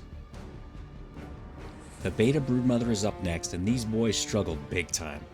I don't know what it is, but they just can't seem to land shots on her consistently, and even the Araneos were pushing them all over the arena during this fight. If Big Veggie ever needed an advertisement for their sweet cakes, then the beta Megapithecus and beta Broodmother fights would be perfect for that campaign. The fights lasted so long, and hell, maybe Big Forehead might want to get in on the advertisement as well. I knew that this one would be coming to an end sooner rather than later because the Alpha Broodmother's little sister was starting to get jealous of all the passion that goes on in her big sister's cave with me. She's an angry, jealous asshole, and she ripped through all of the underheads, slaughtered Commander Utes, and took off my head. That's our first fail. Keep an eye on that clock. This one was hands down the longest fight of the series where I didn't actually run out of time. The beta dragon is no slouch, but we can touch Packy Head to Dragon Toe and stay out of his range. I truly didn't think this one was going to be possible, but I'm telling you, no matter what I do during these videos, I am continuously surprised. The underheads are super weird maneuvering in the dragon arena. They would often run off in weird directions for no reason, similar to what we saw with the scorpion. I'm wondering if there was a recent patch in the past few weeks that changed something with the pathing, or if it's just a coincidence that I had 2 creatures in a row do this. I guess we'll have to see what happens in the next few videos. The Packy takes about 3 business days to get to the end, and I really didn't think they'd make it, but finally, the damn dragon stopped taking off. In an impressive and hard-fought victory, the Packies earn a solid pass. Can you believe it? The 5-head family has accomplished the unthinkable. We have a red portal, folks, and that means Alpha Megapithecus time. Now, if you look at the completion time on the Beta Megapithecus fight and compare the health difference between Alpha and Beta, it's pretty obvious that there isn't a snowball's chance in hell that these guys are going to be coming out ahead in this fight. They were destined to lose, which is why my super fancy spray painted armor didn't accompany us, so I wouldn't have to repaint a new set. But I'm not just going to say, hey y'all, sorry we're not going to win. We have to test it because you just never know. But I did have to eventually hop off Commander Utes to get on an underhead and witnessed him getting slaughtered, so there's that. Surprisingly, the knockback isn't as insane as it was in the beta fight, but it's probably just because I was used to it and the difference between Gamma and Beta was so huge. Eventually, all the underheads are down and I'm stuck in a corner with a bunch of monkeys underneath me, and the Alpha Megapithecus puts me into the ground, handing us another fail. The Alpha Dragon is up next, and I did feel like we had a chance. It all depended on if the dragon would get stuck on the ground or not. It was a difficult fight, and during the first attempt I made some foolish mistakes, got burned to death before I had a chance to determine if it would be possible or not. On the second attempt I ran out of time, but I did have about 4 landings where I couldn't get the underheads in a position where they could put some effective shots on target. So that brings us to our third one, and as I've said in the past, if I lose I always at least try another time to make sure it wasn't a mistake on my part. I had some really solid volleys during this one, and I truly believe that the underheads were able to put out something close to their highest damage potential given our parameters for the test. Unfortunately, the time left and the health remaining showed me that it wasn't happening, and after I got slaughtered by his minions, that's 3 defeats in a row, and I have to call it. The underheads finished with a fail. Heading over to the scoreboard, the underheads are awarded a bronze boom medal. If you're new to the channel, gold is for a full clear, silver is for clearing beta, bronze is for clearing gamma, and shit is for shit. Caprosuchus, or Capro for short, is a horrifying asshole that dwells in the swamps. Everyone remembers their first jump scare in Ark, and the Capro was probably the cause of a lot of them. The Capro is technically a crocodile, but we already had an undercroc, and these guys fly all over the place like toddlers on bath salts, so it's only right to call them undergators in honor of Florida, where toddlers on bath salts are from.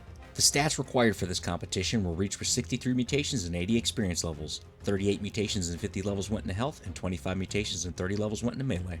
To celebrate my first YouTube members and my first patron, I present these 3 undergators to show my thanks for your support. Now let's see if they have what it takes. Green portal time means gamma time, and the undergators are primed and ready to leap into the snowy domain of the Gamma Megapithecus.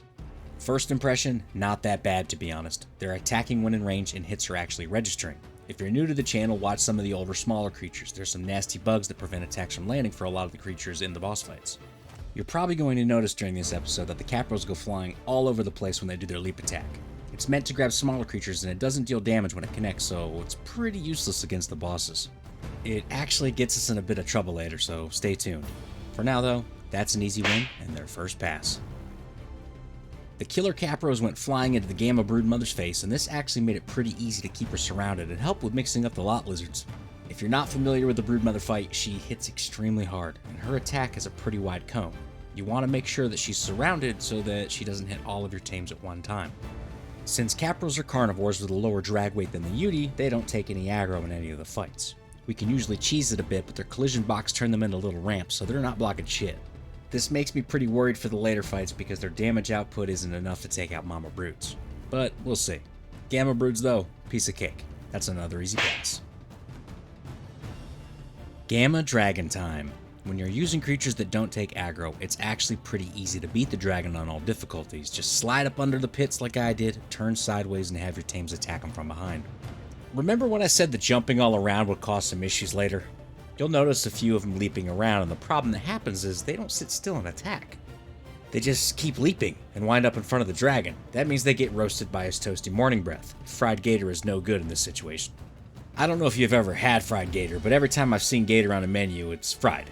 That usually means it's shitty food. It tastes like a really tender chicken and a catfish had a baby. And that baby was deep fried and served with hush puppies. The swamp puppies actually do a bang-up job and drop the dragon, earning another pass. The blue portal was fired up and the Florida house cats were ready to go. You see, the thing about these fights where your creatures don't take aggro, sometimes you just gotta tank it. If they can kill the boss faster than the boss can kill Commander Utes, then just stand tall and take it.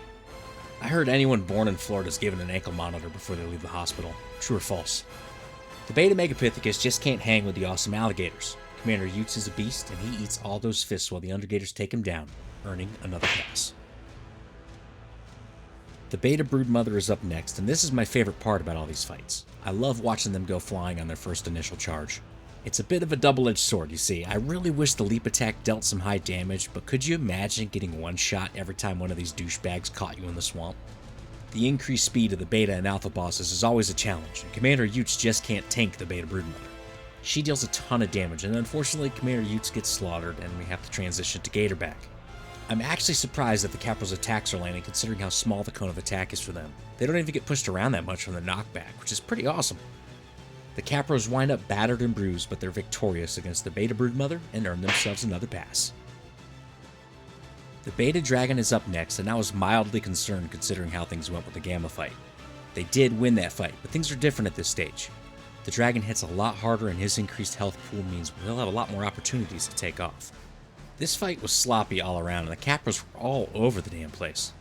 The Beta Dragon took off a ton, and Commander Utes took one too many fire breaths, and I had to watch him burn to death, which has become some kind of morbid tradition. It's not like I look forward to it or anything, I'm not weird. So there I was, shirtless on an alligator fighting a dragon. Things get way worse when the dragon switches aggro from Capro to Capro. They keep jumping around and getting lit on fire, and we just start losing one after the other. I was able to get him down to under about a quarter of his health, but eventually I was the only one left. And the Beta Dragon let me know that he had no time for the Florida bullshit, put my ass into the dirt, handing the Capros their first fails. Red portal time means alpha time, and the Alpha Megapithecus is up next. I thought about this one for a little bit, and I basically had to decide if I was going to attempt to tank it, or try to get the monkey stuck. I did a little bit of both, but ultimately I felt like the Capro's damage could outpace the Monkey Mafia's output. Commander Utes stood tall and absorbed everything that the Alpha Megapithecus fight threw at us. I've said it multiple times and I'll say it again, the Megapithecus needs a buff. I honestly wish they would redo all the boss fights and add a little bit more strategy to it so it's not just a one-dimensional fight. We'll talk about that next, but for now, the Florida Sukas performed fairly well and put the big man and his crew to sleep, earning a solid pass. The Alpha Broodmother is up next, and sorry folks, no sexy Broodmother talk today. What I wanted to talk about was the Broodmother fight from the animated series. Now, spoiler alert, go ahead and skip this or put it on mute because I'm going to talk a little bit about the series. Forget all the negative thoughts about the timing and whatnot, but look at how they beat her. Again, spoiler, how cool would it be to have to break open spider eggs or throw them at the Broodmother so that the Araneos climbed up on her to eat the delicious spider goo? Could you imagine her just covered in that sticky goo getting chewed on? Anyway, the point is besides the Overseer, these fights are so basic. Just send the pets in and roll. Look at the boss fights from other games. I mean, shit. I feel like I'm playing classic EverQuest with these boss fights. Speaking of, the 25th anniversary TLP comes out in May. I love me some EQ nostalgia. As expected, the Alpha Broodmother tore us a new one, capping the night off with a fail.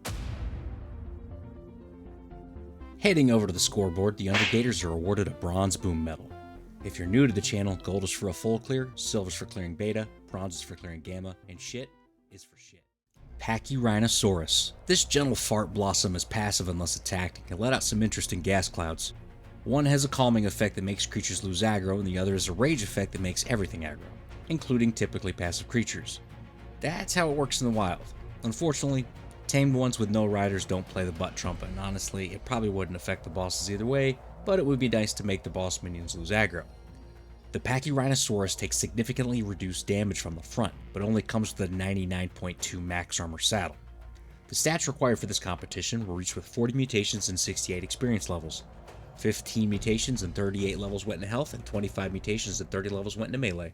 Now let's see if they have what it takes. The green portal was up and the underpacks are ready to charge into the Gamma Megapithecus arena. I think a charge attack would have been cool, but if you watch the Trike video, it's probably a good thing that they don't charge. The wannabe Trikes have okay damage, but their rate of attack is pretty terrible, and I could tell right away that we'd be struggling later on since half of them couldn't attack the Megapithecus. Herbivores had the advantage of sweet veggie cakes, so honestly they could probably only hit for 100 damage and they'd still win this fight. Gamma Megapithecus is very easy, and the underpacks demonstrate the truth to that and earn their first pass. The Gamma Broodmother was up next, and I was kind of curious how this would work out. The underpacks are larger than most of the creatures we've used, but they're not that big, and unfortunately their size is just small enough to make it so the Broodmother can hit them even when they're not directly in front of her. It wasn't always like that, and some creatures really struggle with this. All in all, it wasn't that bad of a performance. I could tell the Araneos would be a problem because of the low saddle caps and the fact that they'd be hitting it from the back, those dirty heathens. The Gamma Broodmother was no match for the gassed up, unnecessarily long-named dinos, and they earned their second pass. Gamma Dragon time, baby, and the underpacks were clunky enough to give me some concern. You see, smaller creatures can get up under the dragon and hit him in the toes while avoiding his bite and fire attack. The Pachyrhinosaurus isn't quite small enough to make this a consistent thing. There were times when I could get them in there and avoid most of the damage, but sometimes it was completely unavoidable. Herbivores take priority on the aggro list, so anytime the dragon would take off and then land, the entire squad would take a faceful of fire. To make matters worse, as you can see, not all of them attack. With the help of the veggie cakes, I think they'd be able to at least beat Beta, but we'd have to see. For now, Gamma is cleared with our third pass. Blue portal time is Beta time, and the Beta Megapithecus is up next. The Pachyrhinosaurus has a mechanic, at least in the wild, where if they get low on health, they'll let out a ripper and blanket the area with a calming gas and run away. I was curious if they'd be doing that in these fights as they get low on health, but the Beta Megapithecus is not the guy to do it. He can't outdamage the veggie cakes, and this war of attrition leans heavily in the underpack's favor. I hadn't noticed any rage gas yet, so I had my doubts that the other mechanic would work. The Beta Megapithecus is a piece of cake, and the underpacks get their fourth pass. Beta Broods is up next, and I'd like to say this is where the cracks show, but it's more like this is where the gaping holes open up. The Araneos are dealing a ton of damage from the back and the sides of the underpacks, and the Broodmother is landing some heavy shots. It wouldn't take long, and I noticed that the damage that the Broodmother and her bastard children are dishing out was outpacing the healing of the veggie cakes. I expected that, and honestly, the underpacks came close. I did this fight a few times because whenever I lose, I try again, just in case the loss was my fault or bad luck or maybe a bug. This was the closest that we got, and they almost had it. Unfortunately, that's going to be their first set of fails, though. The Beta Dragon is up next, and the underpacks struggle to get some shots off on this guy. He takes off a lot in this fight, and the underpacks just take too much damage from the lack of a good saddle and the amount of fire breaths they take. While we watch them die, let's talk about Scorched Earth. It comes out tomorrow, allegedly. I will be starting another series on Scorched Earth, of course, so I'm excited for that. I truly hope the center isn't too far behind because I'd like to see the Ark community get a nice surge of returning players. It won't change the Underdog series, I'll be continuing this for the long haul, even though the interest has dwindled significantly. We only have a few more episodes left before the finale, and then I'll start doing some modded creatures. Oh, and if you've noticed, while I was yapping, the underpacks start running away at low health. So that's pretty terrible. The Beta Dragon tore through the underpacks and then ripped him a new asshole. That's another fail. The red portal is up, and that means it's time for that friendly neighborhood Alpha Megapithecus. The underpacks are able to surround him easily, and they don't get knocked back like some of the smaller creatures, so that makes this a little bit more manageable. Back when I started this series, I had high hopes for some of these tanky creatures like the Trike, Pachyrhinosaurus, the Turtle, the Doedicurus, but damn, that lower saddle armor is so detrimental. Don't get me wrong, they're great soakers for turrets and PvP and stuff, but when they're surrounded by a bunch of shit-tossing apes or hungry spiders, things can go south real quick. It takes a while, but eventually the underpacks are able to whittle down the Alpha Megapithecus until he gets put into the dirt, capping the night off with a pass. Heading over to the scoreboard, the underpacks are awarded a bronze boom medal. Raptor. This speedy beach bob destroyer needs no introduction. New players on the Ark are often served their first death by these assholes, but don't hold resentment. These dinos make great cave mounts, especially when traveling in a pack, and can really jumpstart progress if you get a pack of them going. The pack leader can vocalize using its totally not ripped off from Jurassic Park sound, which buffs the pack for 45 seconds. The stats required in this competition required 65 mutations and 80 experience levels. Base stats were lowered in all categories to 30 instead of 40, but melee and health stayed 50. I did this in order to stay under the level 450 cap. 40 mutations and 50 levels went into health, and 25 mutations and 30 levels went into melee. Now let's see if they have what it takes. The green portal was activated, and the raunchy raptors were ready to take on the Gamma Megapithecus in his frozen princess castle. There's a little bug with the raptors. I don't know what causes it, but sometimes they stop vocalizing, and even when you mount them, you can't get them to do it. This happened before the first fight, so don't mind the lower damage. It's resolved by cryopoding them and squirting them back out into the world. The buff works for the remaining fights. Small carnivores don't take the aggro away from Commander Utes, and the raptors aren't the best at blocking the bosses, but the Gamma Ape is a piece of cake, and the raptors get their first pass.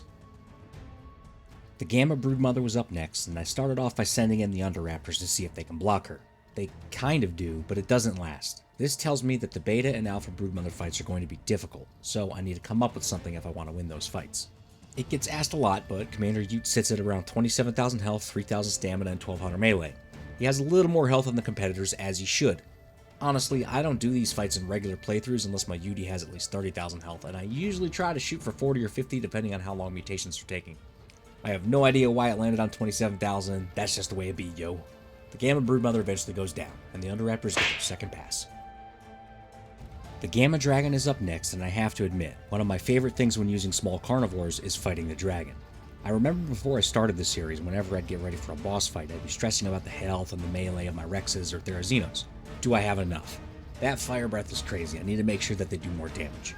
Small carnivores, though, they don't hold aggro, so I can just ram Commander Utes in there and the fighters take little to no damage. This makes it so that you can beat the Alpha Dragon with things that probably shouldn't be able to. The Underraptors do okay landing their shots, but there are a few spots in the arena where it's impossible. I'm finally starting to learn where the sweet spots are, after 35 episodes. The Gamma Dragon goes down, and the Underraptors earn another pass, claiming Gamma. The blue portal is fired up, and the killer Craptors are ready to take on the Beta Megapithecus. I spent a good chunk of this fight playing Ring Around the Monkey King to see if I could block his approach with the Raptors. It's just impossible, their hitbox is just too small.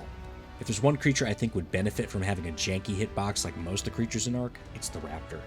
Solely for boss fights though, to block him, otherwise that hitbox would be annoying. Eventually I resort to tanking the Beta Megapithecus with Commander Utes and watch his health bar melt as the Underraptors lay on a thick ass whooping.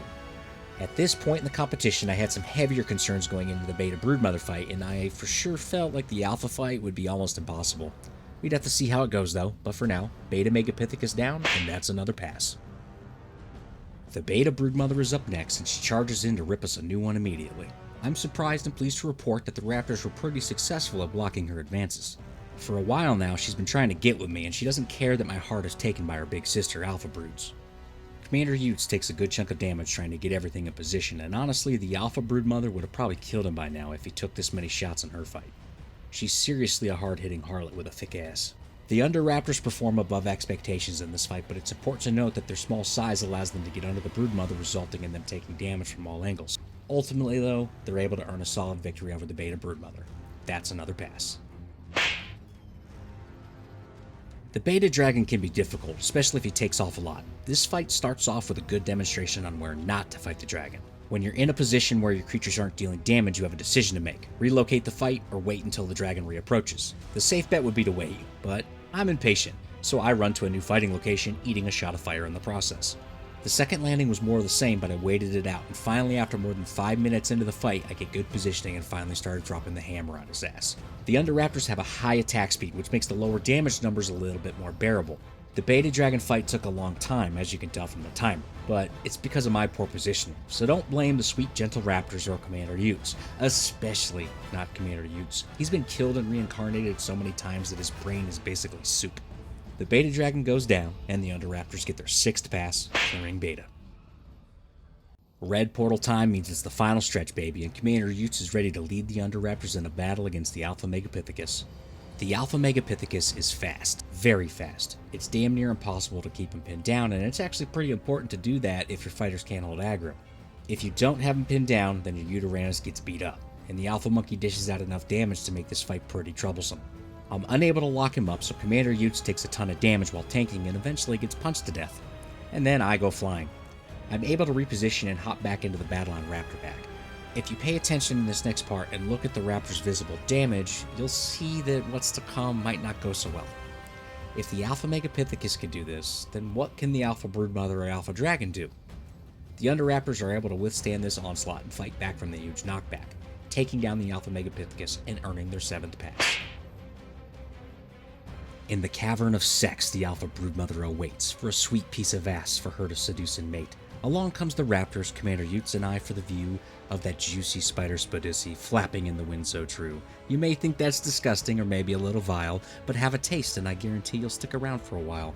Rending through the silk, the Raptors are full of rage. They claw and they bite, desperate to turn the page of this failing battle, going down like the Titanic. Commander Utes roars, trying to change the dynamic. But it's just too hard to overcome this bitch's lust. She's always flaunting her behind in her luscious bust. And you know I'm not certain if this is all my imagination. Does the spider really love me? Or am I blinded by temptation? It doesn't really matter because she promises a great sensation as she drains me dry and leaves me full of elation before killing me and handing the Underraptors a fail. The Alpha Dragon is up next and I'm actually pretty excited. Not for the fight, but for Scorched Earth. The voting between both YouTube and Patreon show that people like to see everything, but they also like the narration style through the boring stuff, so I'll be doing a little bit of both and see how I can evolve that into my own thing. One of the comments from Retro Warrior had a great point, and it got me thinking. Think of all the other creators out there. It's not a competition, but what's going to set this channel apart? Just a standard playthrough? Tame an Anky, a Doedic, an Argy, get wyverns, fight the boss, do the caves with a Thyla? Nah, we ain't doing that. No way. No how. So, the Scorched Earth series will be a surprise. I have a horrible idea for it that I'm going to hate and you're going to probably love, and best of all, the damn thing will probably never end. Back to the fight. The Alpha Dragon wasn't that difficult, but Commander Utes did get murdered. The Underraptors are able to finish him off though, revenging the Utester and capping off the competition with a pass. Heading over to the scoreboard, the Underraptors are in a solid silver boom medal. Uteranus. This furry ball of joy is extremely aggressive and can be found in desolate regions on the Ark. The UD travels with a pack of Carnos under its command and is an absolute psychopath. It is often found engaged in combat with anything near it and can roar to boost its allies or to scare its enemies. The stats required for this competition were reached with 25 mutations and 40 experience levels. 0 mutations and 11 levels went into health, and 25 mutations and 29 levels went into melee. There are a few new members and patrons, and while I'm still doing the boss battle series, they get to have a fighter with battle paint. Say hello to the Trio of Death. Now let's see if they have what it takes. The green portal was activated and Commander Utes is so happy to finally have some friends to take on the Gamma Megapithecus. They're actually his clones with dyed hair, but he doesn't need to know that, so please don't tell him. He's already suffering from crippling depression and PTSD. It should come as no surprise that these guys hit hard, but what some of you are probably worried about, as well as myself, is their attack speed. It isn't great. It's actually pretty atrocious. For the time being though, Gamma Monkey is a piece of cake, and the Utes Brigade earns their first pass. The Gamma Broodmother is up next, and the Utes laced up their boots so that they could bury them deep within her big ass. They don't have the same issue fighting the Broodmother as we would normally have with smaller creatures. That is, where they go underneath her, and she hits the ones that are technically behind her with her attack, even though it's to the front. As you know, the Broodmother fight doesn't have much RNG like the Dragon fight, so it's a pure DPS race. Alpha Broods doesn't mess around, so the only concern I have at this point is the Under-Utes attack rate. I just don't feel comfortable with their overall DPS. But it's enough to take down the Gamma Broodmother and earn another pass. The Gamma Dragon might be a relatively easy boss, but a bundle of UD bugs can't all fight up under his armpits. If you've seen previous episodes, I've had success with parking Commander Utes up under the Dragon's pits while the competitors hit it from the back. There was no way to avoid taking all the fire damage in these fights, so even the Gamma Dragon can be troublesome with your larger creatures. The Fire Breath is going to be your biggest threat in all of the Dragon fights. Believe it or not, I actually had to do this fight twice because of poor positioning, and half the squad got burned to death before I could get 10% of his health down, which is kinda crazy to think that this was the Gamma boss and we lost. This time though, it was a piece of cake. That's another pass. Blue portal time means beta time, and the Beta Megapithecus is up next. Honestly, I had no concerns. I think 10 times out of 10, the Ute Scoots win this without breaking a sweat. The Beta Megapithecus is seldomly a problem for most creatures with this much health in melee. But on the rare chance that he makes the team sweat, it certainly wouldn't be the first time. The Under-Utes are able to dish out plenty of pain and put the Beta Megapithecus into the ground, earning their 4th pass. The Beta Broodmother is up next, and this fight can typically give some teams a little trouble. She's no slouch, and if you don't surround her quickly and start laying down some pain, then she and her bastard children can easily make you have a bad day.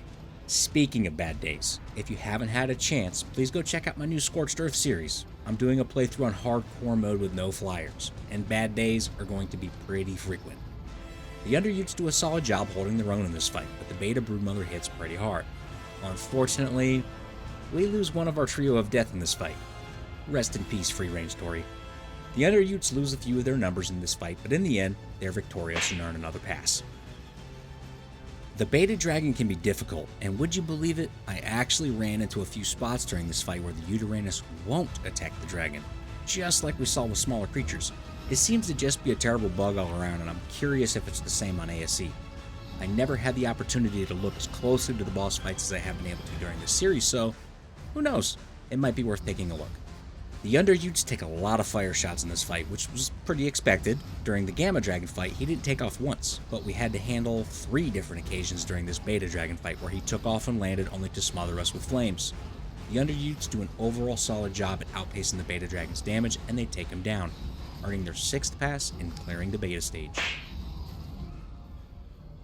The red portal was up and Commander Utes and the Underutes faced a colossal brute. The Alpha Megapithecus was here, but the Utes were resolute. They stood firm in their boots and dug deep into their primal roots to unleash a rage so absolute. The apes surrounded the Utes. They blocked all the roots, but shoot, that's not a problem for this pursuit because Commander Utes don't mess around. He was here to refute the Alpha Megapithecus' attributes. Now stand up and render your salute to the Underutes in the comments because they are the champions, without dispute. That's another pass. The Alpha Broodmother is up next, and I promised I wouldn't talk about it, and she's going to be angry with me, but I need to tell someone. Do you remember that Dodo Wing restaurant that we went to on our first date? Well, they closed down because the owner and staff ascended and moved on over to Scorched Earth, and well, I forgot about it and promised her that I'd take her to get a 2,000 piece with some biscuits. So we get to the restaurant, and when she finds out that no one's there, she busts through the wall and heads to the kitchen. The generator was off, and I'm sure it hasn't had power for weeks, and she finds barrels upon barrels of old Dodo Wings. It smelled rancid. She didn't care. She said, "Bitch, I'm hungry," and horked it all down, and then slapped me on my ass. We went to go back to my place, and then we heard it. The rumble.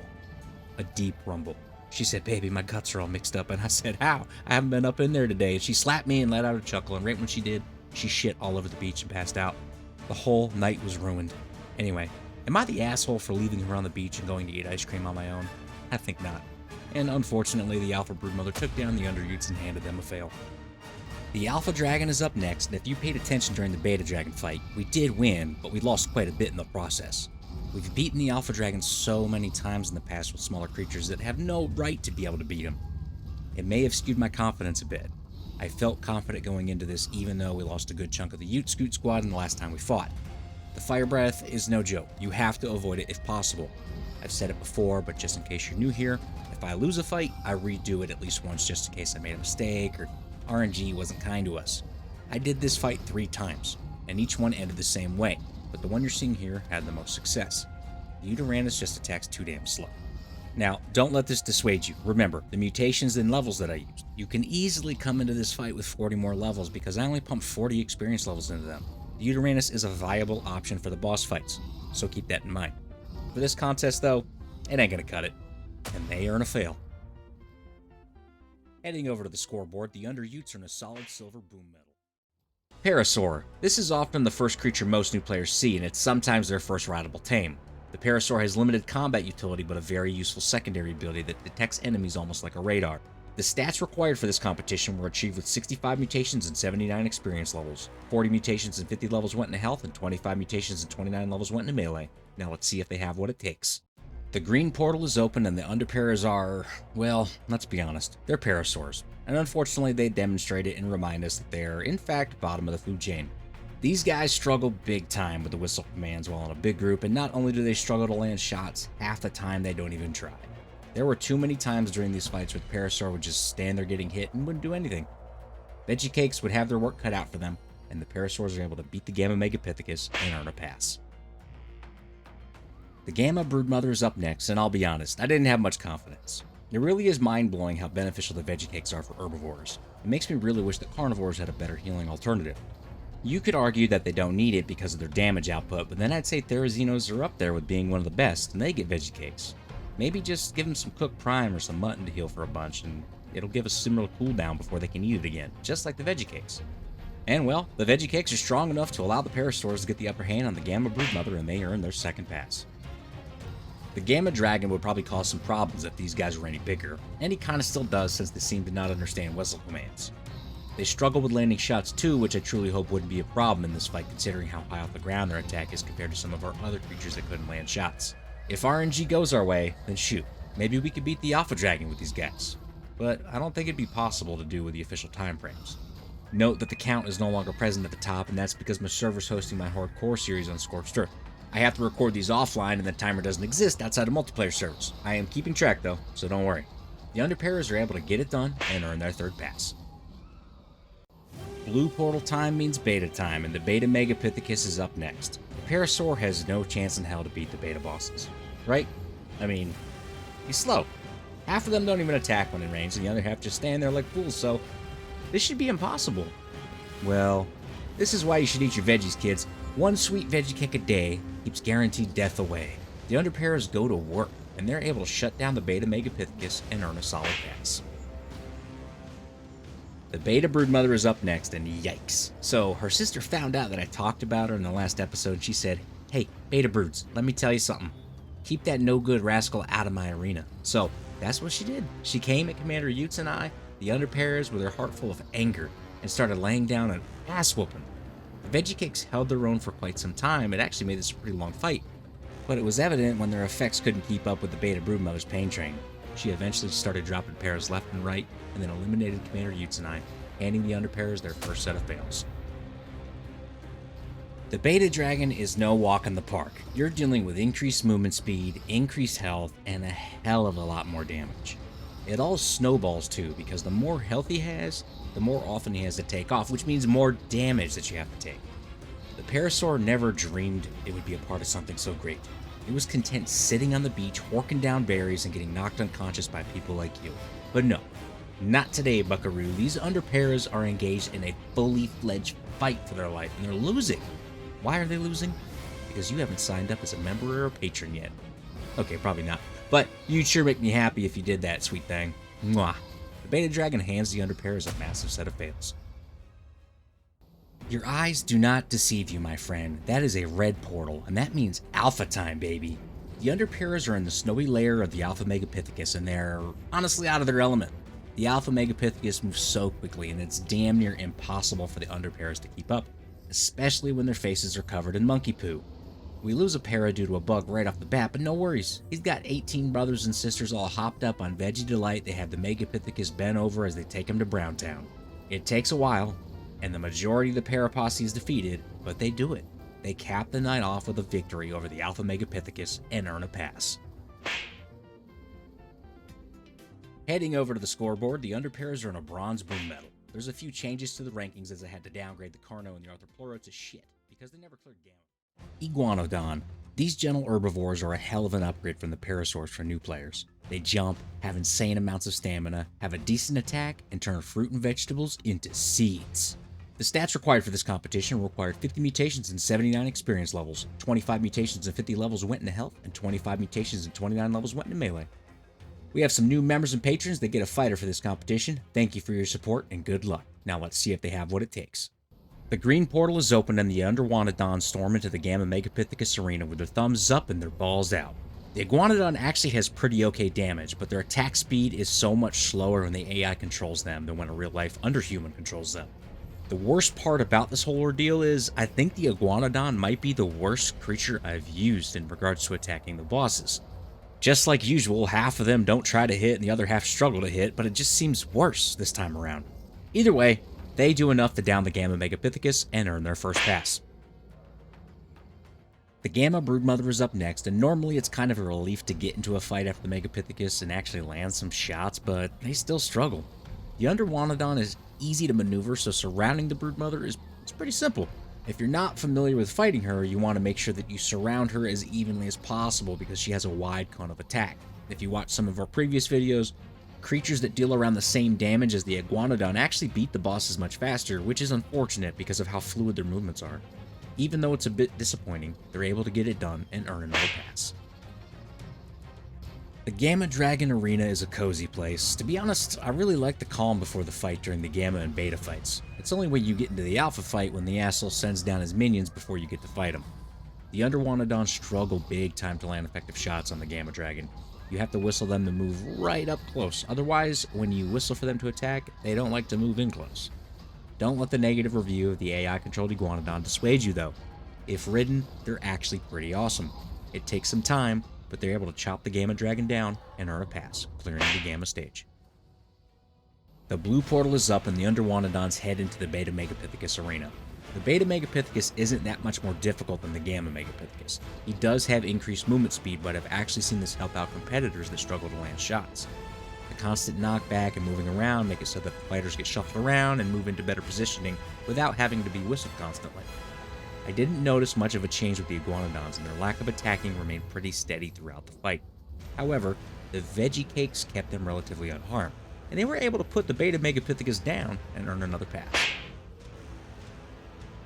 The Beta Broodmother is up next, and this was a very frustrating fight. It was so frustrating I did it 4 times just to figure out if the positioning in the arena had anything to do with it. Most creatures can connect their shots with the Broodmother because they can get a lot closer to her than they can with the Megapithecus.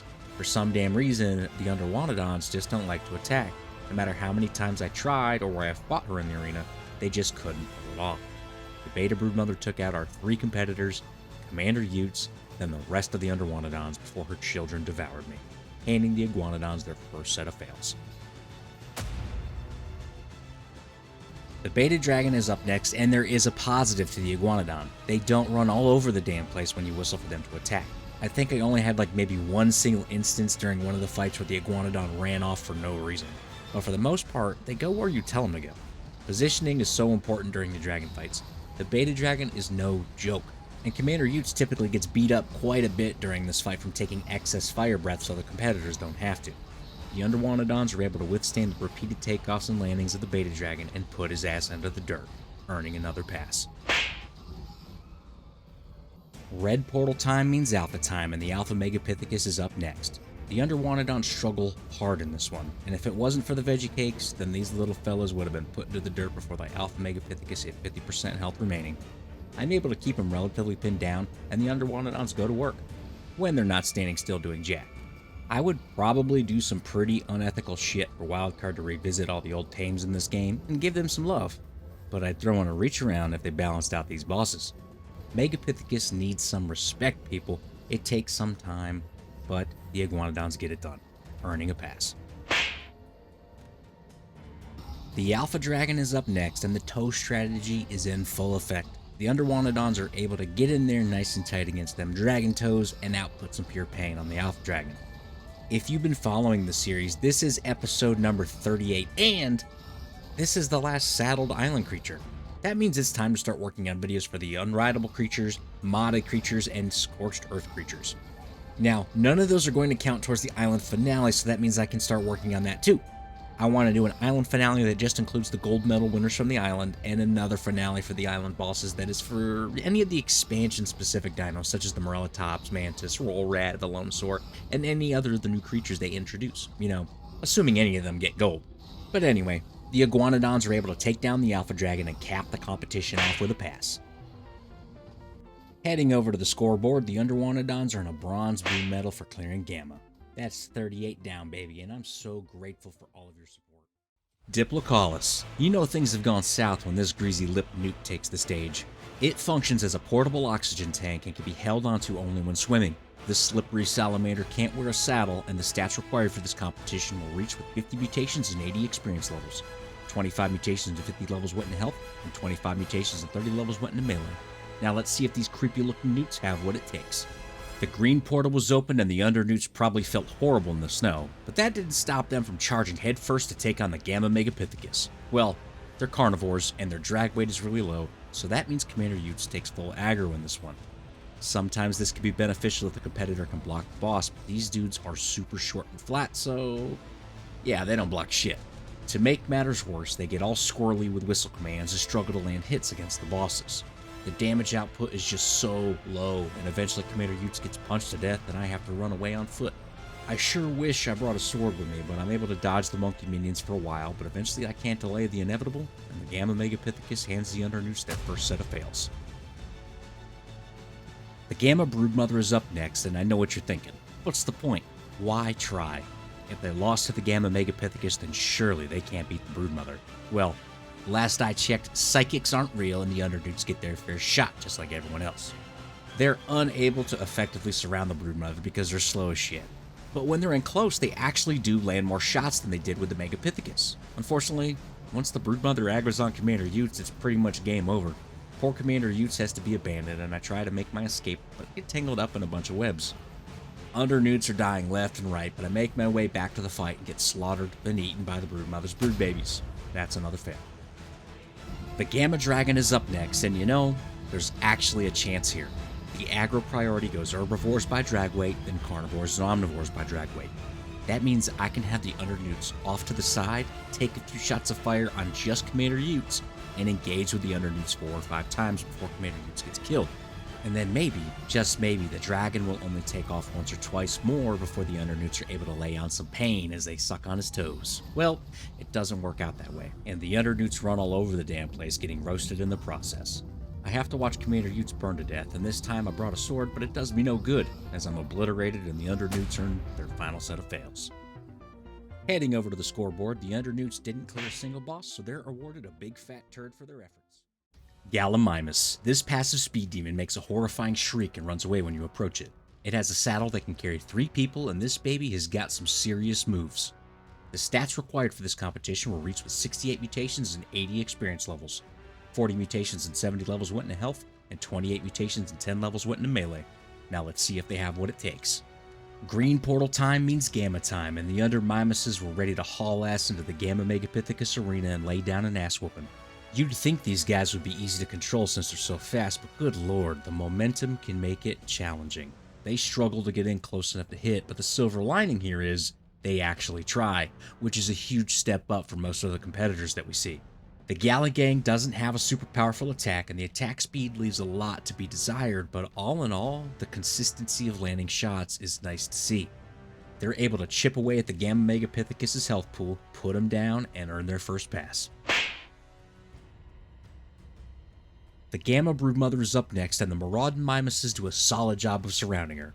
Maybe I'd finally be able to see Alpha Broods again. It's been a while, and my loins are raging for that thick spider booty. The Gamma Broodmother isn't that difficult of a fight, but it truly is surprising how much of a gap there is between the Megapithecus and Mama Broods on all difficulties. The fight takes a lot longer than I'm comfortable with, and that signals 2 things right away. 1, these speedy boys weren't going to beat the Alpha Broodmother. And Beta Broods was probably not happening either, but either way I'd be fighting off a boatload of brood babies if I wanted the Undermimuses to perform halfway decently. Gamma Broods is no match for the Undermimus, and they earn their second pass. The Gamma Dragon is up next, and you know what? I'm impressed. We typically have a lot of trouble landing shots in the dragon fights. There's just something janky about the hitbox. The Gallimimus is actually halfway decent at hitting the dragon, and it makes me wish they had a higher damage output. Because, well, I know the fights would be winnable, but it's never fun when it takes forever. There were a few instances where they would overshoot the spot I would tell them to move to, which was kind of expected since they're so fast, but it does make some of them get some unnecessary shots of fire from the dragon. Overall, they perform well, put the Gamma Dragon down, and earn another pass, clearing the Gamma stage. The blue portal is up, and the Undermimus is charged into the Beta Megapithecus arena. The question has come up before, and it's guaranteed to come up again, but creatures like the Gallimimus can equip the cart from the Bob's Tall Tale series. This actually adds more armor to the creatures, and it's a pretty huge deal. For the time being, I won't be adding that since we're still kind of in the process of wrapping up the island creatures. After I do the island finale and move on to the sillier things and some of the Scorched Earth creatures, then we can take a look at the cart for sure. The Beta Megapithecus puts up a decent fight, but he's way too underpowered and gets put down. The Undermimuses earn another pass. Beta Broods is up next, and she must have heard that I missed her older sister. She's always trying to get in the way of our love and to steal me away from Alpha Broods. She says she has feelings for me, but I know deep down, she's full of shit. She just wants my seed. I haven't told the Alpha Broodmother yet, and I'm actually wondering if I should. I hate witnessing family conflicts because they get so awkward and they're like, oh my god, Boomsmith, do you remember when you shit in Grandma's dishwasher? And you know, I don't know why family likes to bring up old shit. I was only 25 when it happened. I didn't know any better. Anyway, the beta broodmother took out the Undermymoses rather quickly, and once Commander Utes was slaughtered, I made my way to her backside to throw knuckle sandwiches at her fart box. But she killed me before it could be effective, and the Undermymoses earned their first set of fails. Even though the Gallimimus is an herbivore, don't underestimate their roar. I know it's more like a shriek and you may think this fight is bleak because it will probably take a week. It's a tough fight with the beta dragon, but sit in your chair and grab a flagon of delicious brews, whichever you may choose, beer, maybe wine or bourbon if you'd rather. Behold Commander Utes and the Undermymoses standing so true. If you like this content, then go become a member or a patron because I love you. The Undermymos puts up a hell of a fight. Their attack is weak, but they get it right. Unfortunately, it doesn't last all night. The dragon eventually falls, the Undermymoses beat his ass, so pull up that scoreboard and give this crew a pass. Red portal time is a special time because that means we're dealing with a competitor that could potentially beat an alpha boss. First up is the Alpha Megapithecus, and speed meets speed in this fight as the Monkey Man and the Undermymoses tear ass all over the arena. They're able to land smoke haze shots. Typically, competitors struggle a bit with hitting the Alpha Megapithecus due to his knockback, but the Gallimimus uses its speed to quickly dart back into the fray. The Alpha Megapithecus actually kills a few of the Undermymoses, and truth be told, he probably could have ended this for them if he had another 100,000 health. But he wishes he was that special, and the Undermymoses earn a pass. The Alpha Dragon is up next, and my biggest concern going into this one was running out of time. I pointed it out before, but in case you missed it, there's no longer a timer up top. The timer in the boss arena is only on multiplayer, and since I'm doing my Scorched Earth series on my server, I had to move the boss battles over to single player, so we don't get a timer. Don't worry though, I'm keeping track, and in fact, the Undermymos did actually put down the Alpha Dragon, and only had 48 seconds remaining on the clock. At one point, I actually got so bored that when he took off for like the 8th time, I went to the bathroom real quick, and when I came back, Commander Utes was dead, and I was standing in the middle of the arena with my thumb up my ass. You have no idea how mad at myself I would have been if I died too, because that would have been a hell of a lot of wasted time. But either way, they were able to get it done, capping off the night with a pass. Heading over to the scoreboard, the Undermymos cleared Gamma, so they earn a bronze brood medal for their efforts. Megatherium. This giant sloth is one of the larger mammals on the island. It's slow and won't attack unless provoked or it's near a bug. When they encounter one, they turn full racist and attack anything and everything around them for a few minutes. Once the Megatherium kills an insect or an arthropod, it gets a buff called Insect Killer that increases its damage output by 250% to anything it attacks, which stacks with a 150% inherent buff against bugs that they have. In addition, this buff reduces all damage by about 75%. The stats required for this challenge will reach with 20 mutations and 58 experience levels. 0 mutations and 26 levels went into health, and 20 mutations and 32 levels went into melee. Now let's see if they have what it takes. The green portal was up and the Undersloths were ready to crawl into the Gamma Megapithecus' icy lair to dish out a slow smackdown. Okay, so I know they're technically a sloth, but these dudes are sloths on roids. They move around decently and have some nice hitboxes. They're actually much larger than you think they are once you stand next to them. They do struggle to land shots on the Megapithecus, but with almost 750 damage per hit with Commander Utes' Courage Roar, the Gamma Megapithecus doesn't last long, and the Undersloths earn their first pass. The Gamma Broodmother is up next, and I know what you're thinking. Why even show it? They're clearly going to win them all, and you're probably right. But where's the fun in that? Plus, it's been a while since we've reached the Alpha Broodmother, and damn it, I miss her. So hopefully we'll get there. The Undersloths go full psycho and completely tear the Gamma Broodmother and her children to pieces. Delicious little pieces for the Undersloths to munch on. Do you think it's actually rage? Or do you think they just kind of get super hungry around bugs? Or is it possibly something more devious? We may never know. But what we do know is that the Undersloths easily win this one and earn another pass. The Gamma Dragon is up next, and it's probably safe to say that the dragon is going to be the huge wild card here. I'm not completely comfortable with the Super Sloth's ability to get underneath the dragon's attacks to avoid taking damage. They're fairly large, and they do take a bit of damage in this fight because of this. It's difficult to get all of them in the perfect position, but it's definitely possible. The key to beating the dragon if you can't lay down a ton of damage is to avoid his fire, and we'd have to see how well they could do that in the beta stage, because these furballs are moving on after they beat the Gamma Dragon and earned a pass. Blue portal time means beta time, and the beta Megapithecus is up next. The Undersloths are able to maneuver around a little bit better and land shots since the beta Megapithecus moves around a lot more. It's weird how it feels like the gamma Megapithecus gets hit less than the beta and alpha. It just seems like most creatures struggle to hit them, and I don't know why. Maybe after over 350 boss fights, I'm finally starting to go crazy. The Undersloths are able to easily put away the beta Megapithecus, earning a pass. The beta broodmother is up next, and it's kind of hard to tell, but this is pretty frustrating. It's blocked by all the damage text, but if you look closely, you'll notice entirely too many Megatheriums just standing with their stupid sloth thumbs up their hairy ass. Sure, they're completely dunking on the beta broodmother, but think of how much more they could be ruining her life. This bitch has been trying to steal me away from her big sister Alpha Birds for weeks. She keeps saying that her sister is cheating on me and she'll treat me better, but at the end of the day, ain't no one got a booty like Alpha Broods. So Beta Broods has to die so that I can get the ultimate prize. The Undersloths earn another easy pass.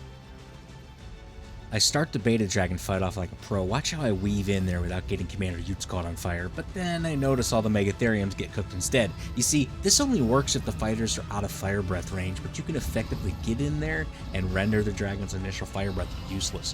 When he approaches, he's going to bite and then breathe fire. If you're able to get under his armpits, then turn just like I did, then voila, no fire. Pair that with a dino that can get around the dragon's feet without taking damage, and boom, baby, you got yourself an easy win. It doesn't always work out like that though, trust me. I lose a handful of Megatheriums in this fight, and honestly, it has my worries a little bit high when it comes to taking on the Alpha Dragon. I fear they might be toast, but for now, they are champions and earn a pass, clearing the beta stage. The red portal is up and the Alpha Megapithecus is next. Let's be real, with the Undersloth's damage output and how completely garbage the Megapithecus is, this fight is in the bag. So I figured I'd take this time to throw in a few plugs. If you haven't had the chance, go check out my Scorched Earth Hardcore No Flyer series. It has been an absolute blast and I hope you enjoy it.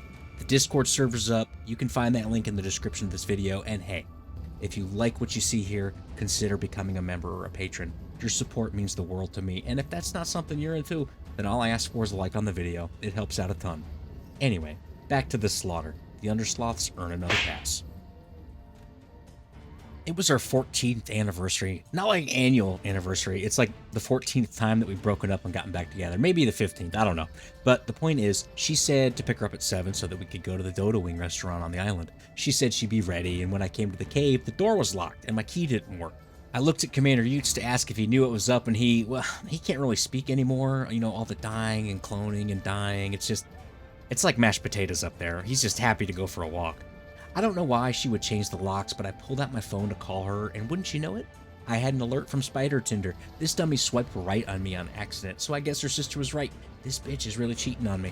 Don't ask me why I had it installed on my phone. I don't actually swipe on people. I guess people who are on a diet can't walk through the ice cream aisle. I'm just looking. Damn, I'm the victim here. So, I brought my secret weapon, the Undersloths, and I let them eat her like a plate of spaghetti. That's another pass. The Alpha Dragon is up next, and I knew coming into this that I'd have to be on my A game. I needed to minimize the amount of times that the Undersloths got hit with flame and get them in the perfect position to take down the dragon without getting hurt. And guess what? As soon as the dragon landed the second time, I had the perfect setup.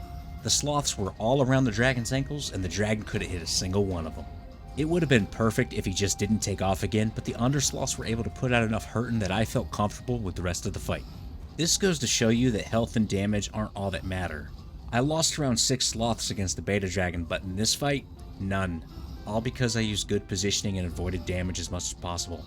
The Undersloths are able to take down the Alpha Dragon and cap the competition off with a solid pass.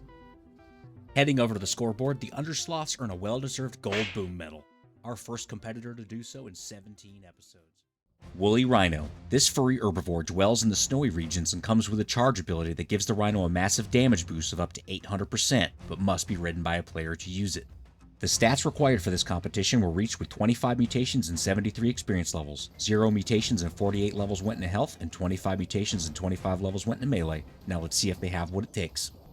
The green portal was up and the Under Rhinos were ready to charge into the Gamma Megapithecus' icy domain to ram their horns right up his monkey ass. The Woolly Rhino is typically used in boss fights with people riding them because of the charge attack. When AI controls the Rhino, that charge attack doesn't work, so they're not as popular of a choice for small tribes or solo players. First impression? Hell yes.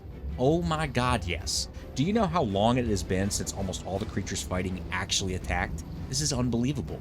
But I guess we better believe it, because that was a very fast victory that earned them a pass. The Gamma Broodmother is up next, and I ain't even worried. These horny boys go to town and melt the Broodmother so fast that I don't even need to replenish their veggie cakes for the entire Gamma Gauntlet. I always give herbivores 20 veggie cakes before the fights, but literally have no problem with the rhinos, and I don't even need to restock the veggie cakes until the alpha fights. It's insane. They're one of the more efficient tames I've used at dispatching the bosses, and they demonstrate it here when they annihilate the Gamma Broodmother and earn a pass. The Gamma Dragon is up next, and here's my biggest concern. Well, besides the obvious obstacles that typically rear their heads in the alpha fights, the woolly rhino is a large character, and it's almost impossible to get all of them huddled around the feet of the dragon. If you're new to the series, the smaller creatures have a lot of success against the dragon because they can huddle around his feet, and by doing that, they avoid taking any damage from his bite or flame attack. In some instances, it has made the dragon fight almost a joke. With larger creatures though, the problem shows itself when the dragon's greatest strength is finally a problem for me. This could bring about some issues in later stages, but for now, that's an easy pass. Blue portal time means beta time, and the Beta Megapithecus is up next. The Raging Rhinos were able to keep the Beta Megapithecus surrounded and put a masterclass on how to beat a monkey. At this point in the competition, I'm still feeling kind of surprised at how weird it is to have all the rhinos attacking. There's some onesie and twosie instances where they can't, but that's all, usually associated with positioning. It's just amazing. I wish all the creatures in Ark were able to do this. The Under Rhinos are clearly not underdogs, and they demolished the Beta Megapithecus, earning an easy pass. The Beta Broodmother is up next, and wouldn't you believe it, she's been all smug because she told me so, according to her. Yeah, I know her big sister, the Alpha Broodmother, was cheating on me again, and we're kind of taking a break. I'm still healing, and Beta Brood's just trying to hit on me, but I'm not having it. No way, no how. And the woolly rhinos stab the shit out of her with their big horns repeatedly until she shuts up. The veggie cakes truly push these guys up another level, and they dominate the fight with ease, putting the Beta Broodmother into the dirt and earning another easy pass.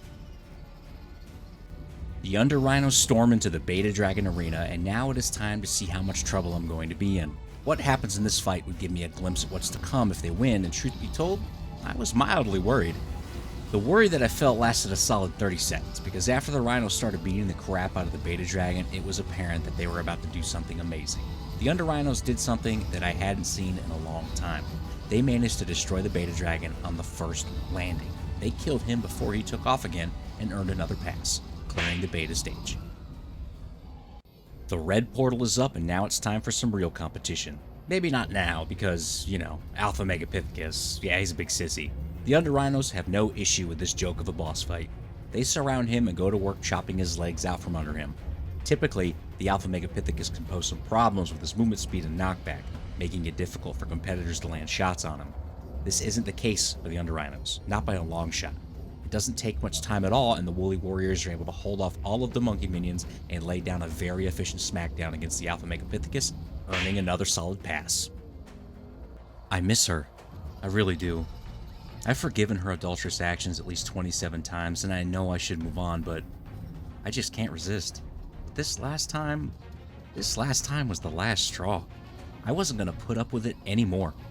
She invited me over to her cave for some filet min booty, which it's like slang for come mix up these guts. She's got away with words. So anyway, I came over immediately, and I was 100% fully committed to having a full serving of spadussy tonight, but my inner voice told me, hold the hell up. Something just didn't feel right. I locked eyes with Commander Utes outside the door, and he looked so worried and sad. He can't speak anymore, but I could just see it, somewhere behind his eyes, buried deep in his mashed potato brains. Some form of pity towards me. He hasn't died in a while, so maybe some form of his previous lives are starting to show through, and honestly, it had a profound effect on me. I made the decision right then and there for Commander Utes. No more spider booty. I was finished with the toxic behavior. This bitch was going down, and the woolly rhino squad obliged, and we slaughtered her and her bastard kids, earning a pass. The Alpha Dragon is up next, and this was it. This was the true test. The Alpha Dragon can melt your tames with a quickness if they're getting hit with the fire breath. If you were to just have your tames stand still and get blasted with the fire over and over, then they're literally dead in less than a minute. I do my best to absorb a few shots of breath, and I managed to get the rhinos in a semi-decent position in order to lay down some hurt and avoid most of the damage. They completely surprise me and dominate the Alpha Dragon, taking him out on his second landing and clearing the board with their final pass. Heading over to the scoreboard, the Under Rhinos earn a gold blue medal, showing it's a completely viable option to use for any of the bosses. The rules no longer exist and the challenge is harder than before. 18 species with 10 contenders in each for a total of 180 will be competing. These losers couldn't survive a boss fight under normal circumstances, so they've teamed up to take on the Island Guardians. None of the competitors in this challenge are able to wear saddles, so they get to raw dog it like true gladiators. No food has been provided for a healing effect because veggie cakes are for sissies. I shouldn't need to say it, but this video is for entertainment purposes only, and none of what you're about to see is feasible or capable under normal circumstances. I had to use mods to make this video possible. All creatures were given 50 mutations and 40 experience levels in health and melee, totaling 100 mutations and 80 experience levels. The true underdogs are required to fight the Megapithecus, Broodmother, then Dragon on all difficulties, starting with Gamma, then Beta, finishing with Alpha. Their success will be annotated on this scorecard with a pass or fail system. Now let's introduce the competitors and see if they have what it takes. Achatina, Archaeopteryx, Compy, Dilophosaur, Dimetrodon,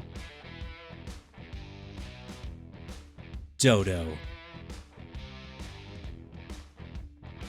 Dung Beetle, Kairuku, Listersaurus, Mesopithecus, Microraptor, Otter, Ovis, Oviraptor, Perlovia, Literally Satan, Troodon, Hesperornis, and of course, Commander Utes. You may be wondering where the Moschops is, and well, he doesn't attack at all when controlled by AI, so I didn't include him. Now let's see if our 180 competitors have what it takes. The green portal is up and the horde from hell is ready to tear ass into the Gamma Megapithecus arena. I'm gonna be honest, I didn't know what to expect coming into this, but I'd be lying if I said I didn't laugh a few times. The dung beetles keep picking up shit from the other 170 competitors, so they're permanently stuck in place the entire fight from being encumbered. Sure, I could have disabled it, but who's got time for that? I'll switch between the UI on and off here and there because it's kind of hard to tell what's going on with so many creatures. There's definitely some losses in every fight, but the Gamma Megapithecus is a complete chump. He gets torn to shreds by the true underdogs, handing them their first pass. The Gamma Broodmother is up next, and I'm kind of shocked at how fast they tore through the Megapithecus, but I won't get my hopes up. I know that the later Broodmother fights are going to be a challenge due to the amount of damage they put out. I'll tell you, it feels so good to be able to weaponize the Microraptors. They're like little crackheads zipping all over the place.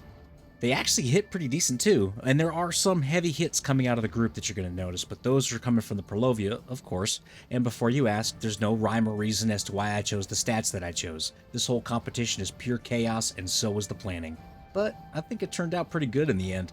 The Psycho Squad tears through the Gamma Broodmother as well, earning another pass.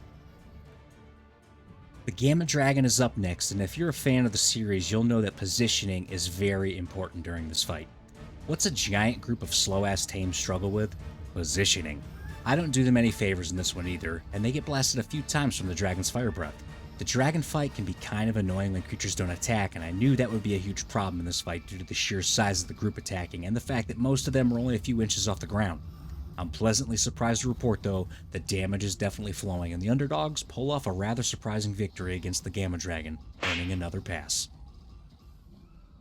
Blue portal time means beta time, and the Beta Megapithecus is up next. The Midget Mafia heads into this fight with confidence through the roof. At least the ones that don't die within the first few seconds of the fight have confidence. The snails don't even know what the hell is going on, and the dung beetles are too busy gobbling down dino patties to care. The Beta Megapithecus is faster than its Gamma variant, and that, accompanied with the knockback, makes some of the slower creatures struggle to stay within range to attack. This has caused some issues in the past. Minimally, it would be something to worry about if the Megapithecus wasn't such an underpowered boss. The Underdogs show exactly why the Megapithecus needs a buff, and they put his ass into the dirt, earning another pass. The Beta Broodmother is up next, and here's where I felt like the train was going to come off the rails. The Beta Broodmother is no slouch. She's actually pretty tough for a beta boss. If you watch previous episodes, you'll know that smaller creatures really struggle with the Broodmother because they fit right up under her belly, and even though they're not directly in front of her, they all take damage. The main strategy that you normally want to use when fighting her is to make sure that she's completely surrounded so that your creatures in the back don't get hit. That doesn't apply when your creatures fit underneath her. I have some concerns going into the Alpha Broodmother fight, but the Beta Broodmother can't hack it, and the Underdogs earn another pass. The Beta Dragon is up next, and I felt like as long as the Tiny Terrors could land their shots and take good chunks of health away, they wouldn't have a problem in the later stages of the fight. You see, smaller creatures excel against the dragon because they fit right up under his hitbox and you can kill him without taking any damage. The only weakness that they'd have if they can pull that off is when the dragon takes off and you have to re-engage the fight. You'll typically take a shot of fire breath at that stage and, well, that's what gets you. The Beta and the Alpha Dragon's increased health pools are concerning as they have plenty of opportunities to take off. The Beta Dragon, though, not enough, buddy, and he gets a dirt nap, the Underdogs get a pass. Red portal time means alpha time, and the Alpha Megapithecus awaits the army of awesomeness. Some of the creatures are absolutely just slaughtered in the early stages, and it got a bit of a chuckle out of me as I tried to maneuver through this. The aggro priority is herbivores by drag weight, then carnivores and omnivores by drag weight. Once the Megapithecus kills off some of the weaker herbivores such as the dodo and the ovis, it tends to want to aggro on Commander Utes. This results in something we want to avoid in these fights: Commander Utes dying. That, unfortunately, is inevitable, and the poor bastard gets crushed to death, and the Megapithecus has a little bit of health left, so I just haul ass on foot and hope that the team can take him down. Fortunately, my armor holds up from some heavy shots, and there's some creatures still alive that can keep up with the big man. As I'm returning back on my last sliver of health, the team drops him, and they earn a very, very lucky pass. She wants me back. Yeah, I know. Don't worry though, I promised Commander Utes I wouldn't go back no matter how tempting it was, and she's absolutely enraged with my decision. She told me that she hated me and Dodo Wings suck, which honestly kind of hurt my feelings a bit. We spent so much time at that restaurant, and I know it's been closed down for some time now since the owners moved on to the desert, and I don't even want to think about what happened last time we went there and she ate all those rancid wings sitting in the barrel. So gross. I told her I swore to Commander Utes that I wasn't going to have any more Spaducci, and she said his brain is made of cementing paste and he probably doesn't even remember, but y'all, I'm telling you, I looked into his eyes and I saw true pain when she said that. He knows. He knows when he's not wanted, and this bitch killed him again. Then she ripped off all my clothes and I ran away in fear before she slaughtered me without hesitation, handing the Underdogs their first fail. The Alpha Dragon is up next, and this is going to be challenging. The Alpha Dragon can roast you within seconds, and it was extremely important that I get the whole group out of harm's way as quickly as possible. I needed to absorb some of the fire breaths with Commander Utes while they scoot up under his armpits and go to work on his toes. It doesn't quite work out that way every time, but I'm able to do it enough. Unfortunately, Commander Utes takes one too many shots of fire and he burns to death. So I have to make my way under the dragon on foot, and eventually I hop on an ovis, which doesn't really help that much. I tried this fight a few times and it always ended the same way, with Commander Utes turned into ashes, the majority of the team wiped out, and me looking at the respawn screen. That's another fail. Heading over to the scoreboard, these guys won't actually be added to it, but if they were, they'd obviously get a silver boom medal for clearing the beta stage. I wanted to show the scoreboard since the island finale is coming next. The Allosaurus, Dire Bear, Stegosaurus, Chalicotherium, Sarco, Megaloceros, Megatherium, and Woolly Rhino will be taking on the Overseer for a fun little challenge I have set up. The rules are simple, but the challenge is great. Our gold boom medal winners from the Island Underdogs series will be tested individually on their ability to navigate the most difficult part of the Overseer boss fight, the Tech Cave. 21 of each species will make the perilous hike through the entire cave and receive a pass or fail score based off how well they perform. They won't be graded on their ability to kill creatures in the cave, just their ability to navigate it. You shouldn't use your long conga line to engage the enemy during the journey down. You should always bring strong Rexes or Spinos that you don't mind losing to clear the way for your fighters. The Tech Cave has a lot of Uteranus in it, and the Rex and Spino are immune to their fear roar. Stats used in this challenge were the exact same used in the Underdog series. I encourage you to go check those out if you haven't. Each creature is packing around 23,000 health and 1,200 melee. They will be tested against the Gamma, Beta, then Alpha Overseer, and they are going to succeed or fail as a team today. Now let's introduce our competitors and see if they have what it takes. Allosaurus, Chalicotherium, Direbear,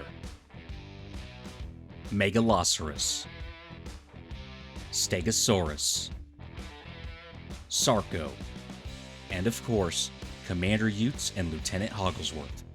The Overseer fight will be completed with 4 of each species, 2 male and 2 female, Commander Utes and Lieutenant Hogglesworth. The only caveat to this is the Megaloceros. There's going to be 4 males and 1 single female for a total of 27 creatures going into the Overseer fights. Heading over to the Tech Cave, if you're on an unofficial server that allows building in the volcano area, then I'd recommend covering the lava pit inside the volcano with ceilings to make entering the cave a lot easier. You may only need around 20 creatures to kill the Overseer, but there's no guarantee all 20 are going to survive the journey down, so it's important that you get this right the first time. On official, you're going to need to make a long line that wraps up the path leading out of the volcano, and you're going to need to run back on foot a few times to help get everything inside the cave. All creatures succeeded in getting all 21 of their species inside the door of the Tech Cave. You have 5 minutes to get everyone inside. Back in ASE, this was actually kind of challenging, and very, very frustrating. The first part of the Tech Cave is relatively easy, but after the first couple of turns, you're going to hit some areas that are going to really test your patience. As you can see in the various clips that I'm showing you, the creatures that have a wide turn radius struggle during this journey. You really need to take your time and make a lot of corrections. Keep in mind, during a normal run-through, you're going to have to journey ahead of your group. Kill creatures, then return back and move your group up. You have 60 minutes to complete the Tech Cave on official servers.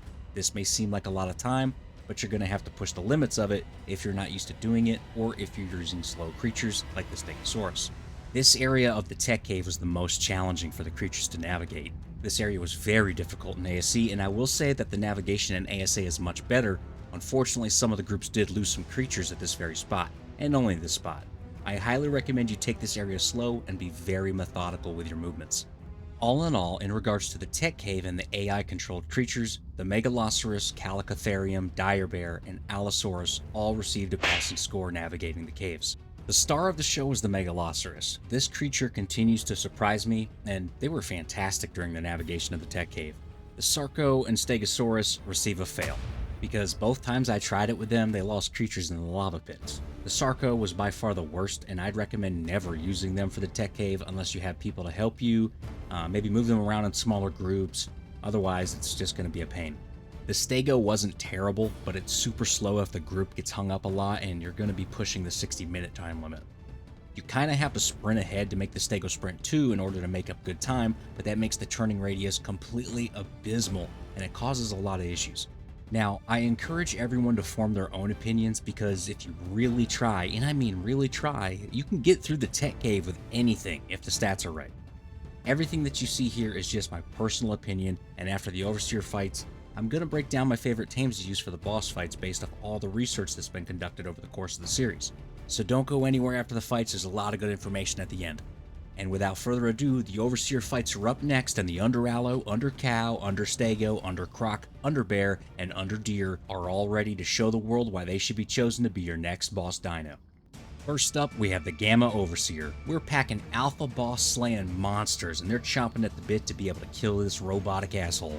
This douchebag has been keeping us on this island, and he's the only thing standing between us and the sweet, sweet freedom of the open desert. Honestly, if this shit was real, and I knew that I'd be stuck on scorched earth after beating this guy, hell no.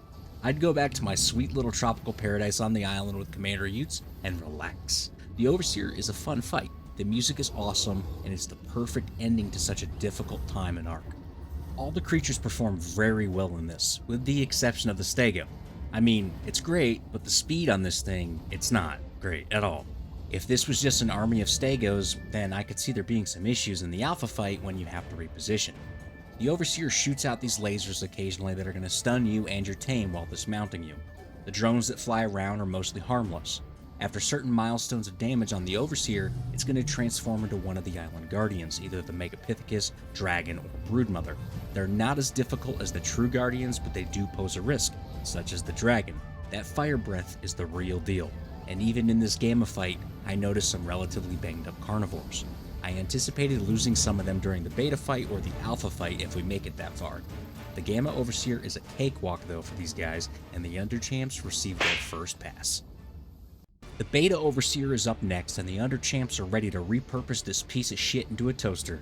Not a good toaster either. You know, like the ones that do bagels and stuff? Nah, only one slot. One slice of bread at a time that only toasts one side of it. Just a horrible toaster that you buy at Best Buy. It's not even worthy of taking a bath with. The Under Allos and the Under Deer are crushing it in these fights in regards to sticking with the Overseer. Honestly, I had no concerns the entire time during the beta fight.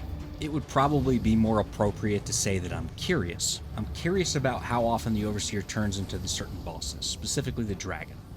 The Robo Dragon during the Overseer fight isn't huge, so you can't do the strategy that I use during the regular Dragon fights, which makes things interesting. Fortunately, they don't have as much health as their real-life counterparts.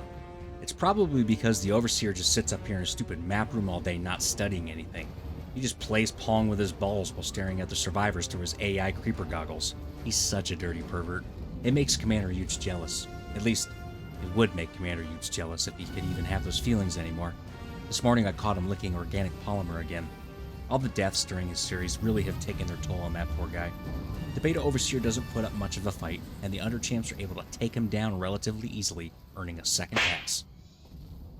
The Alpha Overseer is up next, and I was confident, baby. Real confident. But I do admit there was maybe a smidge of doubt. Not much doubt, though, because 3 of our creatures use veggie cakes, and even if the dragon buries the Under Allo, the Under Croc, and the Under Bear, no problem. The Under Cows hit like trucks, the Under Deer are relentless, and if the Under Stego catches the Overseer, they pack a hell of a punch. Now, after doing the Overseer fight over the years with Rexes, Therazinos, and on foot, I have learned a few things. First off, the timer. When you enter this fight on a public server, you're going to have a timer at the top. That timer is just for the tech cave. It has no effect on the Overseer fight itself.